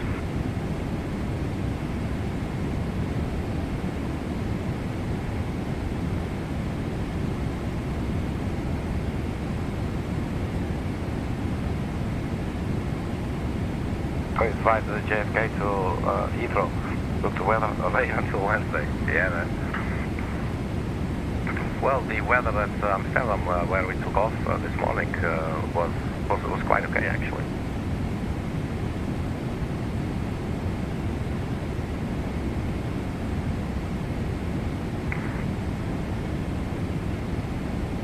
Forecast at 9000. Cool. Here's our temperature 2.11. Altimeter 3037. Density altitude -700 feet. Caution unknown drone activity in the area. Advise on course heading, altitude, and if flight following is requested. Read back all runway and hold short instructions. Advise on initial contact. You have information Charlie. John F. Kennedy International Airport, information Charlie. 1351 Zulu. Arriving runway 13 left. Departing runway 13 right. Wind 090 at 12 gusting 21. Visibility 1/2 mile. Rain, mist. Overcast at 900. Temperature 2.11. Altimeter 3037. Density altitude -700 feet. So we also have the audible version, but we already saw in Navigraph. Nevertheless, it's good to have confirmation. So the wind 090 at 12, gusting 21. So our runway, go find our correct one airport. JFK. 13 left, course 134. And 90, that will be from here, so yeah, it's not quite crosswind, it's fine. Yes, the altimeter has hardly changed at all over the course of our flight, although we have been using the P2G weather information, because there was no, that was the only way to set it up here at least, on the flight deck. And actually, we can start by setting that scope to inches. 037.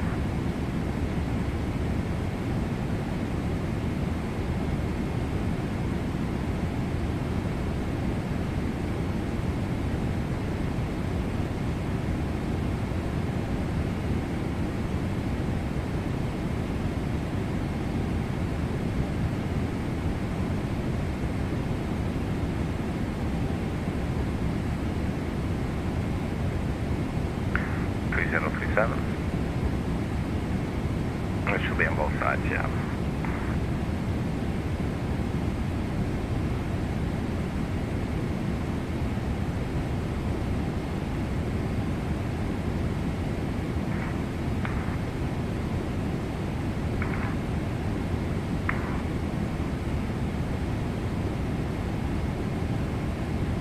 Right, I'm ready to descend, man. So 5 more minutes.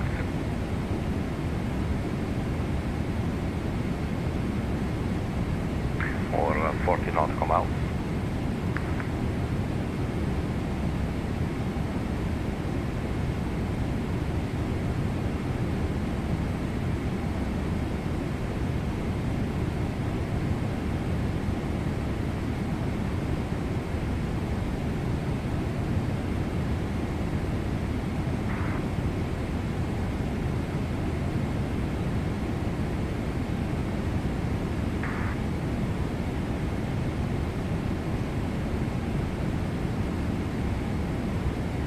And I think we also have our gates. Let's check the airplane engines.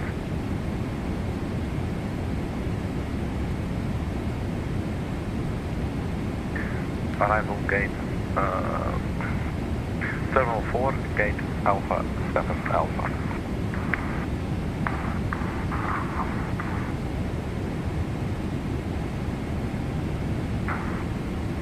So Terminal 4. Gate Alpha 7 Alpha.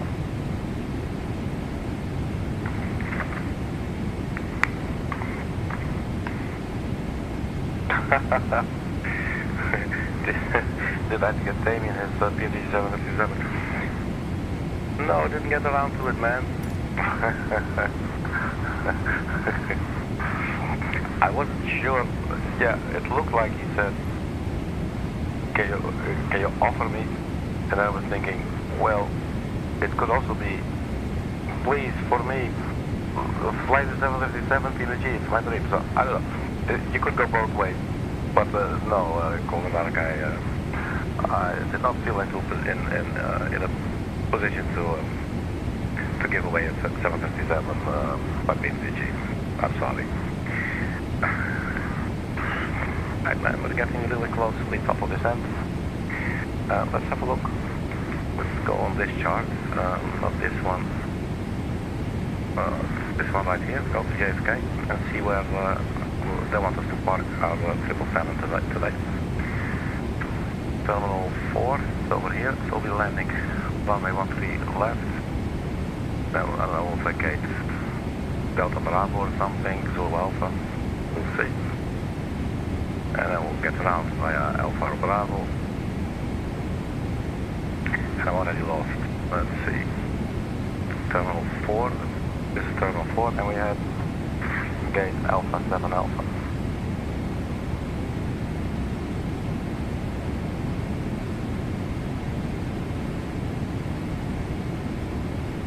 The A concourse and weather 7. KLM 641 Heavy, cleared Parch 4, E&E transition into Kennedy. When you're ready, descend and maintain flight level 270. Alright, so we've reached our top of descent. Clear for the Parch 4 E&E transition, descend and maintain flight level 270. KLM 641 Heavy. Let's do this. KLM 641 Heavy, cross straight at or above flight level 270.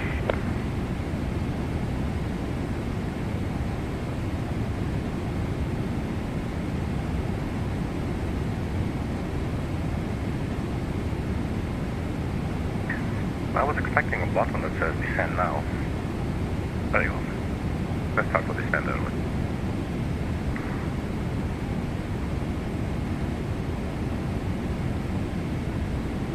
You bought the 737-600. Yeah, that's cool. I have that one as well.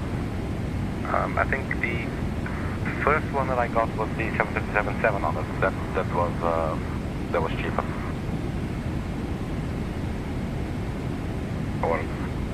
Or that was the first one, I think.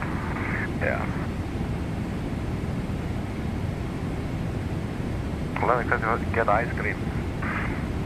Ice cream! Alright, so the descent has started. We're below the profile, that's fine.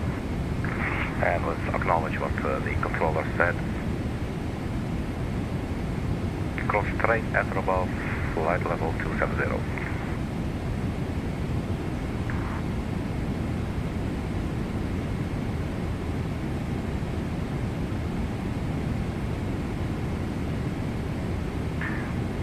We do not have straight on our flight plan, but I did see it on the chart.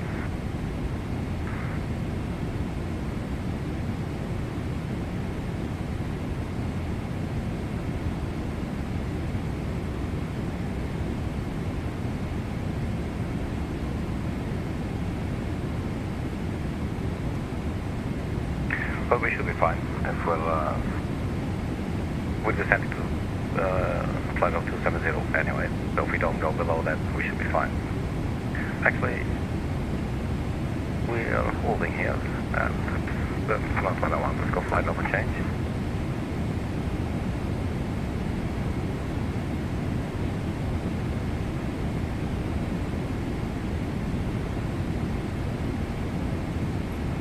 He's stuck with Captain Sid.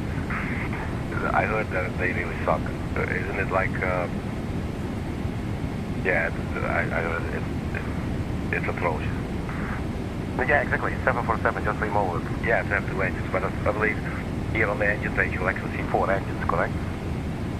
Same amount of thrust as 747. Oh, yeah, exactly. Yeah, that's insane, man. Center, JetBlue 1267, flight level 190. Yeah, that's really weird. 7 radar contact. Actually, it's just ridiculous to sell something like that. If you ask me, you know, just don't do that, man. Just be cool about your shit. But that's me. I'm only flying them. I don't develop. Alright, so what's the time? 1429. Touchdown will be 54. Yeah, so we'll give the passengers a couple of minutes to go to the toilet and everything, and then we'll turn on the seatbelt sign. KLM 641 Heavy, cross parch at or above flight level 250. Cross parch at or above flight level 250, KLM 641 Heavy.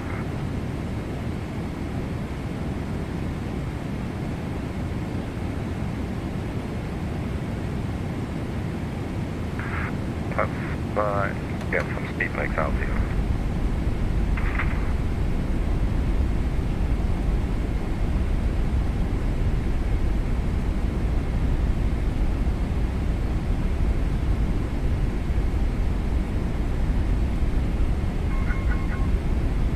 Let's see, one neck for the speed brake.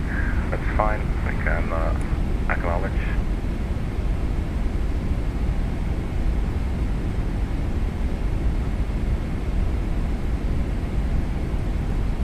So totally forgetting about the descent checklist. Let's do this now.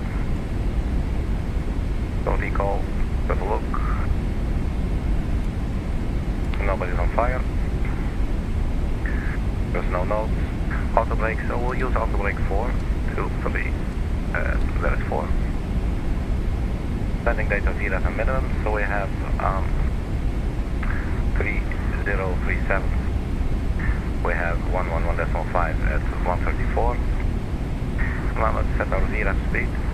We'll go flat 30 today, so that's 138 knots. So 143 final approach speed. And we have the decision altitude 150 feet AGL, so above ground level. So we can check this as well. Approach briefing, that's been completed a couple of times, if you ask me. And then finally the approach checklist, that's basically the altimeters at flight level 180. Let's get the speed brakes in.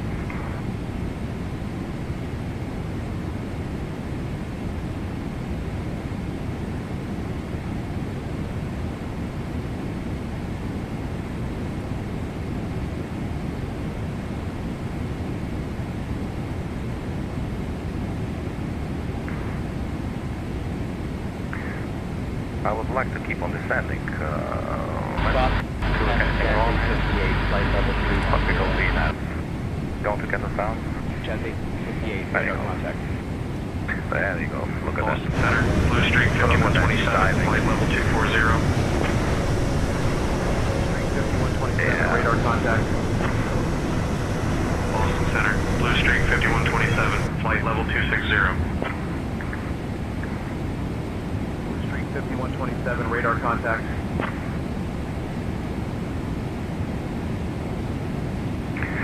The time 14:32. Let's strap in our passengers.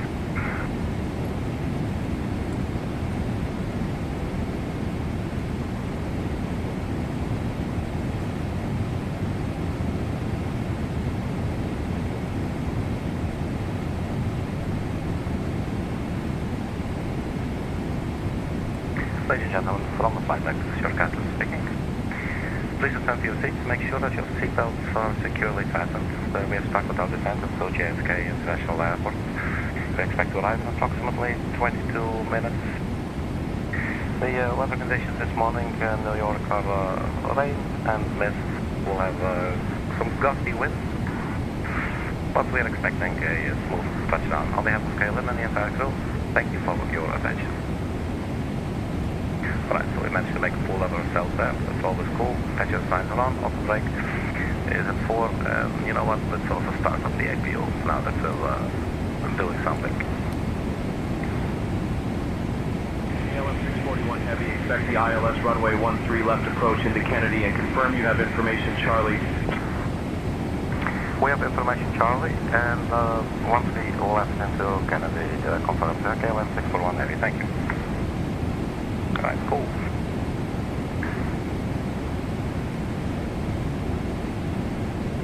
KLM 641 Heavy, contact Boston Center on 125.575. Boston Center 125, decimal 575. KLM 641 Heavy.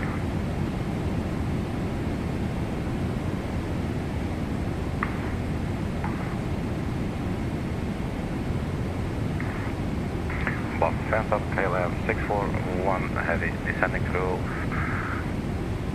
flight level 269. Actually, we're at flight level 270. Shit.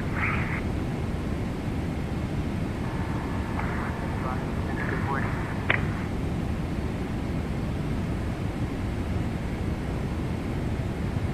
Boston Center, KLM 641 heavy, request further descent, please. Make me want to do a flight. Yeah, cool, man. KLM Do it. 41 heavy, descend at your discretion. Descend at our discretion. Okay. Let's see what this flight plan telling us. JFK.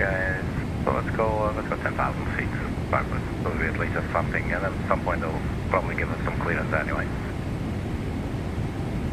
And then I guess first we'll flight level change. I'm not sure if I'm doing this the correct way, but it's at least now the nose pointing down. And I guess if we then do VNAV now, we should keep on descending. But let's monitor here 1450, 1500. So it's still increasing related to standard school. Yeah, I could do a flight school in dark.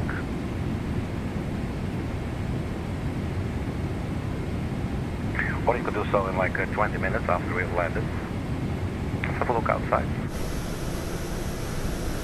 So we're easing through those clouds, leaving the beautiful weather behind us, and we're getting into a really depressing morning weather in New York City.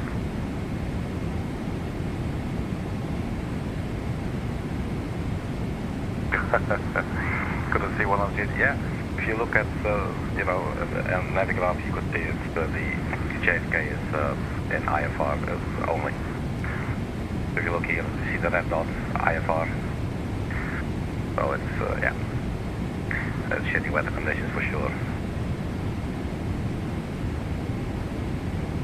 No, I do not want to be too high. It looks like let's get some speed brakes out. See if we can expedite the descent a little bit. Could always go vertical speed. To go here to the descent page.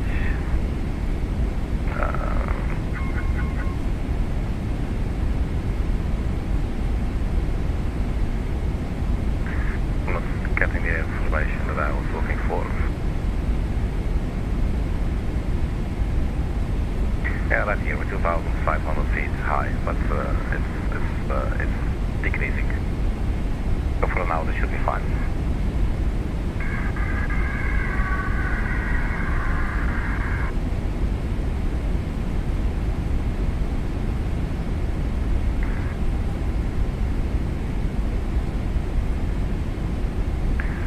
So let me just start recording Sky Dolly, so that later I can make a landing video.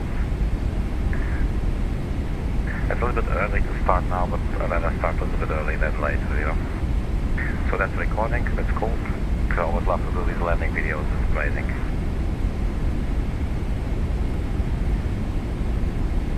Right, 7 hours into the flight.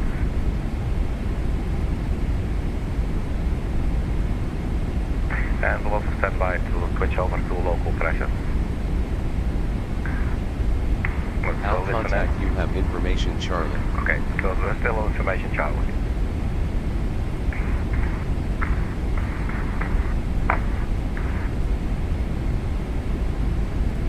Yeah, this is very foggy and rainy for sure.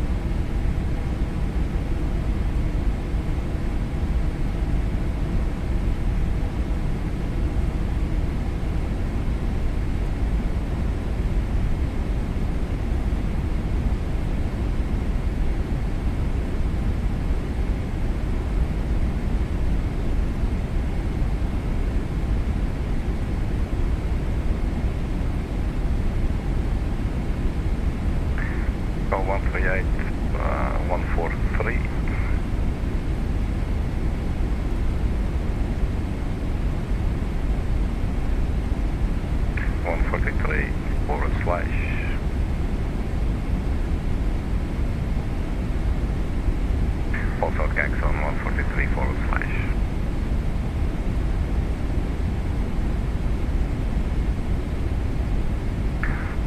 So here's our weather. Let's clean up the flight then.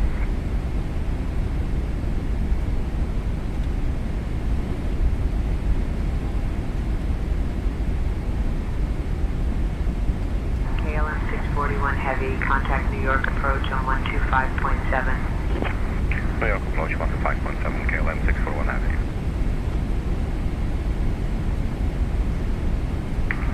New York approach, good morning, KLM 641 Heavy, descending through 18,000.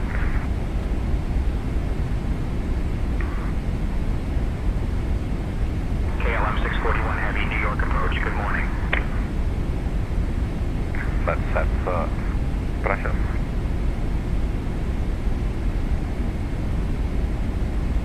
So they were a little bit fake with the altitude. And I think we won't make it over at in 6 miles to 13,000 feet. Oh, what the hell did I just click?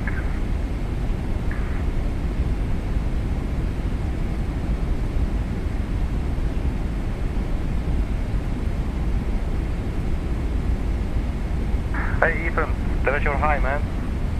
I'm sorry, the workload's a little bit high, so sometimes I'm missing the chat, dude. Thank you so much for saying hi, Ethan. I hope you're doing well. And I hope you enjoy the flight too.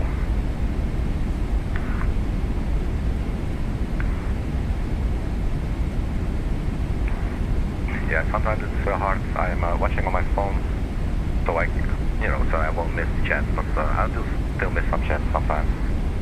But I try not to, because we're just a small channel, you know, and I really appreciate any engagement, you know, I really do. So that's super. KLM 641 Heavy, turn right, heading 300, vectors for the ILS runway 13 left approach. 300, KLM 641 Heavy. Brickyard 4462, contact New York departure on 120.8. 120.8 for Brickyard 4462. I think we're gonna go vertical speed here for a bit. Whoops.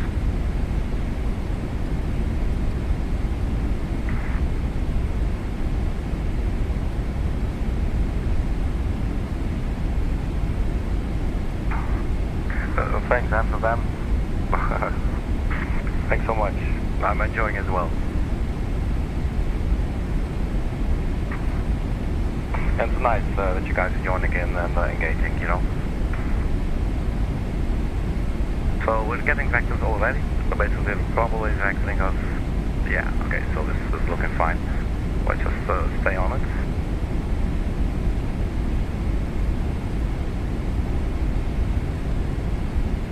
Up next would be JFK, but that's actually at the airport. I think that's the VOR there.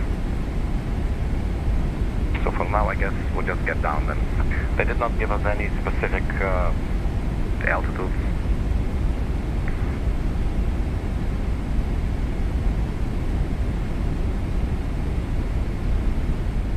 The glide slope would start at 1500, I believe. 13 left. And the Navigraph crashes, that's normal behavior for Navigraph. Yeah, 1500 at KJFK. Here comes the rain, look at that. So we're still doing fine. Our speed is okay like this.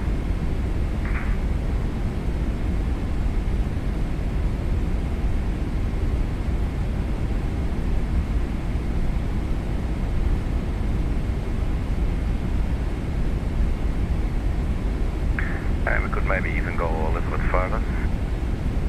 We're almost at 10,000. I mean, since they're not giving us anything, I'm just gonna do it myself. So we're going to 7,000 until they tell us otherwise. Apparently here in New York, they're not making too much of a big deal out of it. So 10,000 feet, let's turn on the landing lights. Oh, look at those dark skies above us, man. Landing lights.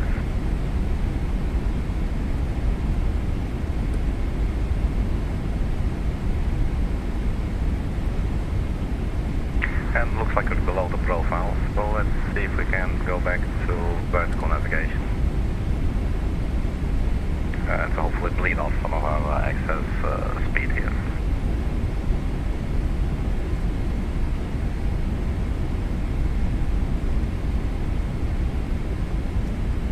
Yeah, I'm excited, guys. Let's have a look outside for a bit. Look at those dark skies, man. Our speed brakes extended. Oh, baby. Alright, let's quickly get back inside. Stay in control. Speed starting 240. Let's retract the speed brakes now.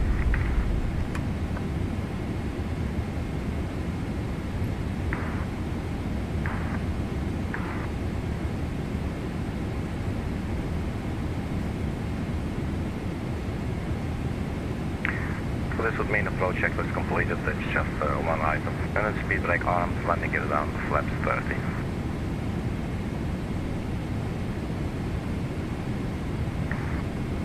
And let's, hopefully I'm doing this correctly.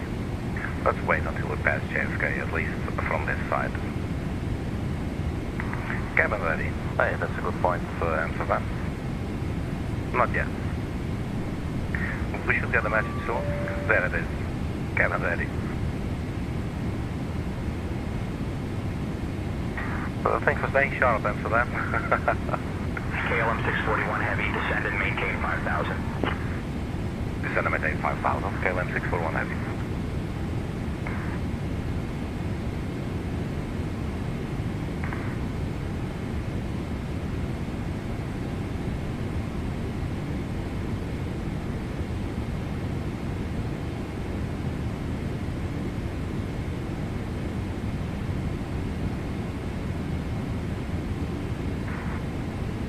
United 1480, contact Philadelphia departure on 127.6. I know, so for situations like this, that's why I really like to place the green rings there around the runway touchdown zone, pretty much, or the local items. And also the extended runway center line, so that you immediately have a visual cue, you know? Oh, we're flying this direction, but we should fly in that direction. It's sort of like for your nervous system, if you will, you know? You'll get some somewhat more of I'm looking for the word, intuitive approach, you know, to working it. It's holding at 7,000. That's not the deal. Let's go flight level change.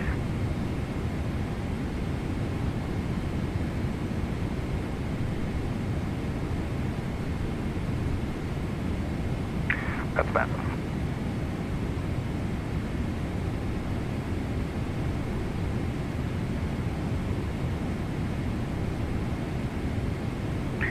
Predicting us to be around here at 5,000 as well.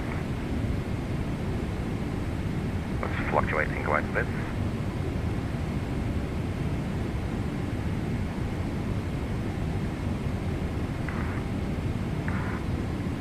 Let's have a look out the window. Absolutely nothing to see.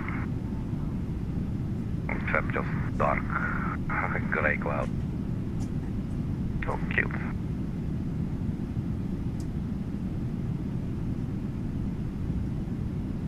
Alright, back to the flight deck, and let's fly this plane, shall we? I think I'm going to expedite.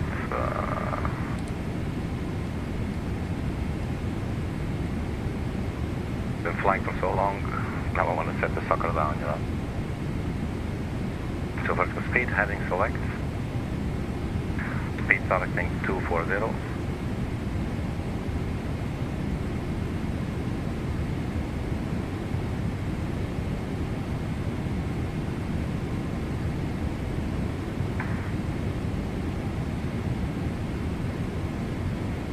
Yeah, man, flying is amazing. I totally agree with you, Colin Doug. And even like the bumpier approach and the bumpier landing for me, really, but the better. Seriously, it just feels amazing.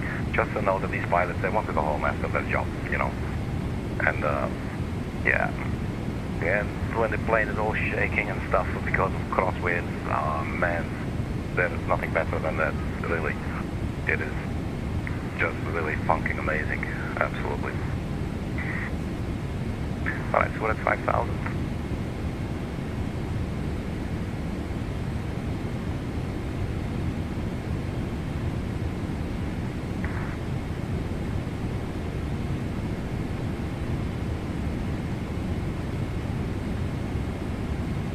So should we now turn back to PENIL? The 777 Whiskey. No, I have flown it a lot, and lately I've picked up flying it again. I keep on getting new aircraft.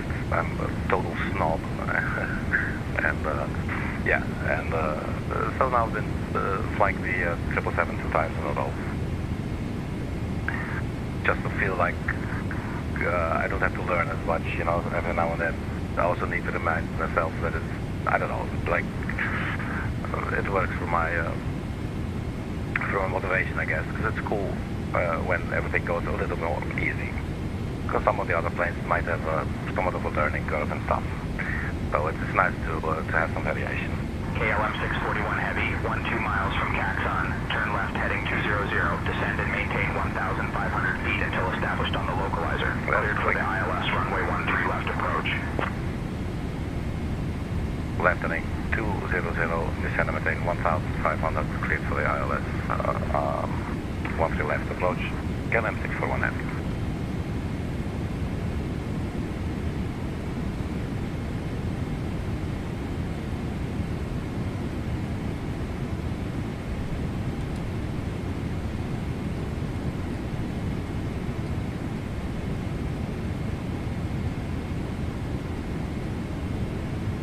Brickyard 3594, contact Philadelphia departure on 127.6.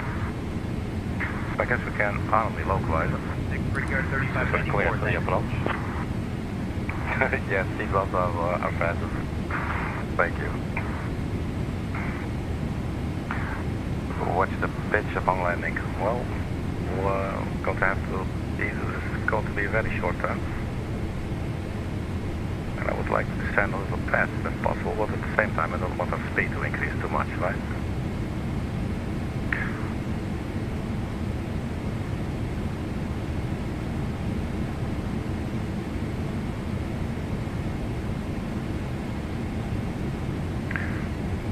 Let's go 220 knots or below, then we can extend the flaps. There's the glide slope, so we are below the glide slope. So that's already very much in our favor.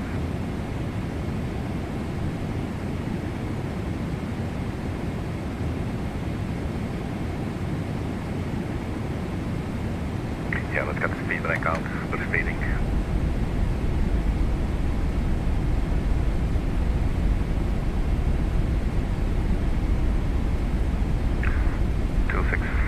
Flap limit, so let's go flaps 1. 2,500.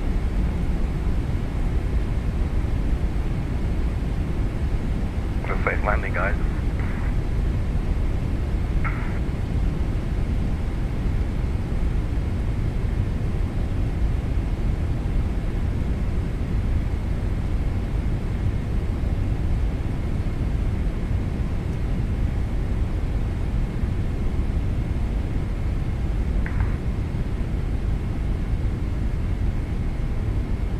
Localizer capture.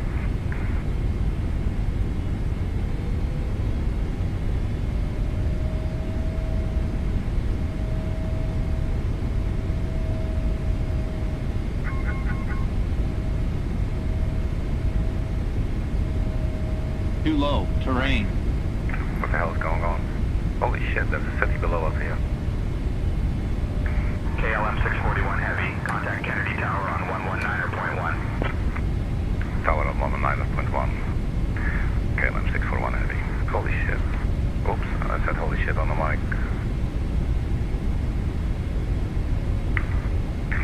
Tower KLM 641 Heavy, localizer 13 left established.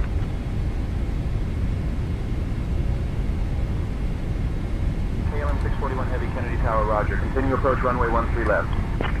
You approach 13 left, KLM 641 heavy.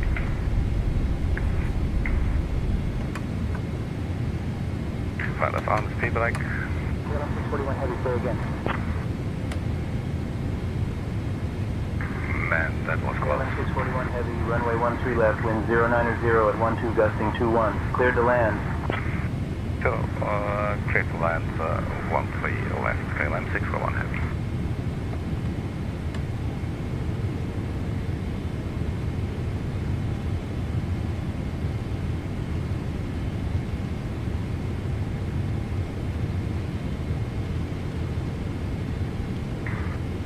So, 8 miles out. Let's get the runway turn off lights.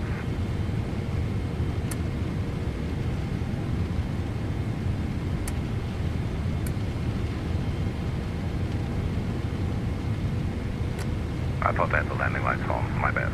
Okay.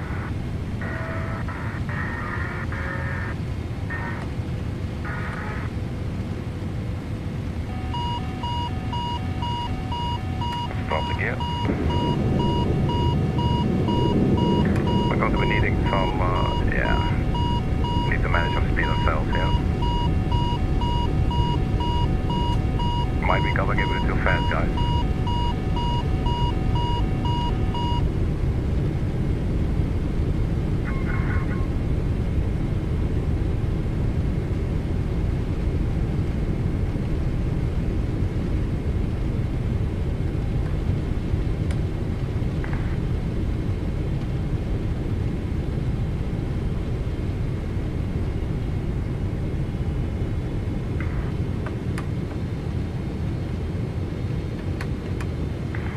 We're a bit low, but we should be 1,000. There we go, 1,000. Approaching runway 13 left.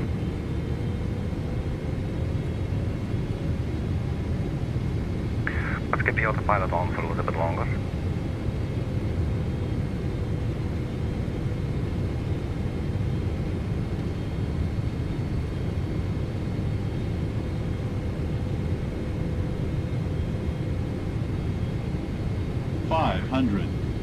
There's a runway. Autopilot off.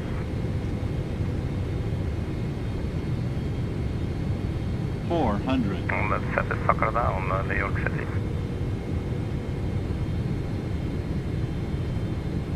300. Approaching minimums.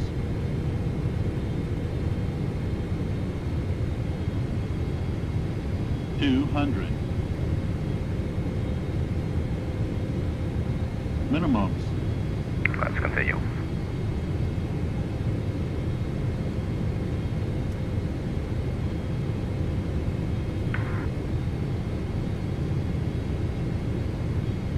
$50, $40,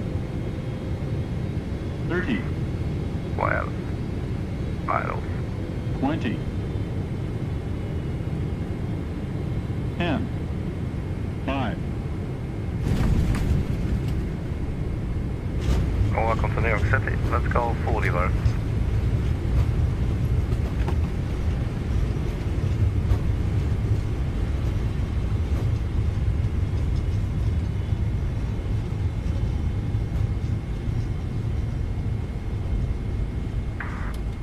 Engine to idle, flaps up, speed brake in.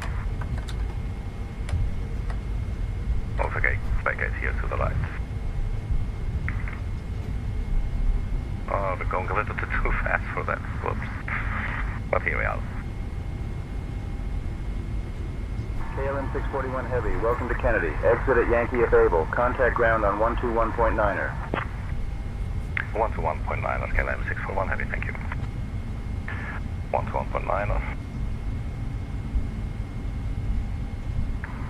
KLM 641 Heavy, not clear what you said. Say again. I would have gone around to different exit silo. Yeah. It was the JP. Hey, thanks, Amsterdam. Thanks so much, guys. Alright, let's contact ground. Ground KLM 641 Heavy, request taxi, Terminal 4, gate Alpha 7 Alpha.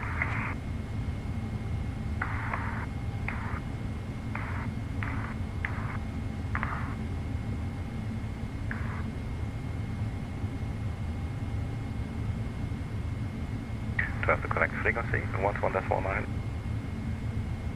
Looks like it. Let me just double check.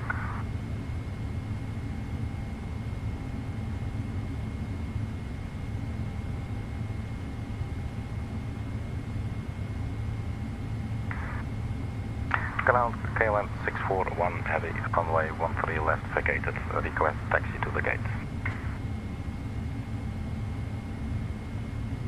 Office of Kennedy, Steve, what? KLM 641 heavy, taxi to Terminal 4 Gate A7A by Yankee Foxtrot, hold short of runway 22 right. Good day. Yankee Foxtrot, hold short to the right, KLM 641 heavy.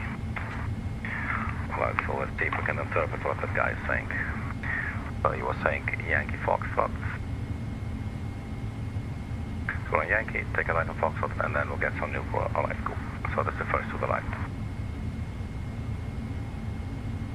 Yeah, it was a bit of a messy landing. What I'm curious to see on the replay. Sometimes it feels worse than it is, and sometimes it feels better than it looks. I'm thinking this is the map of the first. I think it was probably quite okay, but we'll see. Just I exited a little bit early, I guess. And I must admit, I was totally not watching the ground speed at all, which obviously you should do. You don't want to take these turns too heavy when you're coming off the runway.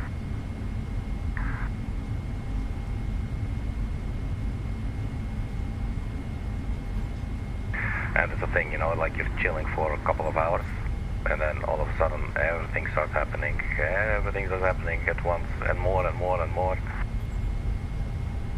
But yeah, these were definitely shitty conditions, and at some point we even got a terrain warning, which is an absolute no-go. KLM 641 heavy, cross runway 22 right. Cross runway 22 right, KLM 641 heavy. So there's definitely something to learn there for me. But it was great fun, guys. Thanks so much.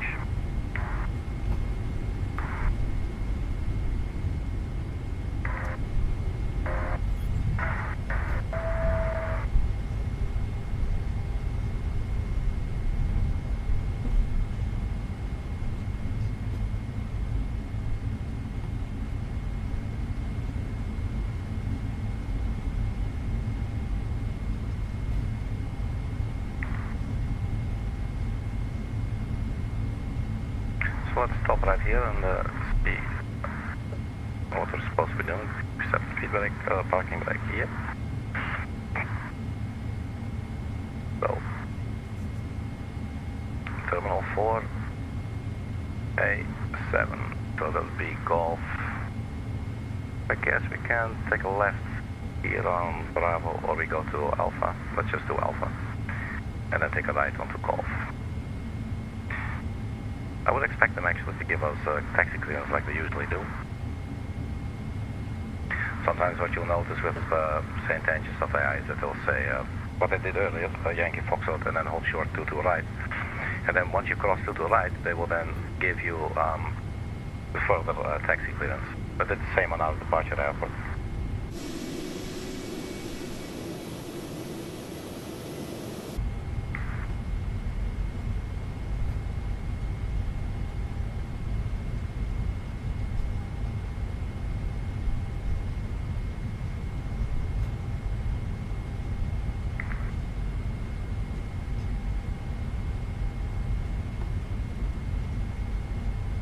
Yeah, I'm really curious to see what the landing replay is going to look like.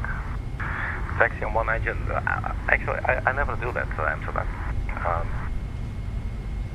I don't know. I know it's a thing. Yeah, you're totally right. There's a lot of SOPs, I believe, that for lots of airlines, they make a taxi with one engine. I'm not doing it. I'm just burning simulated fuel. So Golf is to the right. There's Nano Mexico here. Let's mind our speed a little bit. My mind is at the moment quite hyped. My voice may sound calm, but on the inside my brain is a little loud. Yeah, this looks cool, man.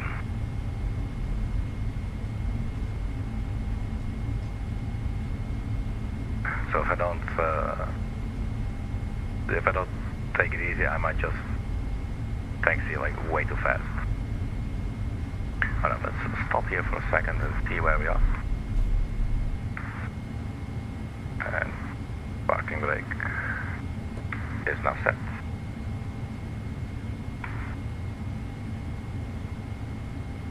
Let's continue on Golf, and then we should have 7 right there around the curve. Not sure if there is any designation once we get there, but we'll see. Hey, the parking brake did not set. But keep moving. And you know, for instance, I'm also keeping the landing lights on. It's just because I'm going to do a replay afterwards, and I don't feel like...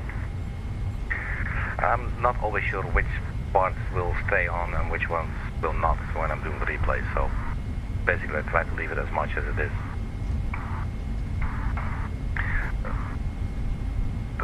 Okay, Golden Dark, you do your thing, man. Yeah, and you boot up your sim. Thanks so much for hanging, guys. I really appreciate it. Thanks so much, and I really hope you enjoyed. Oh, so there is 7, look at that. That's looking cool. However, let's look outside. Well, let's take the one to the right. I'm not sure if I will be doing this correctly, but...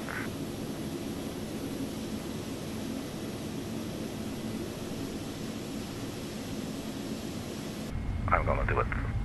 Anyway, here we are.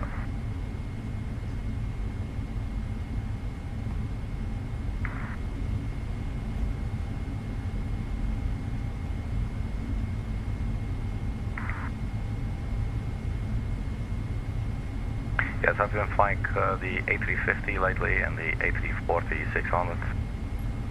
And they're not necessarily difficult aircraft, they're just another aircraft and just another set of differences. Let's see, are we going to do this? I think we are. Okay, we should probably stop now. We'll just do that. That's cool, man. Parking brake is set and confirmed. And welcome once again, guys, to JFK, to New York. It's a really shitty day today here in New York, but we made it in one piece. Do you get DGVS? I'm not sure, I'm not familiar with the term. I'm using GSX, but I don't use it when I taxi back to the gates after landing, because I'm always recording all the landings, and yeah, but sometimes you will see a little guy that's yeah, so right now there's no one, but sometimes you will see a little guy standing there waving his arms, like go left a little bit, go right a little bit, you know, and yeah, and sometimes you will actually, you might see something. So if that's what you're referring to, yeah, pretty much after a flight, I sort of eyeball it a little bit, and I'm like, yeah, this should be fine, it's okay. So I'm also not going to connect the jetway, and I'm not going to unload the aircraft. I'm just going to end the stream and then take a little break and then make a little landing replay. I'm using KLM tug. Believe it? Let's see.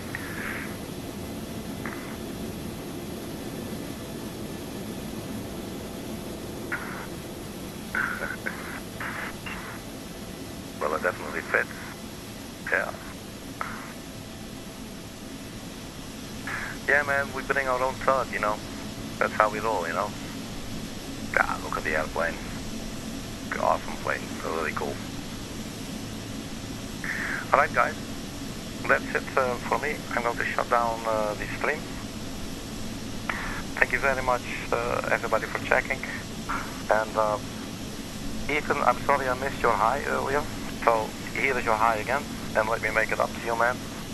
I'm not sure if you're still around here, but here we go. Let's do it like this. Ethan, hi. Hello. Ethan, hi.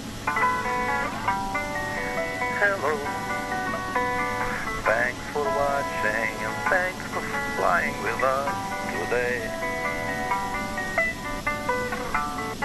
Thanks for flying and hanging with us today.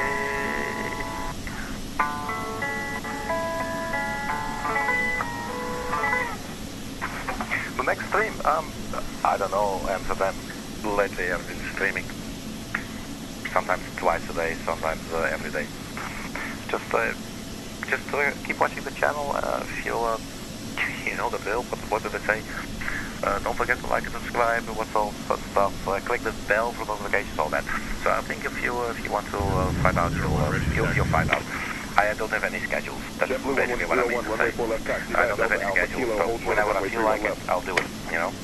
And I do tend to feel a lot like streaming, so probably will be fairly soon, maybe even tonight. Depends, because tomorrow I have some things to do as well, but we'll see, man. But you're always welcome to join in and hang out. Via November Charlie, Alpha Juliet, Kilo. Thanks, Amsterdam, that's so cute. Thanks so much, dude. Runway 4 left taxi via November Charlie, Alpha Juliet, Kilo, hold short of runway 31 left, American 3. Yeah, I like to see, man. Alright guys, thanks so much for checking, everyone. Everybody stay funky, and I will see you in the next video. And yeah, thanks one more time, really appreciate it. And everybody stay cool. See you later, bye bye.